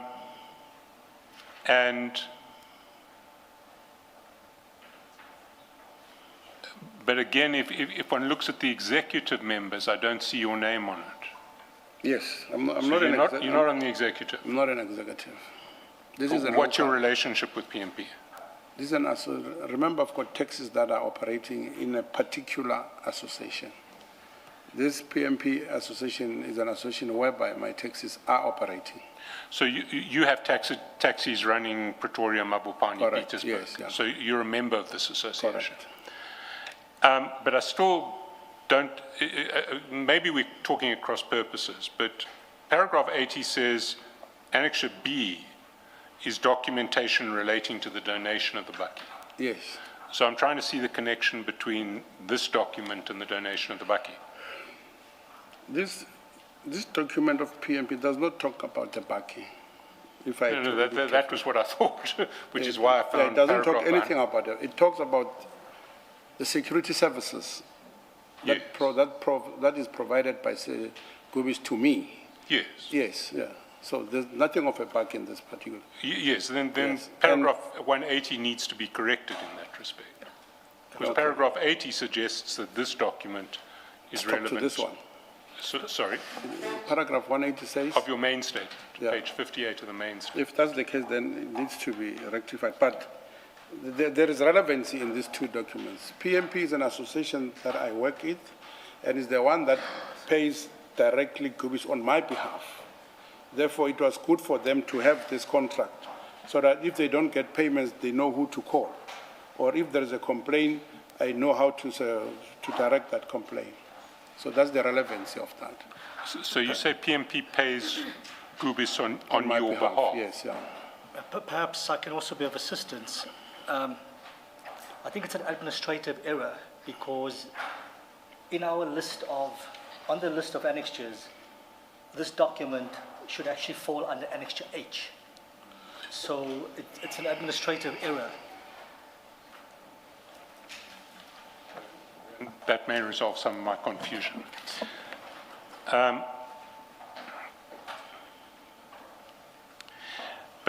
But if I can just clarify the arrangement.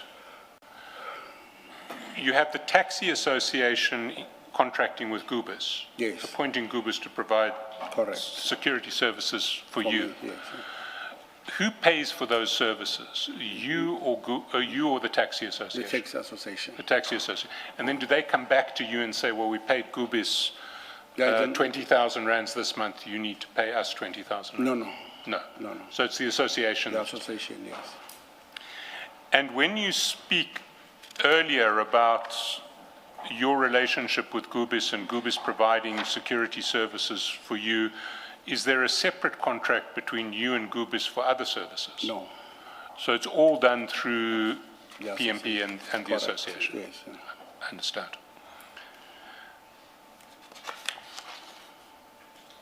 Let's get back to the statement, page 59. Maybe Mr. Chaskalson and Mr. Adams, maybe just to flag for later correction, that PMP document is, which Mr. Adams says is H. If you look at H, there is an H, and H is a different document altogether. Just to flag it for whatever corrections may need to be done later.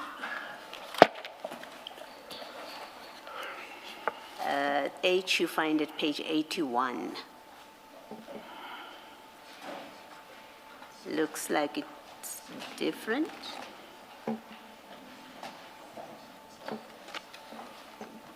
Yeah, long as- Just for flagging for now. I phone me now. So I want to show you what is on each. Oh, okay. What does it say?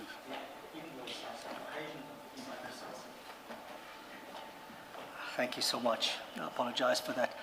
There is the service level agreement that forms part of the bundle of documents to which the invoices or proof of payment is annexed. So in the main, it ought to have formed part of Exhibit H. All right, so we move PMP, page 11, to Annexure H. That's what I you're saying. beg your pardon, Commissioner. So we move the current page 11 up to 13, we move it to Annexure H. We would to be appreciate it part very of much. that. Thank you. Okay, thank you.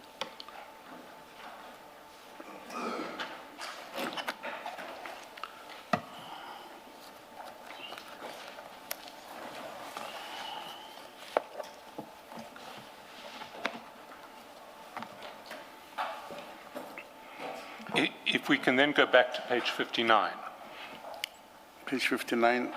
and the presidential cartel. Presidential cartel, notice paragraph 2.10.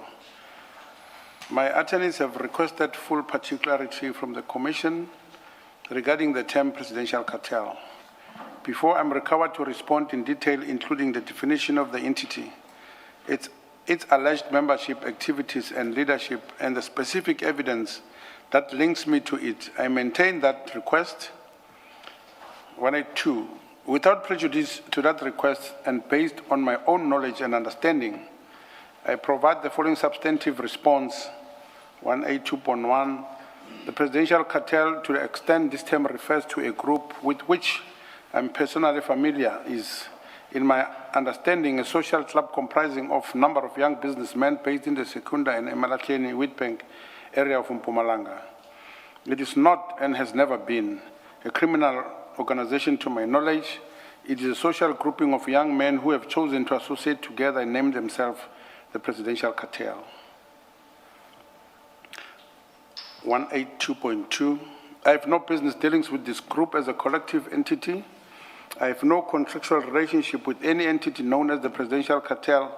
I have not invested in, financed, or supported any enterprise conducted under that name. 182.3, I know some of the individuals members personally on a person-to-person basis. Some of them regard me as a mentor, I have, in my individual and personal capacity, provided them, some of them with guidance and where appropriate, some financial assistance, as I've done for various young people in my community and professional network over 42-year career. Mentorship and financial support for my young business people is not criminal.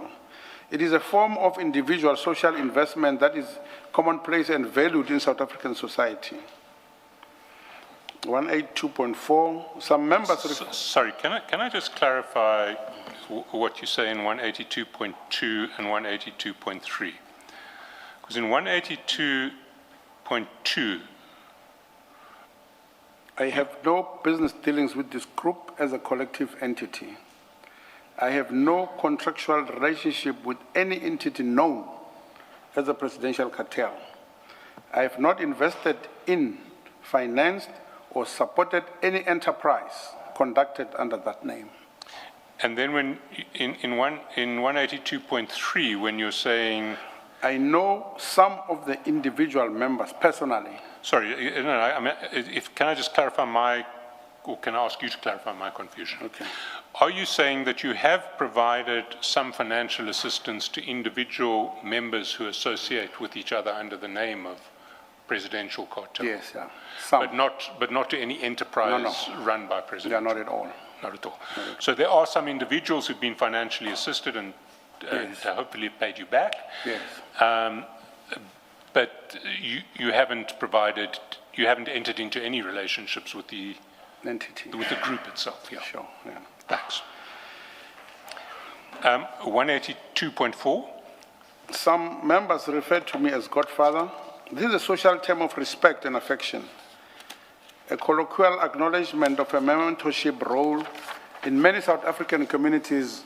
Persons of experience who provide guidance to younger people are referred to by this or similar terms as marks of respect. It is a social honor, not a criminal designation. 182.5. I was not involved in the formation of this social club. I was not consulted about its name. The name Presidential Cartel was chosen by the members themselves without my involvement or input. I had no role in that naming and do not endorse it. I'm not and have never been a member of any cartel in the legal or criminal sense of that word. I'm definitely not the financier of Presidential Cartel as a collective entity or as any organized group of young businessmen. Mr. Sibanyoni, you seem to acknowledge that such a social club known as the Presidential Cartel exists. Yes. Are you a member of that social club? No. Thank you. And you say you've mentored some of the members. Yes. Which of those members have you mentored?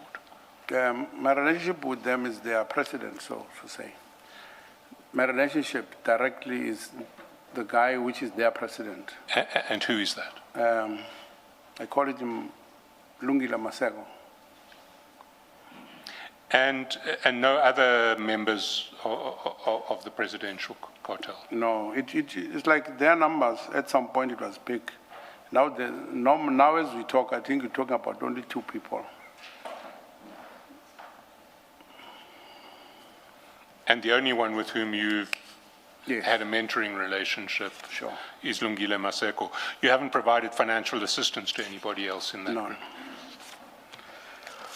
Okay, Stokvels and Collective Savings Organization, notice paragraph 2.11.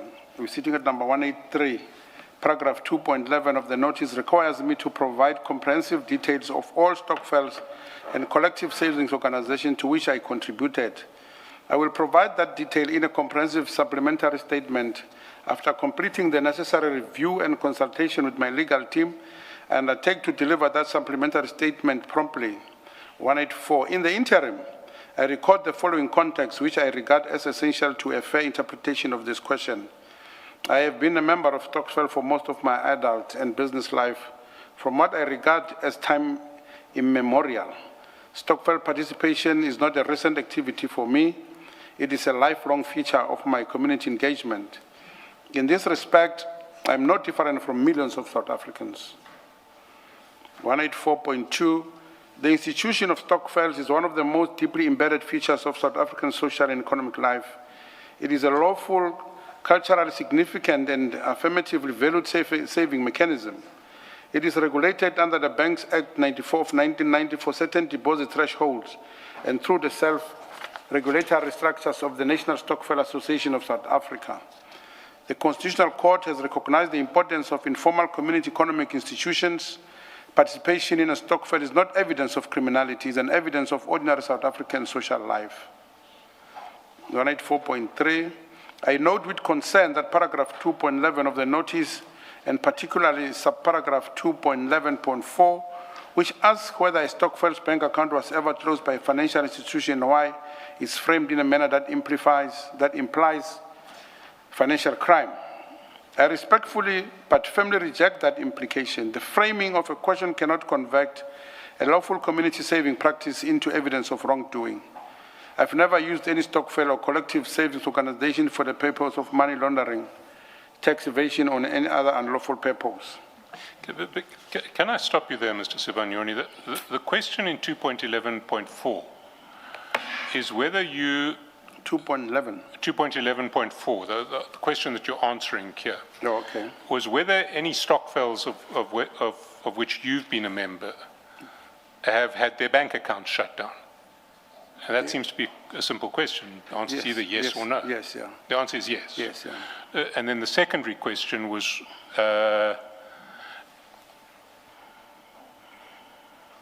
by which financial institution? It was APSA. And when, and for what reasons that were communicated to you?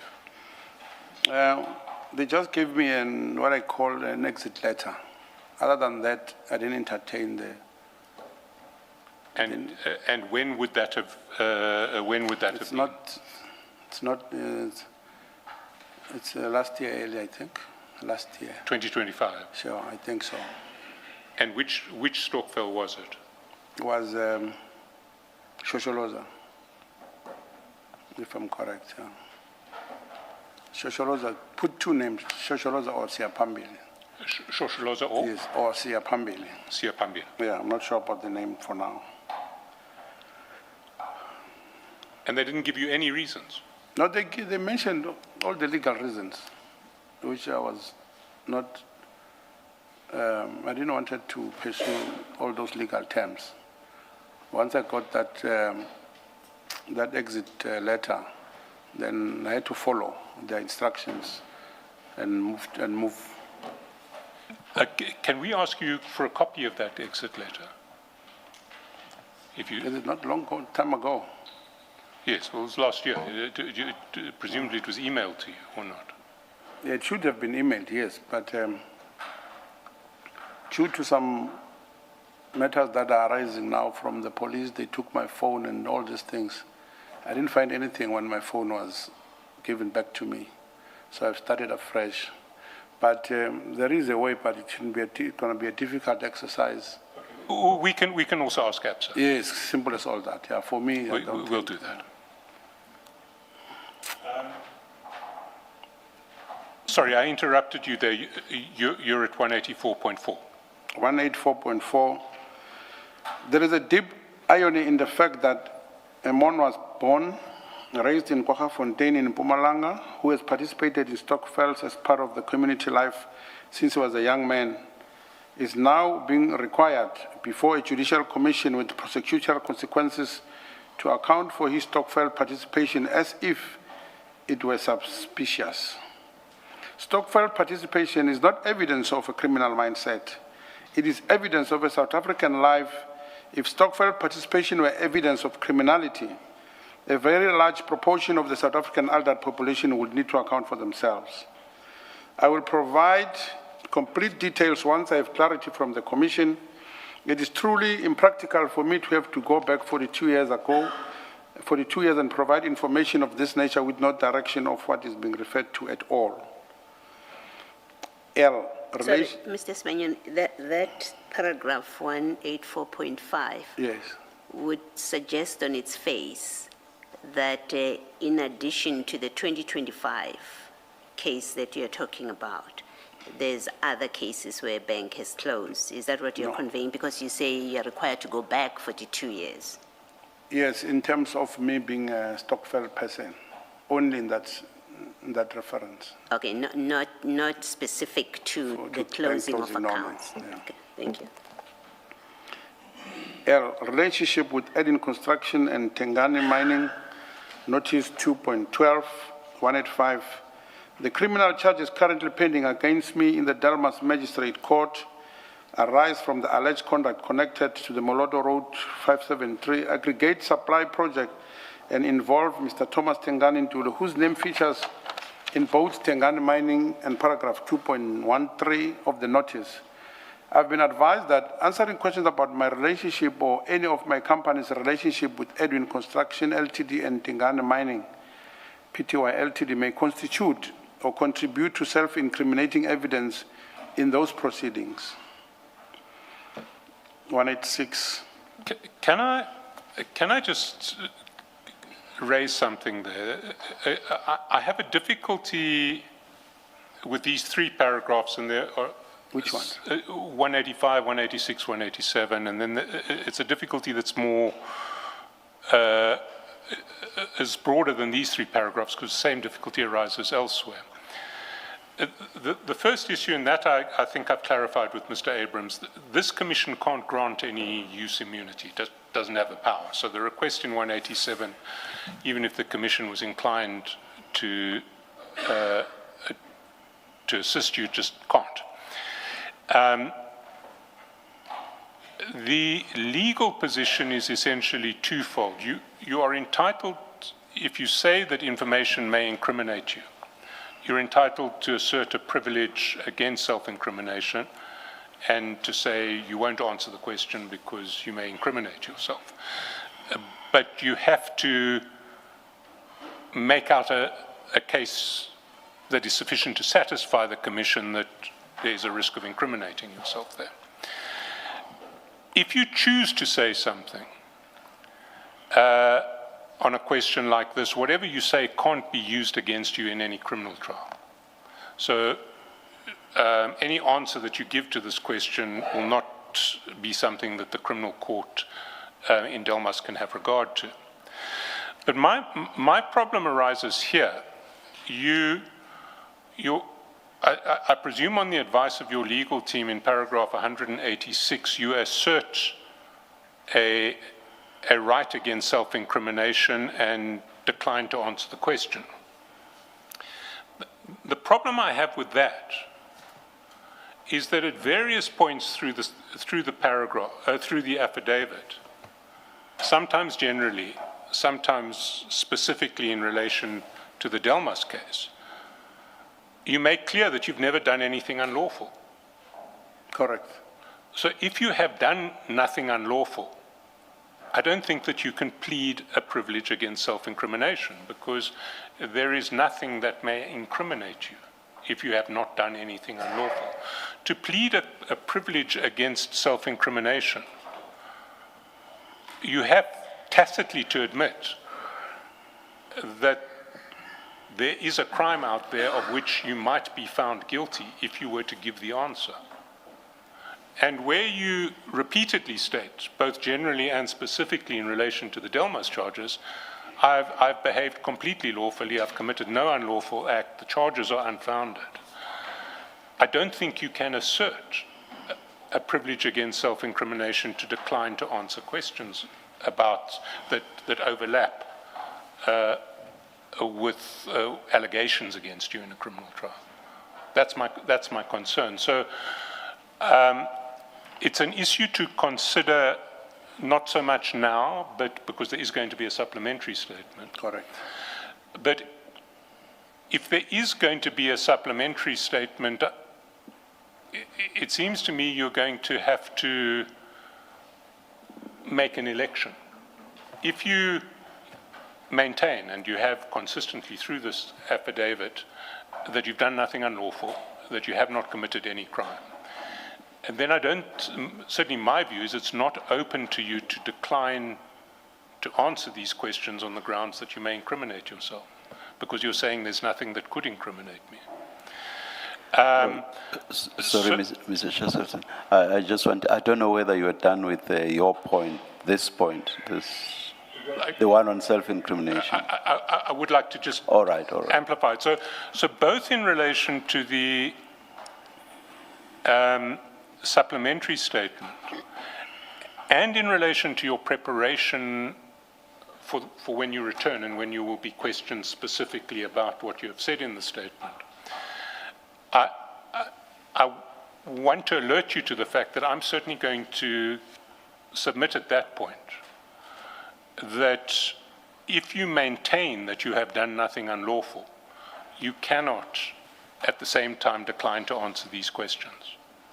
It's not for you to answer now because there's nothing for you to answer now, but I do want to put it on record so that your legal team understands both what we expect of it, or of you and of them advising you in relation to the supplementary statement, and how we intend to proceed when it comes to questioning you. I think what I wanted to suggest that you might be minded to respond because this raises a legal question that may, in a sense, have been addressed by what Mr. Shaskalson says right at the tail end, because he says he will submit at a later stage, and assume at a stage when there may be a supplementary affidavit. So maybe you two might want to address us at that stage. Should we leave it at that for now? Thank you, Chairperson. We may leave it at that, but we definitely will make legal submissions at the appropriate time in defense of the position that Mr. Sibanyoni will be taking on the specific issues that are raised with him in that regard. And of course, we'll prepare Mr. Sibanyoni appropriately in that regard. Thank you. Thank you, Chairperson. Thank you. Thank you. Chair, just to clarify, it's not Yes. just in relation to the supplementary affidavit, it's also in relation to the next round of questions Yes, when all Mr. right, Sibanyoni all right. returns, because that's where it will really Yes, arise, yes. I think, most prominently. Thank you. Can I continue? Certainly, and we're at 188 now on page 62. Okay. Communications with Mr. Ntuli and the meetings. Notice paragraph 2.13. The allegations, 188. The allegations in paragraph 2.13 directed at WhatsApp communications with Mr. Ntuli, all meetings held with or by Mr. Sindani with Mr. Ntuli, and any payments made at my direction or Mr. Sindani's direction directly traverse the subject matter of the extortion and money laundering charges presently pending against me in the Delmas Magistrate. I formally invoke my right under section 35.3J of the Constitution in respect of paragraph 213, 189. However, consistent with the approach I've adopted throughout these statements, providing non-incriminating context wherever I'm able to do so in the spirit of genuine cooperation, I record the following factual background regarding how I came to know Mr. Ntuli, which I'm able to provide without prejudicing my criminal defense, and which I believe materially assists the Commission's understanding. The Commission should know from the outset that Mr. Thomas Tengani Ntuli came to me. I did not go to Mr. Ntuli. Mr. Ntuli was seeking me. I was not seeking Mr. Ntuli. The sequence of events that brought us together as is follows. 190.1, in or around early 2022, Mr. Ntuli contacted Mr. Mvimbi Daniel Masilela from a telephone number that Mr. Masilela apparently did not recognize or link to Mr. Ntuli. On that call, Mr. Ntuli requested a same-day meeting. At that time, Mr. Masilela had a role as project liaison officer, community liaison officer in the Kwaggafontein area. 190.2. Apparently, when Mr. Masilela met Mr. Ntuli, he recognized him from a prior encounter in approximately 1995 when Mr. Ntuli had been a ward councillor in Bronkhorstspruit. On this second encounter, Mr. Ntuli explained his purpose. He had a quarry permit and wanted to supply raw materials to Sanral in connection with the Moloto Road R573 project. He further disclosed that he had additional business projects in mind, including proposed mall developments and a chicken farm. 190.3. Crucially, Mr. Ntuli explained that he was not a local. He did not qualify for the 30% local content requirements applicable to the project's requirements of the quarry. He wanted to penetrate the local business market and needed a partner who was locally based and locally connected. Specifically, he stated that he needed to be introduced to locally influential people because he lacked the local connections and local standing required to access business opportunities in the area. 190.4. At the top of his mind, Mr. Ntuli identified me as the president of the local business forum and a member of the project liaison committee established for the Sanral project. Mr. Ntuli was taken to a meeting at the Imtunzini restaurant where introductions were made. They subsequently proceeded to a meeting at my house where I was requested to meet him at his request. 190.5. At that time, Mr. Ntuli explicitly stated that he had heard a great deal about me, that he had been looking very hard to find me, and that he wanted to work with me. He presented the quarry project, the Sanral supply opportunity, and his need for a local partner who could provide local content ownership for the project to qualify for local content requirements, and as a result of legitimate participation in the quarry project. 191. I record this sequence of events because it is directly relevant to the Commission's inquiry and to the characterization of my conduct. Mr. Ntuli was not a person I targeted, sought out, or approached. He was a businessman from outside the area who specifically sought a person of my standing and connections in order to access business opportunities that he was otherwise not entitled to because he was not a local in the area. And therefore, the local content provision would automatically exclude him from participation in favor of local people.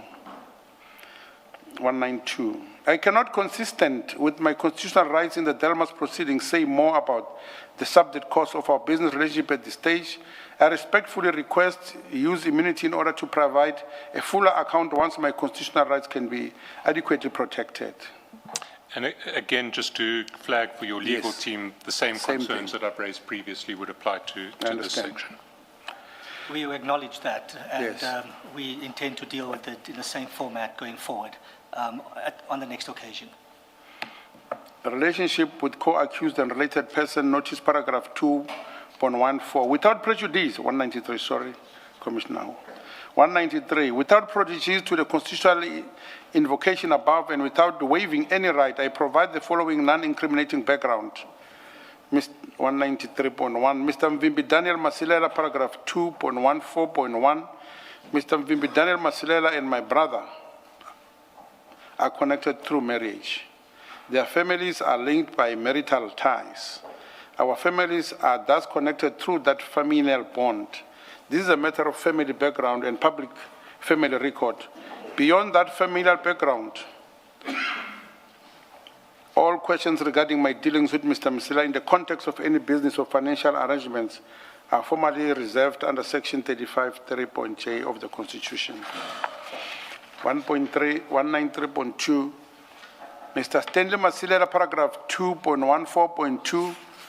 Mr. Stanley Masilela is a homeboy and a friend from the neighborhood where I grew up. We have a long-standing social relationship that predates any matter presently before any court. To the extent that my relationship with Mr. Stanley Masilela... Sorry. It's Msiza. Msiza, yes. Sorry. You said Masilela a few times. Yes. No, it's Msiza. My apology. We have a long-standing social relationship that predates any matter presently before any court. To the extent that my relationship with Mr. Stanley Msiza traverses any matters at issue in the Delmas criminal proceedings, I formally invoke my right under Section 35(3)J of the Constitution in respect of all such conduct. 193.3. Mr. Makaya Msiza, paragraph 2.14.3. I know Mr. Makaya Msiza as a friend from the neighborhood where I grew up. Ours is a long-standing personal acquaintance rooted in our shared community background. To the extent that any aspects of my relationship with Mr. Makaya Msiza is connected to matters at issue in the Delmas proceedings, I invoke my right under Section 35(3)J of the Constitution accordingly. O, Part 0, Muloto Road Construction Projects, notice paragraph 2.15, number 194. I formally invoke my right under Section 35(3)J of the Constitution not to be compelled to give self-incriminating evidence in respect of paragraph 2.15 of the notice. The criminal charges in the Delmas proceedings relate specifically to alleged conduct in the connection with the Meloto Road 573, R573, aggregate supply project. Any answer I provide to paragraph 2.1 may constitute or contribute to evidence directly relevant to those charges and potentially adverse to my defense in those proceedings. I respectfully request that the Commission grant me use immunity in respect of any evidence I may give in answer to paragraph 2.15 so that I may assist the Commission fully without prejudicing my position in the Delmas criminal proceedings. P, relationship with 10 named individuals and support provided notice paragraph 196. Before addressing each individual named in paragraph 2.16, I record a general observation.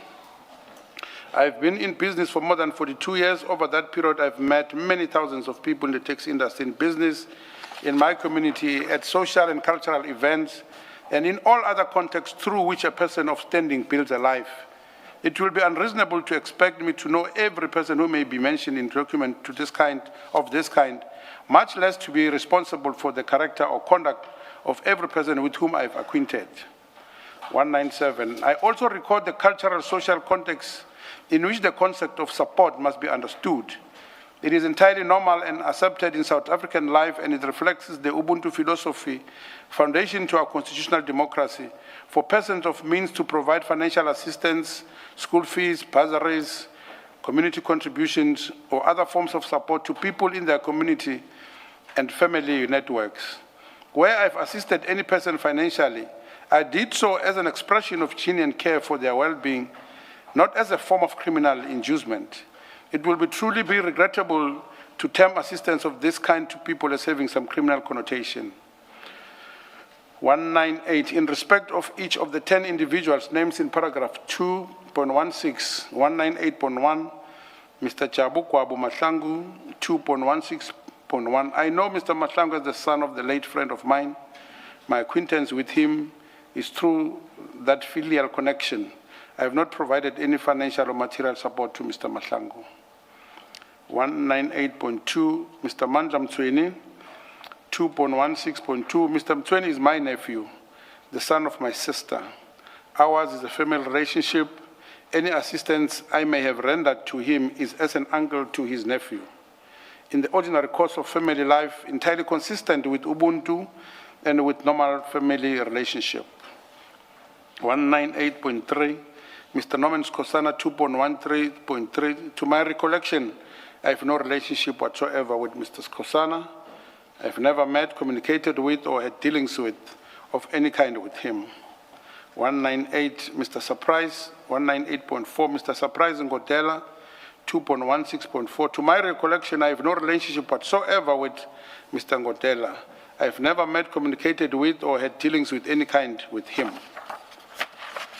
198.5, Mr. Ben Mabuza, 2.16.5. To my recollection, I have no relationship whatsoever with Mr. Mabuza. I've never met, communicated with, or had dealings with of any kind with him. 198.6, Mr. George Besis Kosana, 2.16.6. To my recollection, I have no relationship whatsoever with Mr. Kosana. I've never met, communicated with, or had dealings of any kind with him. 198.7, Mr. Kosana Klimba, 2.16.7, to my recollection, I have no relationship whatsoever with Mr. Klimba. I've never met, communicated with, or had dealings of any kind with him. 198, Mr. Bongani Oros Simon Mguni Stroke Mtimunye, 2.16.8, to my recollection, I have no relationship whatsoever with this individual under either surname or nickname, Oros. I've never met, communicated with, or had dealings with any kind with them.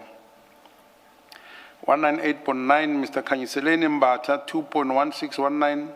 To my recollection, I had no relationship whatsoever with Mr. Mbata. I've never met, communicated with, or had dealings of any kind with him. Number 198.10, Mr. Sfundo Mhlongo, 2.16.10. To my recollection, I have no relationship whatsoever with Mr. Mhlongo. I've never met, communicated with, or had dealings of any kind with him.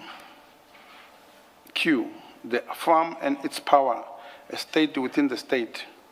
199.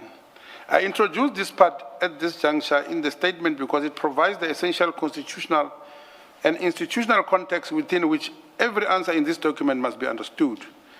It addresses the phenomenon that has defined my professional life, threatened my personal life, and that this commission has been established in part to investigate. I do not draft this part lightly. I draft it because the truth requires it, and because I'm before this commission under oath. 1, the Farm as Command Center, number 200. The farm of the late Mr. Jotams was situated near Hammanskraal to the north of Pretoria, Tshwane. Was not merely a rural property or a private home. Having visited the farm on at most 2 occasions between 2019 and 2020, and I have set out in Part C1 of this statement, it functioned as the operational and political command center of an organization that wielded power far beyond the boundaries of the minibus taxi industry. I do not exaggerate what I observed. I therefore depose what I know from direct experience. The farm was a seat of power whose significance and reach were understood and widely accepted within the industry and far beyond it. Number 2, reports of Mr. Msibi's reach into government. Number 201, I do not make reckless or unsupported allegations. I'm acutely conscious of the gravity of what I'm about to record and depose to as a matter of constitutional duty, not casual accusation. What I depose to in this subsection are matters of common and widespread knowledge within the taxi industry and its circles beyond it. Matters that informed my understanding of the true nature of danger I faced. I advance these matters not as individual proven facts in a court of law, but as a landscape of perception, report, and common industry knowledge within which I navigated my professional and personal existence for many years. 202. Within the taxi industry and far beyond it, there has been and continues to be persistent reports and a widespread, deeply shared belief that the late Mr. Jotam Msibi exercised influence that intended to the highest echelons of government and the state. It was said and commonly accepted in the most senior industry circles that decision of significance within relevant state departments and structures could not be taken without Mr. Msibi's knowledge or acquaintances. It was reported, as I heard this not once but many times from multiple sources, over many years that Mr. Msibi's practical power was indistinguishable from the power of the state itself in the relevant domains. 203. I do not advance these reports as standing alone as established facts. I depose to them as matters that fundamentally shaped my understanding of the danger I faced. That danger was not merely the danger of criminal organization operating in the shadows of the state. It was the danger of an entity with what appeared to be state-level reach and state-level protection. A person who understands that individual who wants him killed may have allies within the very apparatus and constitutional charge with protecting him occupies a fundamentally different position from a person facing merely a private criminal adversary. 204. Critically, I do not stand alone in the assessment of the farm's reach into the organs of the state, as deposed in Part B4 of this statement when I raised this profound concern about my safety with the then Honorable Minister of Transport, Ms. Cindy Siwe Chikunga, in a capacity as the political principal of the department constitutionally responsible for governing and regulating the mini taxi industry. The minister stated explicitly that he was aware of that certain officials within the Department of Transport have divided allegiances and did in fact report to the farm. These were the minister's own words, communicated directly to me in an inflammatory manner, but in a consent manner. 205. The implications of the minister's disclosure are constitutionally profound. The very arm of the state responsible for regulating and governing the minibus taxi industry was, on the state's own admission through its political principle, compromised with the officials answering not to the Constitution, not to the law, not to the minister who was their constitutional superior, and not to the South African public, but to a private individual operating from a farm outside Pretoria. This is not peripheral to the mandate of this Constitution. It is a precise essence of the institutional capture that this commission was established to investigate and expose. Mr. Sibanyoni, I think it's fair that I must give you the opportunity to answer this question. You and I discussed earlier that you succeeded Mr. Msibi after his passing. If it is true that he wielded this power that he wielded, and some government officials and/or departments reported to him. Did that power that he wielded pass on to you? Are you now his successor as far as the power to influence the government and people reporting to the farm, as you say? Are you now the person that they are reporting to? Not at all. Not at all. I specifically deal with taxi matters that concerns the members of the taxi business. That is the long and the short. So the My power decision. that the farm wielded, it no longer exists. No, it's not with me. Where does it rest? I don't know.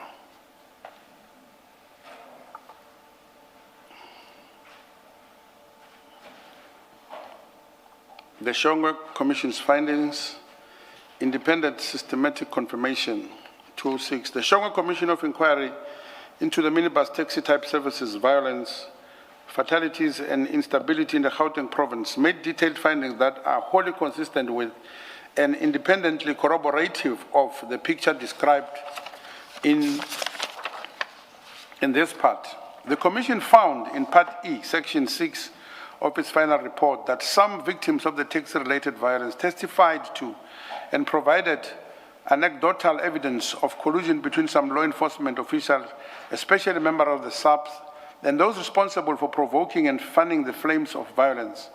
That complaints were informed on the details of their confidential complaints by the very persons against whom they have made those complaints, often accompanied by intimidation and threats that many witnesses hold a firm belief, backed by many examples, that some law enforcement officers actively collaborate with criminal elements, aiding and abetting their criminal activities while protecting them from the law.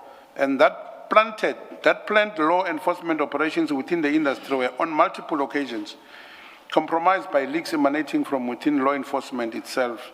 Information about raids and roadblocks being communicated to targets so that they could take precautions to avoid arrest.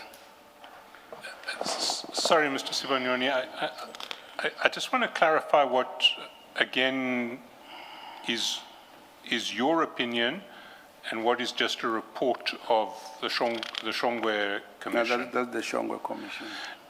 I understand that, Yes, but what you say in the introductory sentence is that the Shongwe Commission made detailed findings that are wholly consistent with and independently corroborative of the picture described in this part.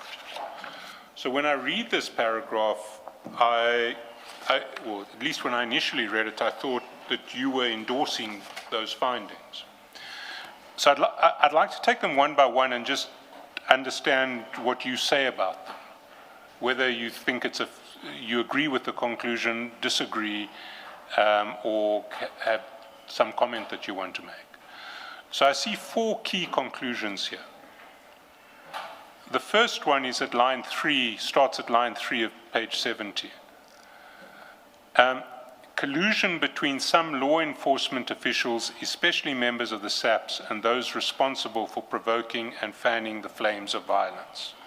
That was a conclusion of the Shongwe Commission. Do you agree with that conclusion? Do you disagree with it? I can't take you further because a lot of people gave evidence in the commission. So for me, from my side, I can't elaborate of something that I'm not, that I didn't mention or that I don't know. So you are not aware of any collusion between law enforcement officials, members of the SAPS, and the people responsible for it? You're not aware? No, not at all. Are you aware that complainants in taxi violent cases were informed of the details of their confidential complaints by the very persons against whom they'd made the complaints, accompanied by intimidation and threats? Are you aware of any of those types of cases? Someone lays a charge, the person against whom they've laid the charge then comes back and tells them, I hear you've laid this charge against me, you better be careful. Yeah, no, same thing with that, I don't know. You don't have any No, personal knowledge of that? Yes, sir. The third one is some law enforcement officers actively collaborate with criminal elements, aiding and abetting their criminal activities while protecting them from the law. Yeah, same with me personally, I don't know. Planned law enforcement operations within the industry are on multiple occasions compromised by leaks emanating from within law enforcement itself, information about roads and raids and roadblocks being communicated to the targets so they can take precautions to avoid arrest. Yes, Are you aware of any of that? No, no. Okay. Let's go to 207 then. 207.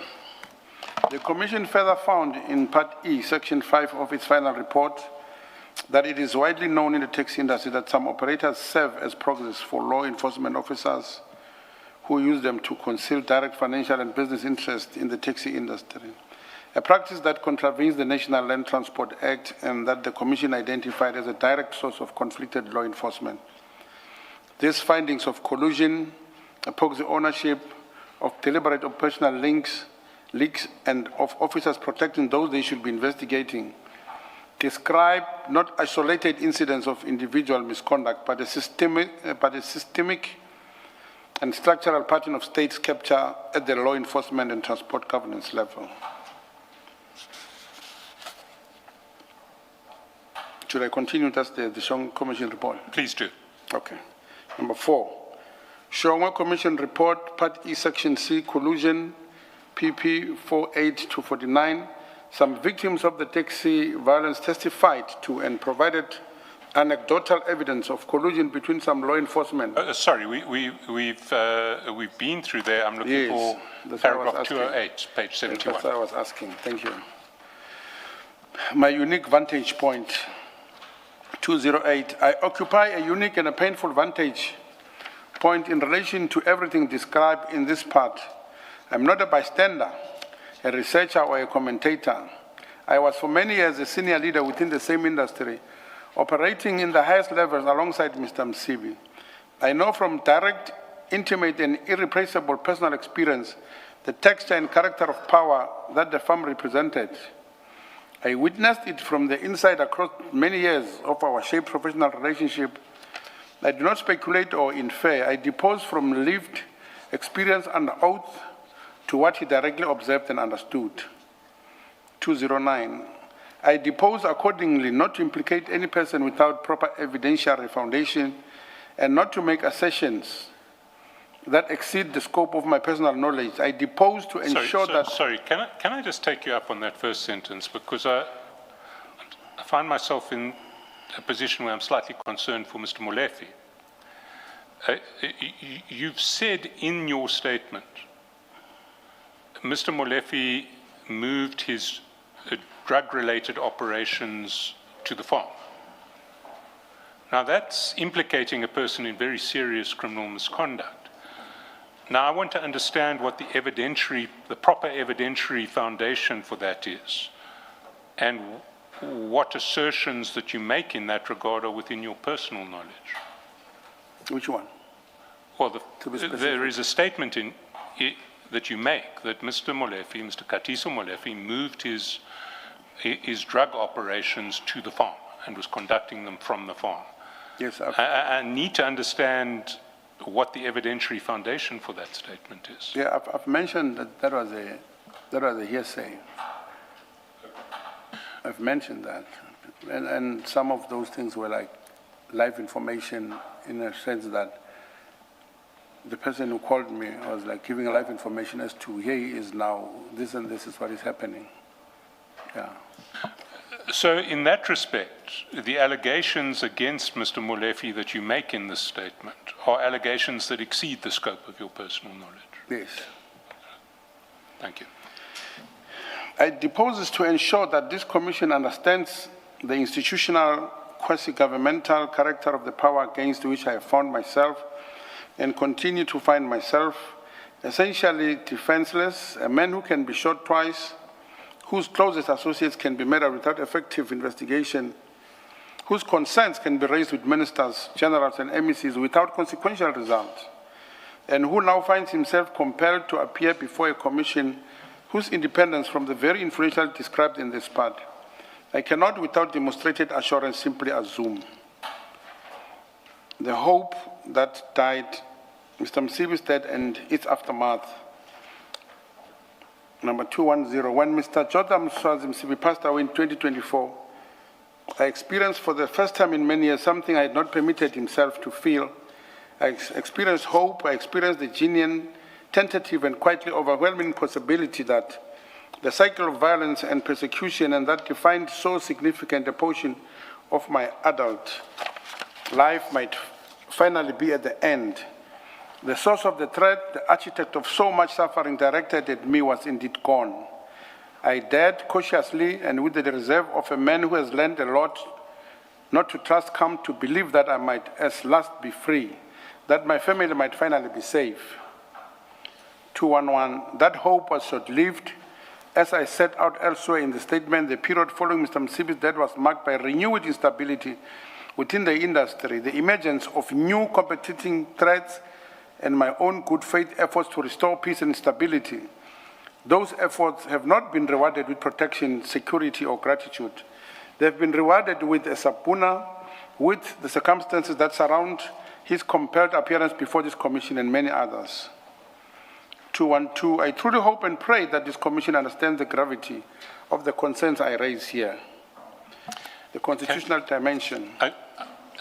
This is essentially a legal submission, so I think given the hour of the day, I would prefer if we just move forward to section R. We certainly note what is being said at the level of law in paragraphs 213 and 214. Okay. R, discussion with Mr. Sindane regarding Izinkabi, notice paragraph 217, 215. The notice at paragraph 2.17 directs me to provide details of all your discussions with Mr. Sindane over the period of 2024 to 2026 in relation to the employment assessment or support of Izinkabi. 216, I hereby formally and emphatically invoke my right under section 35.3 of the Constitution not to be compelled to give self-incriminating evidence in respect of paragraph 217 of the notice. I further invoke my right under section 35(1)(b) to remain silent. I do so on the following basis. Mr. Oba Sindane is a co-accused of mine in the Delmas criminal proceedings.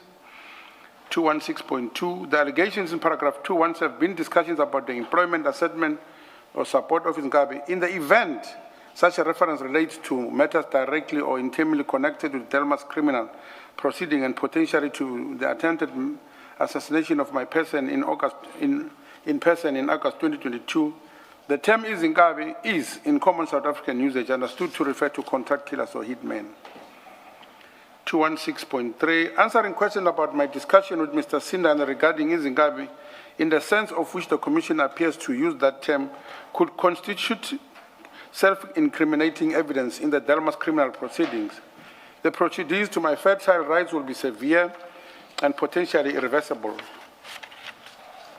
2164, I rely on SV and others 1995/2 SA 642 CC Ferreira versus Levin number, Frey Hook versus Powell number 1996/1 SA 984 in bracket CC and Bennett versus Absa Bank Ltd 2011 in bracket 3 SA 92 in bracket CC.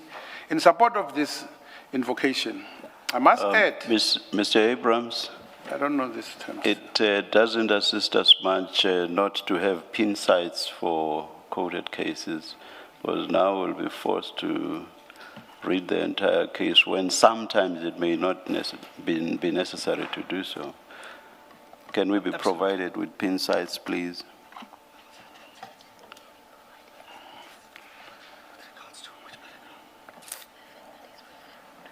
Yes. Sorry. The relevance of... No. I'm not asking for, just give us the pin site or paragraph numbers. Let me put it that way. At a later stage, not now. Absolutely. Please. We're happy to do so. Please, thank you. I was somewhat perplexed there for a few seconds. Now you know what a pin site. Now you know what a pin site is. Yeah, we're at Edom. Thank you. Thank you. 217. I must add that discussing issues of Izinkabi has always been there. It will always be there as long as the threat persists. There is no question that Izinkabi were heavily deployed by the late Msibi within the taxi industry. The concern around all of our safety has always existed. To the extent that such discussions would have been discussed as a common threat against any people under a set of circumstances, we surely would have discussed this. I, however, have no record of such discussions and will await further information on the issue to properly engage the matter meaningfully. 218. I note and strongly highlight the bitter irony. I was myself the victim of assassination attempts, once in 2006 and once in 2022, involving precisely the kind of contact violence that the term denotes in its criminal sense. Any suggestions that I was involved in commissioning such violence must be assessed in the light of the undisputable fact that I was twice on the receiving end of it and have cooperated with the state as a witness in the prosecution of those responsible. 219, I make the following statement as a matter of unconditional and categorical record. 219, I deny unequivocally and categorically that I have at any time discussed with Mr. Sindani or with any other person the commission, employment, assessment, or support of any individual for the purpose of carrying out murders or other unlawful acts of violence against any person. This denial has been made by me personally after consultation with my legal representatives with a full understanding of the consequences of making this practice statement under oath. 219.2, I respectfully request that the Commission not draw any adverse inference from my invocation of constitutional rights in respect of this paragraph. The invocation of a constitutional right is not evidence of guilt. It is the exercise of a right that the Constitution of the Republic of South Africa guarantees to every person. 219.3, in a spirit of cooperation and without prejudice to my constitutional invocations and without waiving any right, I provide the following factual context, which is a non-incriminating. I first came to know Mr. Opasindani. Sorry, that's the one Mr. that, Tsebe. yes, yeah. Can we skip it then? Where should we start? In the period following? In the period. Yeah. In the period following Mr. Msibi's passing in 2024, there was a significant arrest within the taxi industry. Taxi violence escalated sharply and suddenly. Approximately 6 taxi drivers were killed in a relatively short period. Taxi strikes disrupted services and created substantial fear and instability. This was a period of genuine crisis in the industry and well documented as such, one that demanded leadership responses from those like myself who have spent their careers working for peace and stability within it. 22-1. In the context of widespread fear and instability. Perhaps, if we could, with your leave, Honourable Chairperson, if one looks at paragraph 2021 and paragraph 2020, the preceding paragraph, we made amendments to those. These are repetitions of earlier paragraphs in respect of which we had made amendments. Hence, my learned friend had directed the first sentence of the previous paragraph not be read. And in respect of paragraph 2221, the name Mr. Sindani that occurs on 2 occasions, on the 2nd line and on the 5th line, needs to be substituted with the name Tsebe. We did that this morning. Oh, we did that, Or yes. did you not change it Yes, on I yours? did. You changed it on yours as well, Yes. Mr. Sibanyoni? Yes. Yes. We Yeah, did just it in making sure, the, because- right at the beginning. Yeah. Thank you. Please continue, Mr. Sibanyoni. 221. In the context of the widespread fear and instability and the threat of Izinkabi, I contacted Mr. Tsebe. The purpose of my contact... In the morning, you even gave us the first name. You said Mr. Yeah, Abner Abner Tsebe, yes, Tsebe. yeah. The purpose of my contact was one of peacekeeping, specifically to discuss what steps could be taken to contain the violence, to restore stability within the taxi industry, and to protect taxi workers and drivers who feared for their jobs and their safety. Mr. Tsebe was a figure whose engagement I believed could assist in constraining the killings and the broader disturbance. This was a conflict resolution and peacekeeping call, an exercise of exactly the kind of community responsibility and industry leadership that I have discharged throughout my career. 222. I must address the Commission's use of the term Izinkabi with great care and necessary specificity. The term Izinkabi does not carry a single fixed meaning in all contexts. In its criminal connotation, the connotation in which the Commission plainly uses it in paragraph 2.17, it refers to contract killers or hitmen. 223. However, within the South African tax industry, which has its own culture, internal lexicon, and established terminology, the word Izinkabi is also used to refer to guards deployed at taxi rank. These are individuals who maintain order and security at taxi rank facilities, protecting drivers, commuters, and rank infrastructure. They are commonly referred to within the taxi industry as Izinkabi. This dual usage is well understood by those familiar with the taxi industry. 224. I've addressed this dual usage at the Shongwe Commission structural findings of Izinkabi in Part A.5.6. Above, the Commission documented that 100% of those killed in tax-related violence were shot with high-caliber rifles as well as small firearms, some of the kind issued to state agencies, and that Izinkabi are typically recruited from other provinces, predominantly KwaZulu-Natal, and paid from the pocket money system. That structural context is essential to any fair assessment of the Commission's question at notice paragraph 2.17. 225. The discussion that formed the background to my contact with Mr. Abnatseb in 2024 were about a broader security environment within the taxi industry following Mr. Msibi's death, including the question of rank guarding and security, the deployment of peacekeepers to contain the violence, the running of taxi patrols, and the protection of rank workers who feared losing their livelihood. These were legitimate, industry-specific discussions about maintaining order and protecting jobs. They were not, and I state this categorically, discussions about the employment, assessment, or support of contract killers or hitmen. 226. I repeat and confirm in the most emphatic and ambiguous terms my categorical denial at paragraph 112.1 above. I've never at any time discussed with Mr. Sindani or with any other person the Commission employment, assessment, or support of any individual for the purpose of carrying out any murder, attempt murder, act of violence, and any other unlawful act against any person. I think you said ambiguous in the first line is unambiguous. Oh, okay. Don't go back, please continue. Thank you, Commissioner. I draw the Commission's attention to the significance of my role as first state witness against Mr. Vusimuzi Ketmatala in the Johannesburg High Court. I meant to testify under oath against the men who allegedly ordered the attempt to kill me. The suggestion that a person who survived assassination attempts and who is yet to testify as a state witness against the perpetrators was simultaneously engaging in discussions about the hiring of hitmen is not merely incorrect, it is inherently and logically implausible. It contradicts the fundamental narrative of the Commission's own evidence, which cast me as a target of organized crime violence, not as its architect. As documented in my position, notice paragraph 3.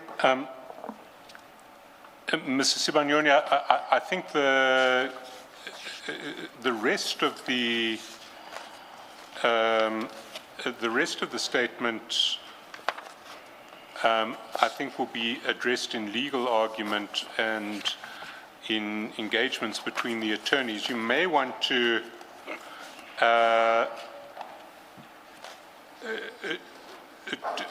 pick up your closing remarks at page 237.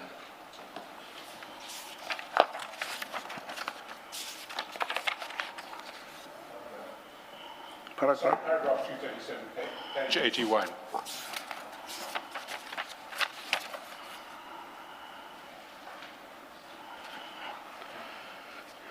Should I start at 236.7?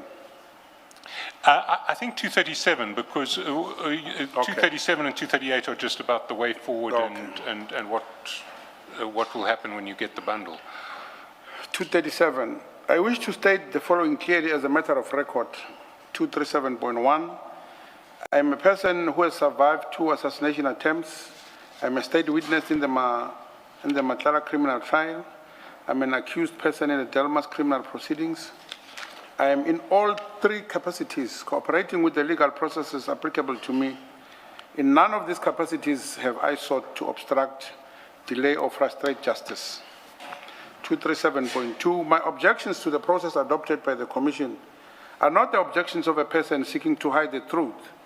They are the objections of a person who understands his constitutional rights and is determined to exercise them in full, as every South African citizen is entitled and indeed expected to do. 237.3, the principle that a person should not be required to make a statement without first being told what the case against them is not a technical legal point. It is a principle at the foundation of our constitutional democracy. This Commission, as an organ of state, is bound by the Constitution to respect it. I respectfully but firmly call upon it to do so. I am aware of the provisions of number 238. I am aware of the provisions of the Commissions Act 8 of 1947 and of the regulations applicable to this Commission, including the consequences of giving false evidence under oath. I've made this statement conscious of those obligations and of the sacred nature of the oath I am about to take. 239. Before I conclude this statement, I wish to address the Commission directly in my own voice as a man. I've spent more than 42 years building a legitimate life. I was born in Kwaggafontein. I built business, I raised families, I employed people, I mediated violence between industry factions where others fled. When the taxi industry was being destroyed by the killing, I wrote to the Minister of Police. When those killers shot me, I survived. When the National Prosecution Authority charged the man who tried to kill me, I stand ready to testify against him. And now I sit before a commission of inquiry, being asked whether I discuss the hiring of hitmen. I understand why this commission must ask difficult questions of everyone in its scope.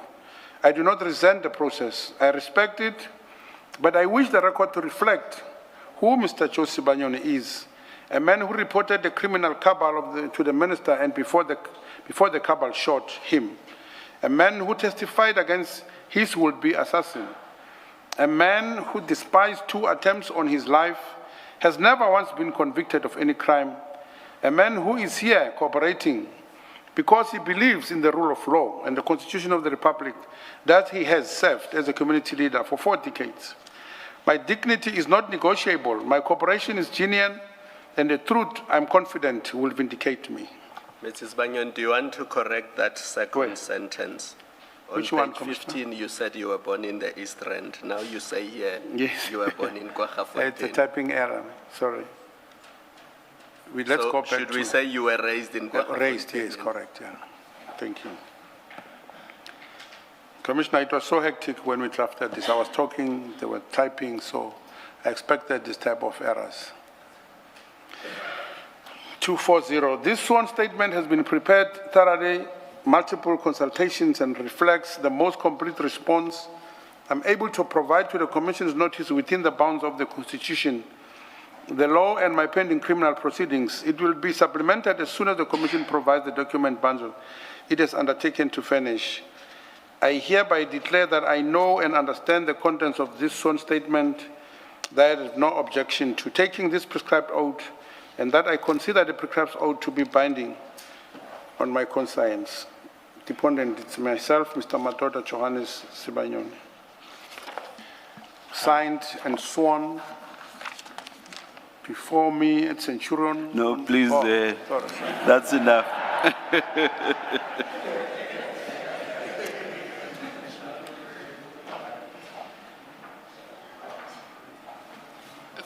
Thank you very much, Mr. Sibanyoni. You're welcome. Chair, we've reached the end of Mr. Sibanyoni's statement. As agreed and ruled earlier, we'd ask that his appearance be postponed to 21 September. Thank you. Mr.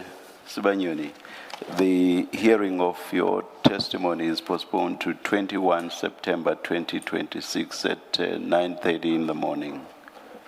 Thank you. Let's adjourn and resume at 9:30 on Monday. Let's adjourn.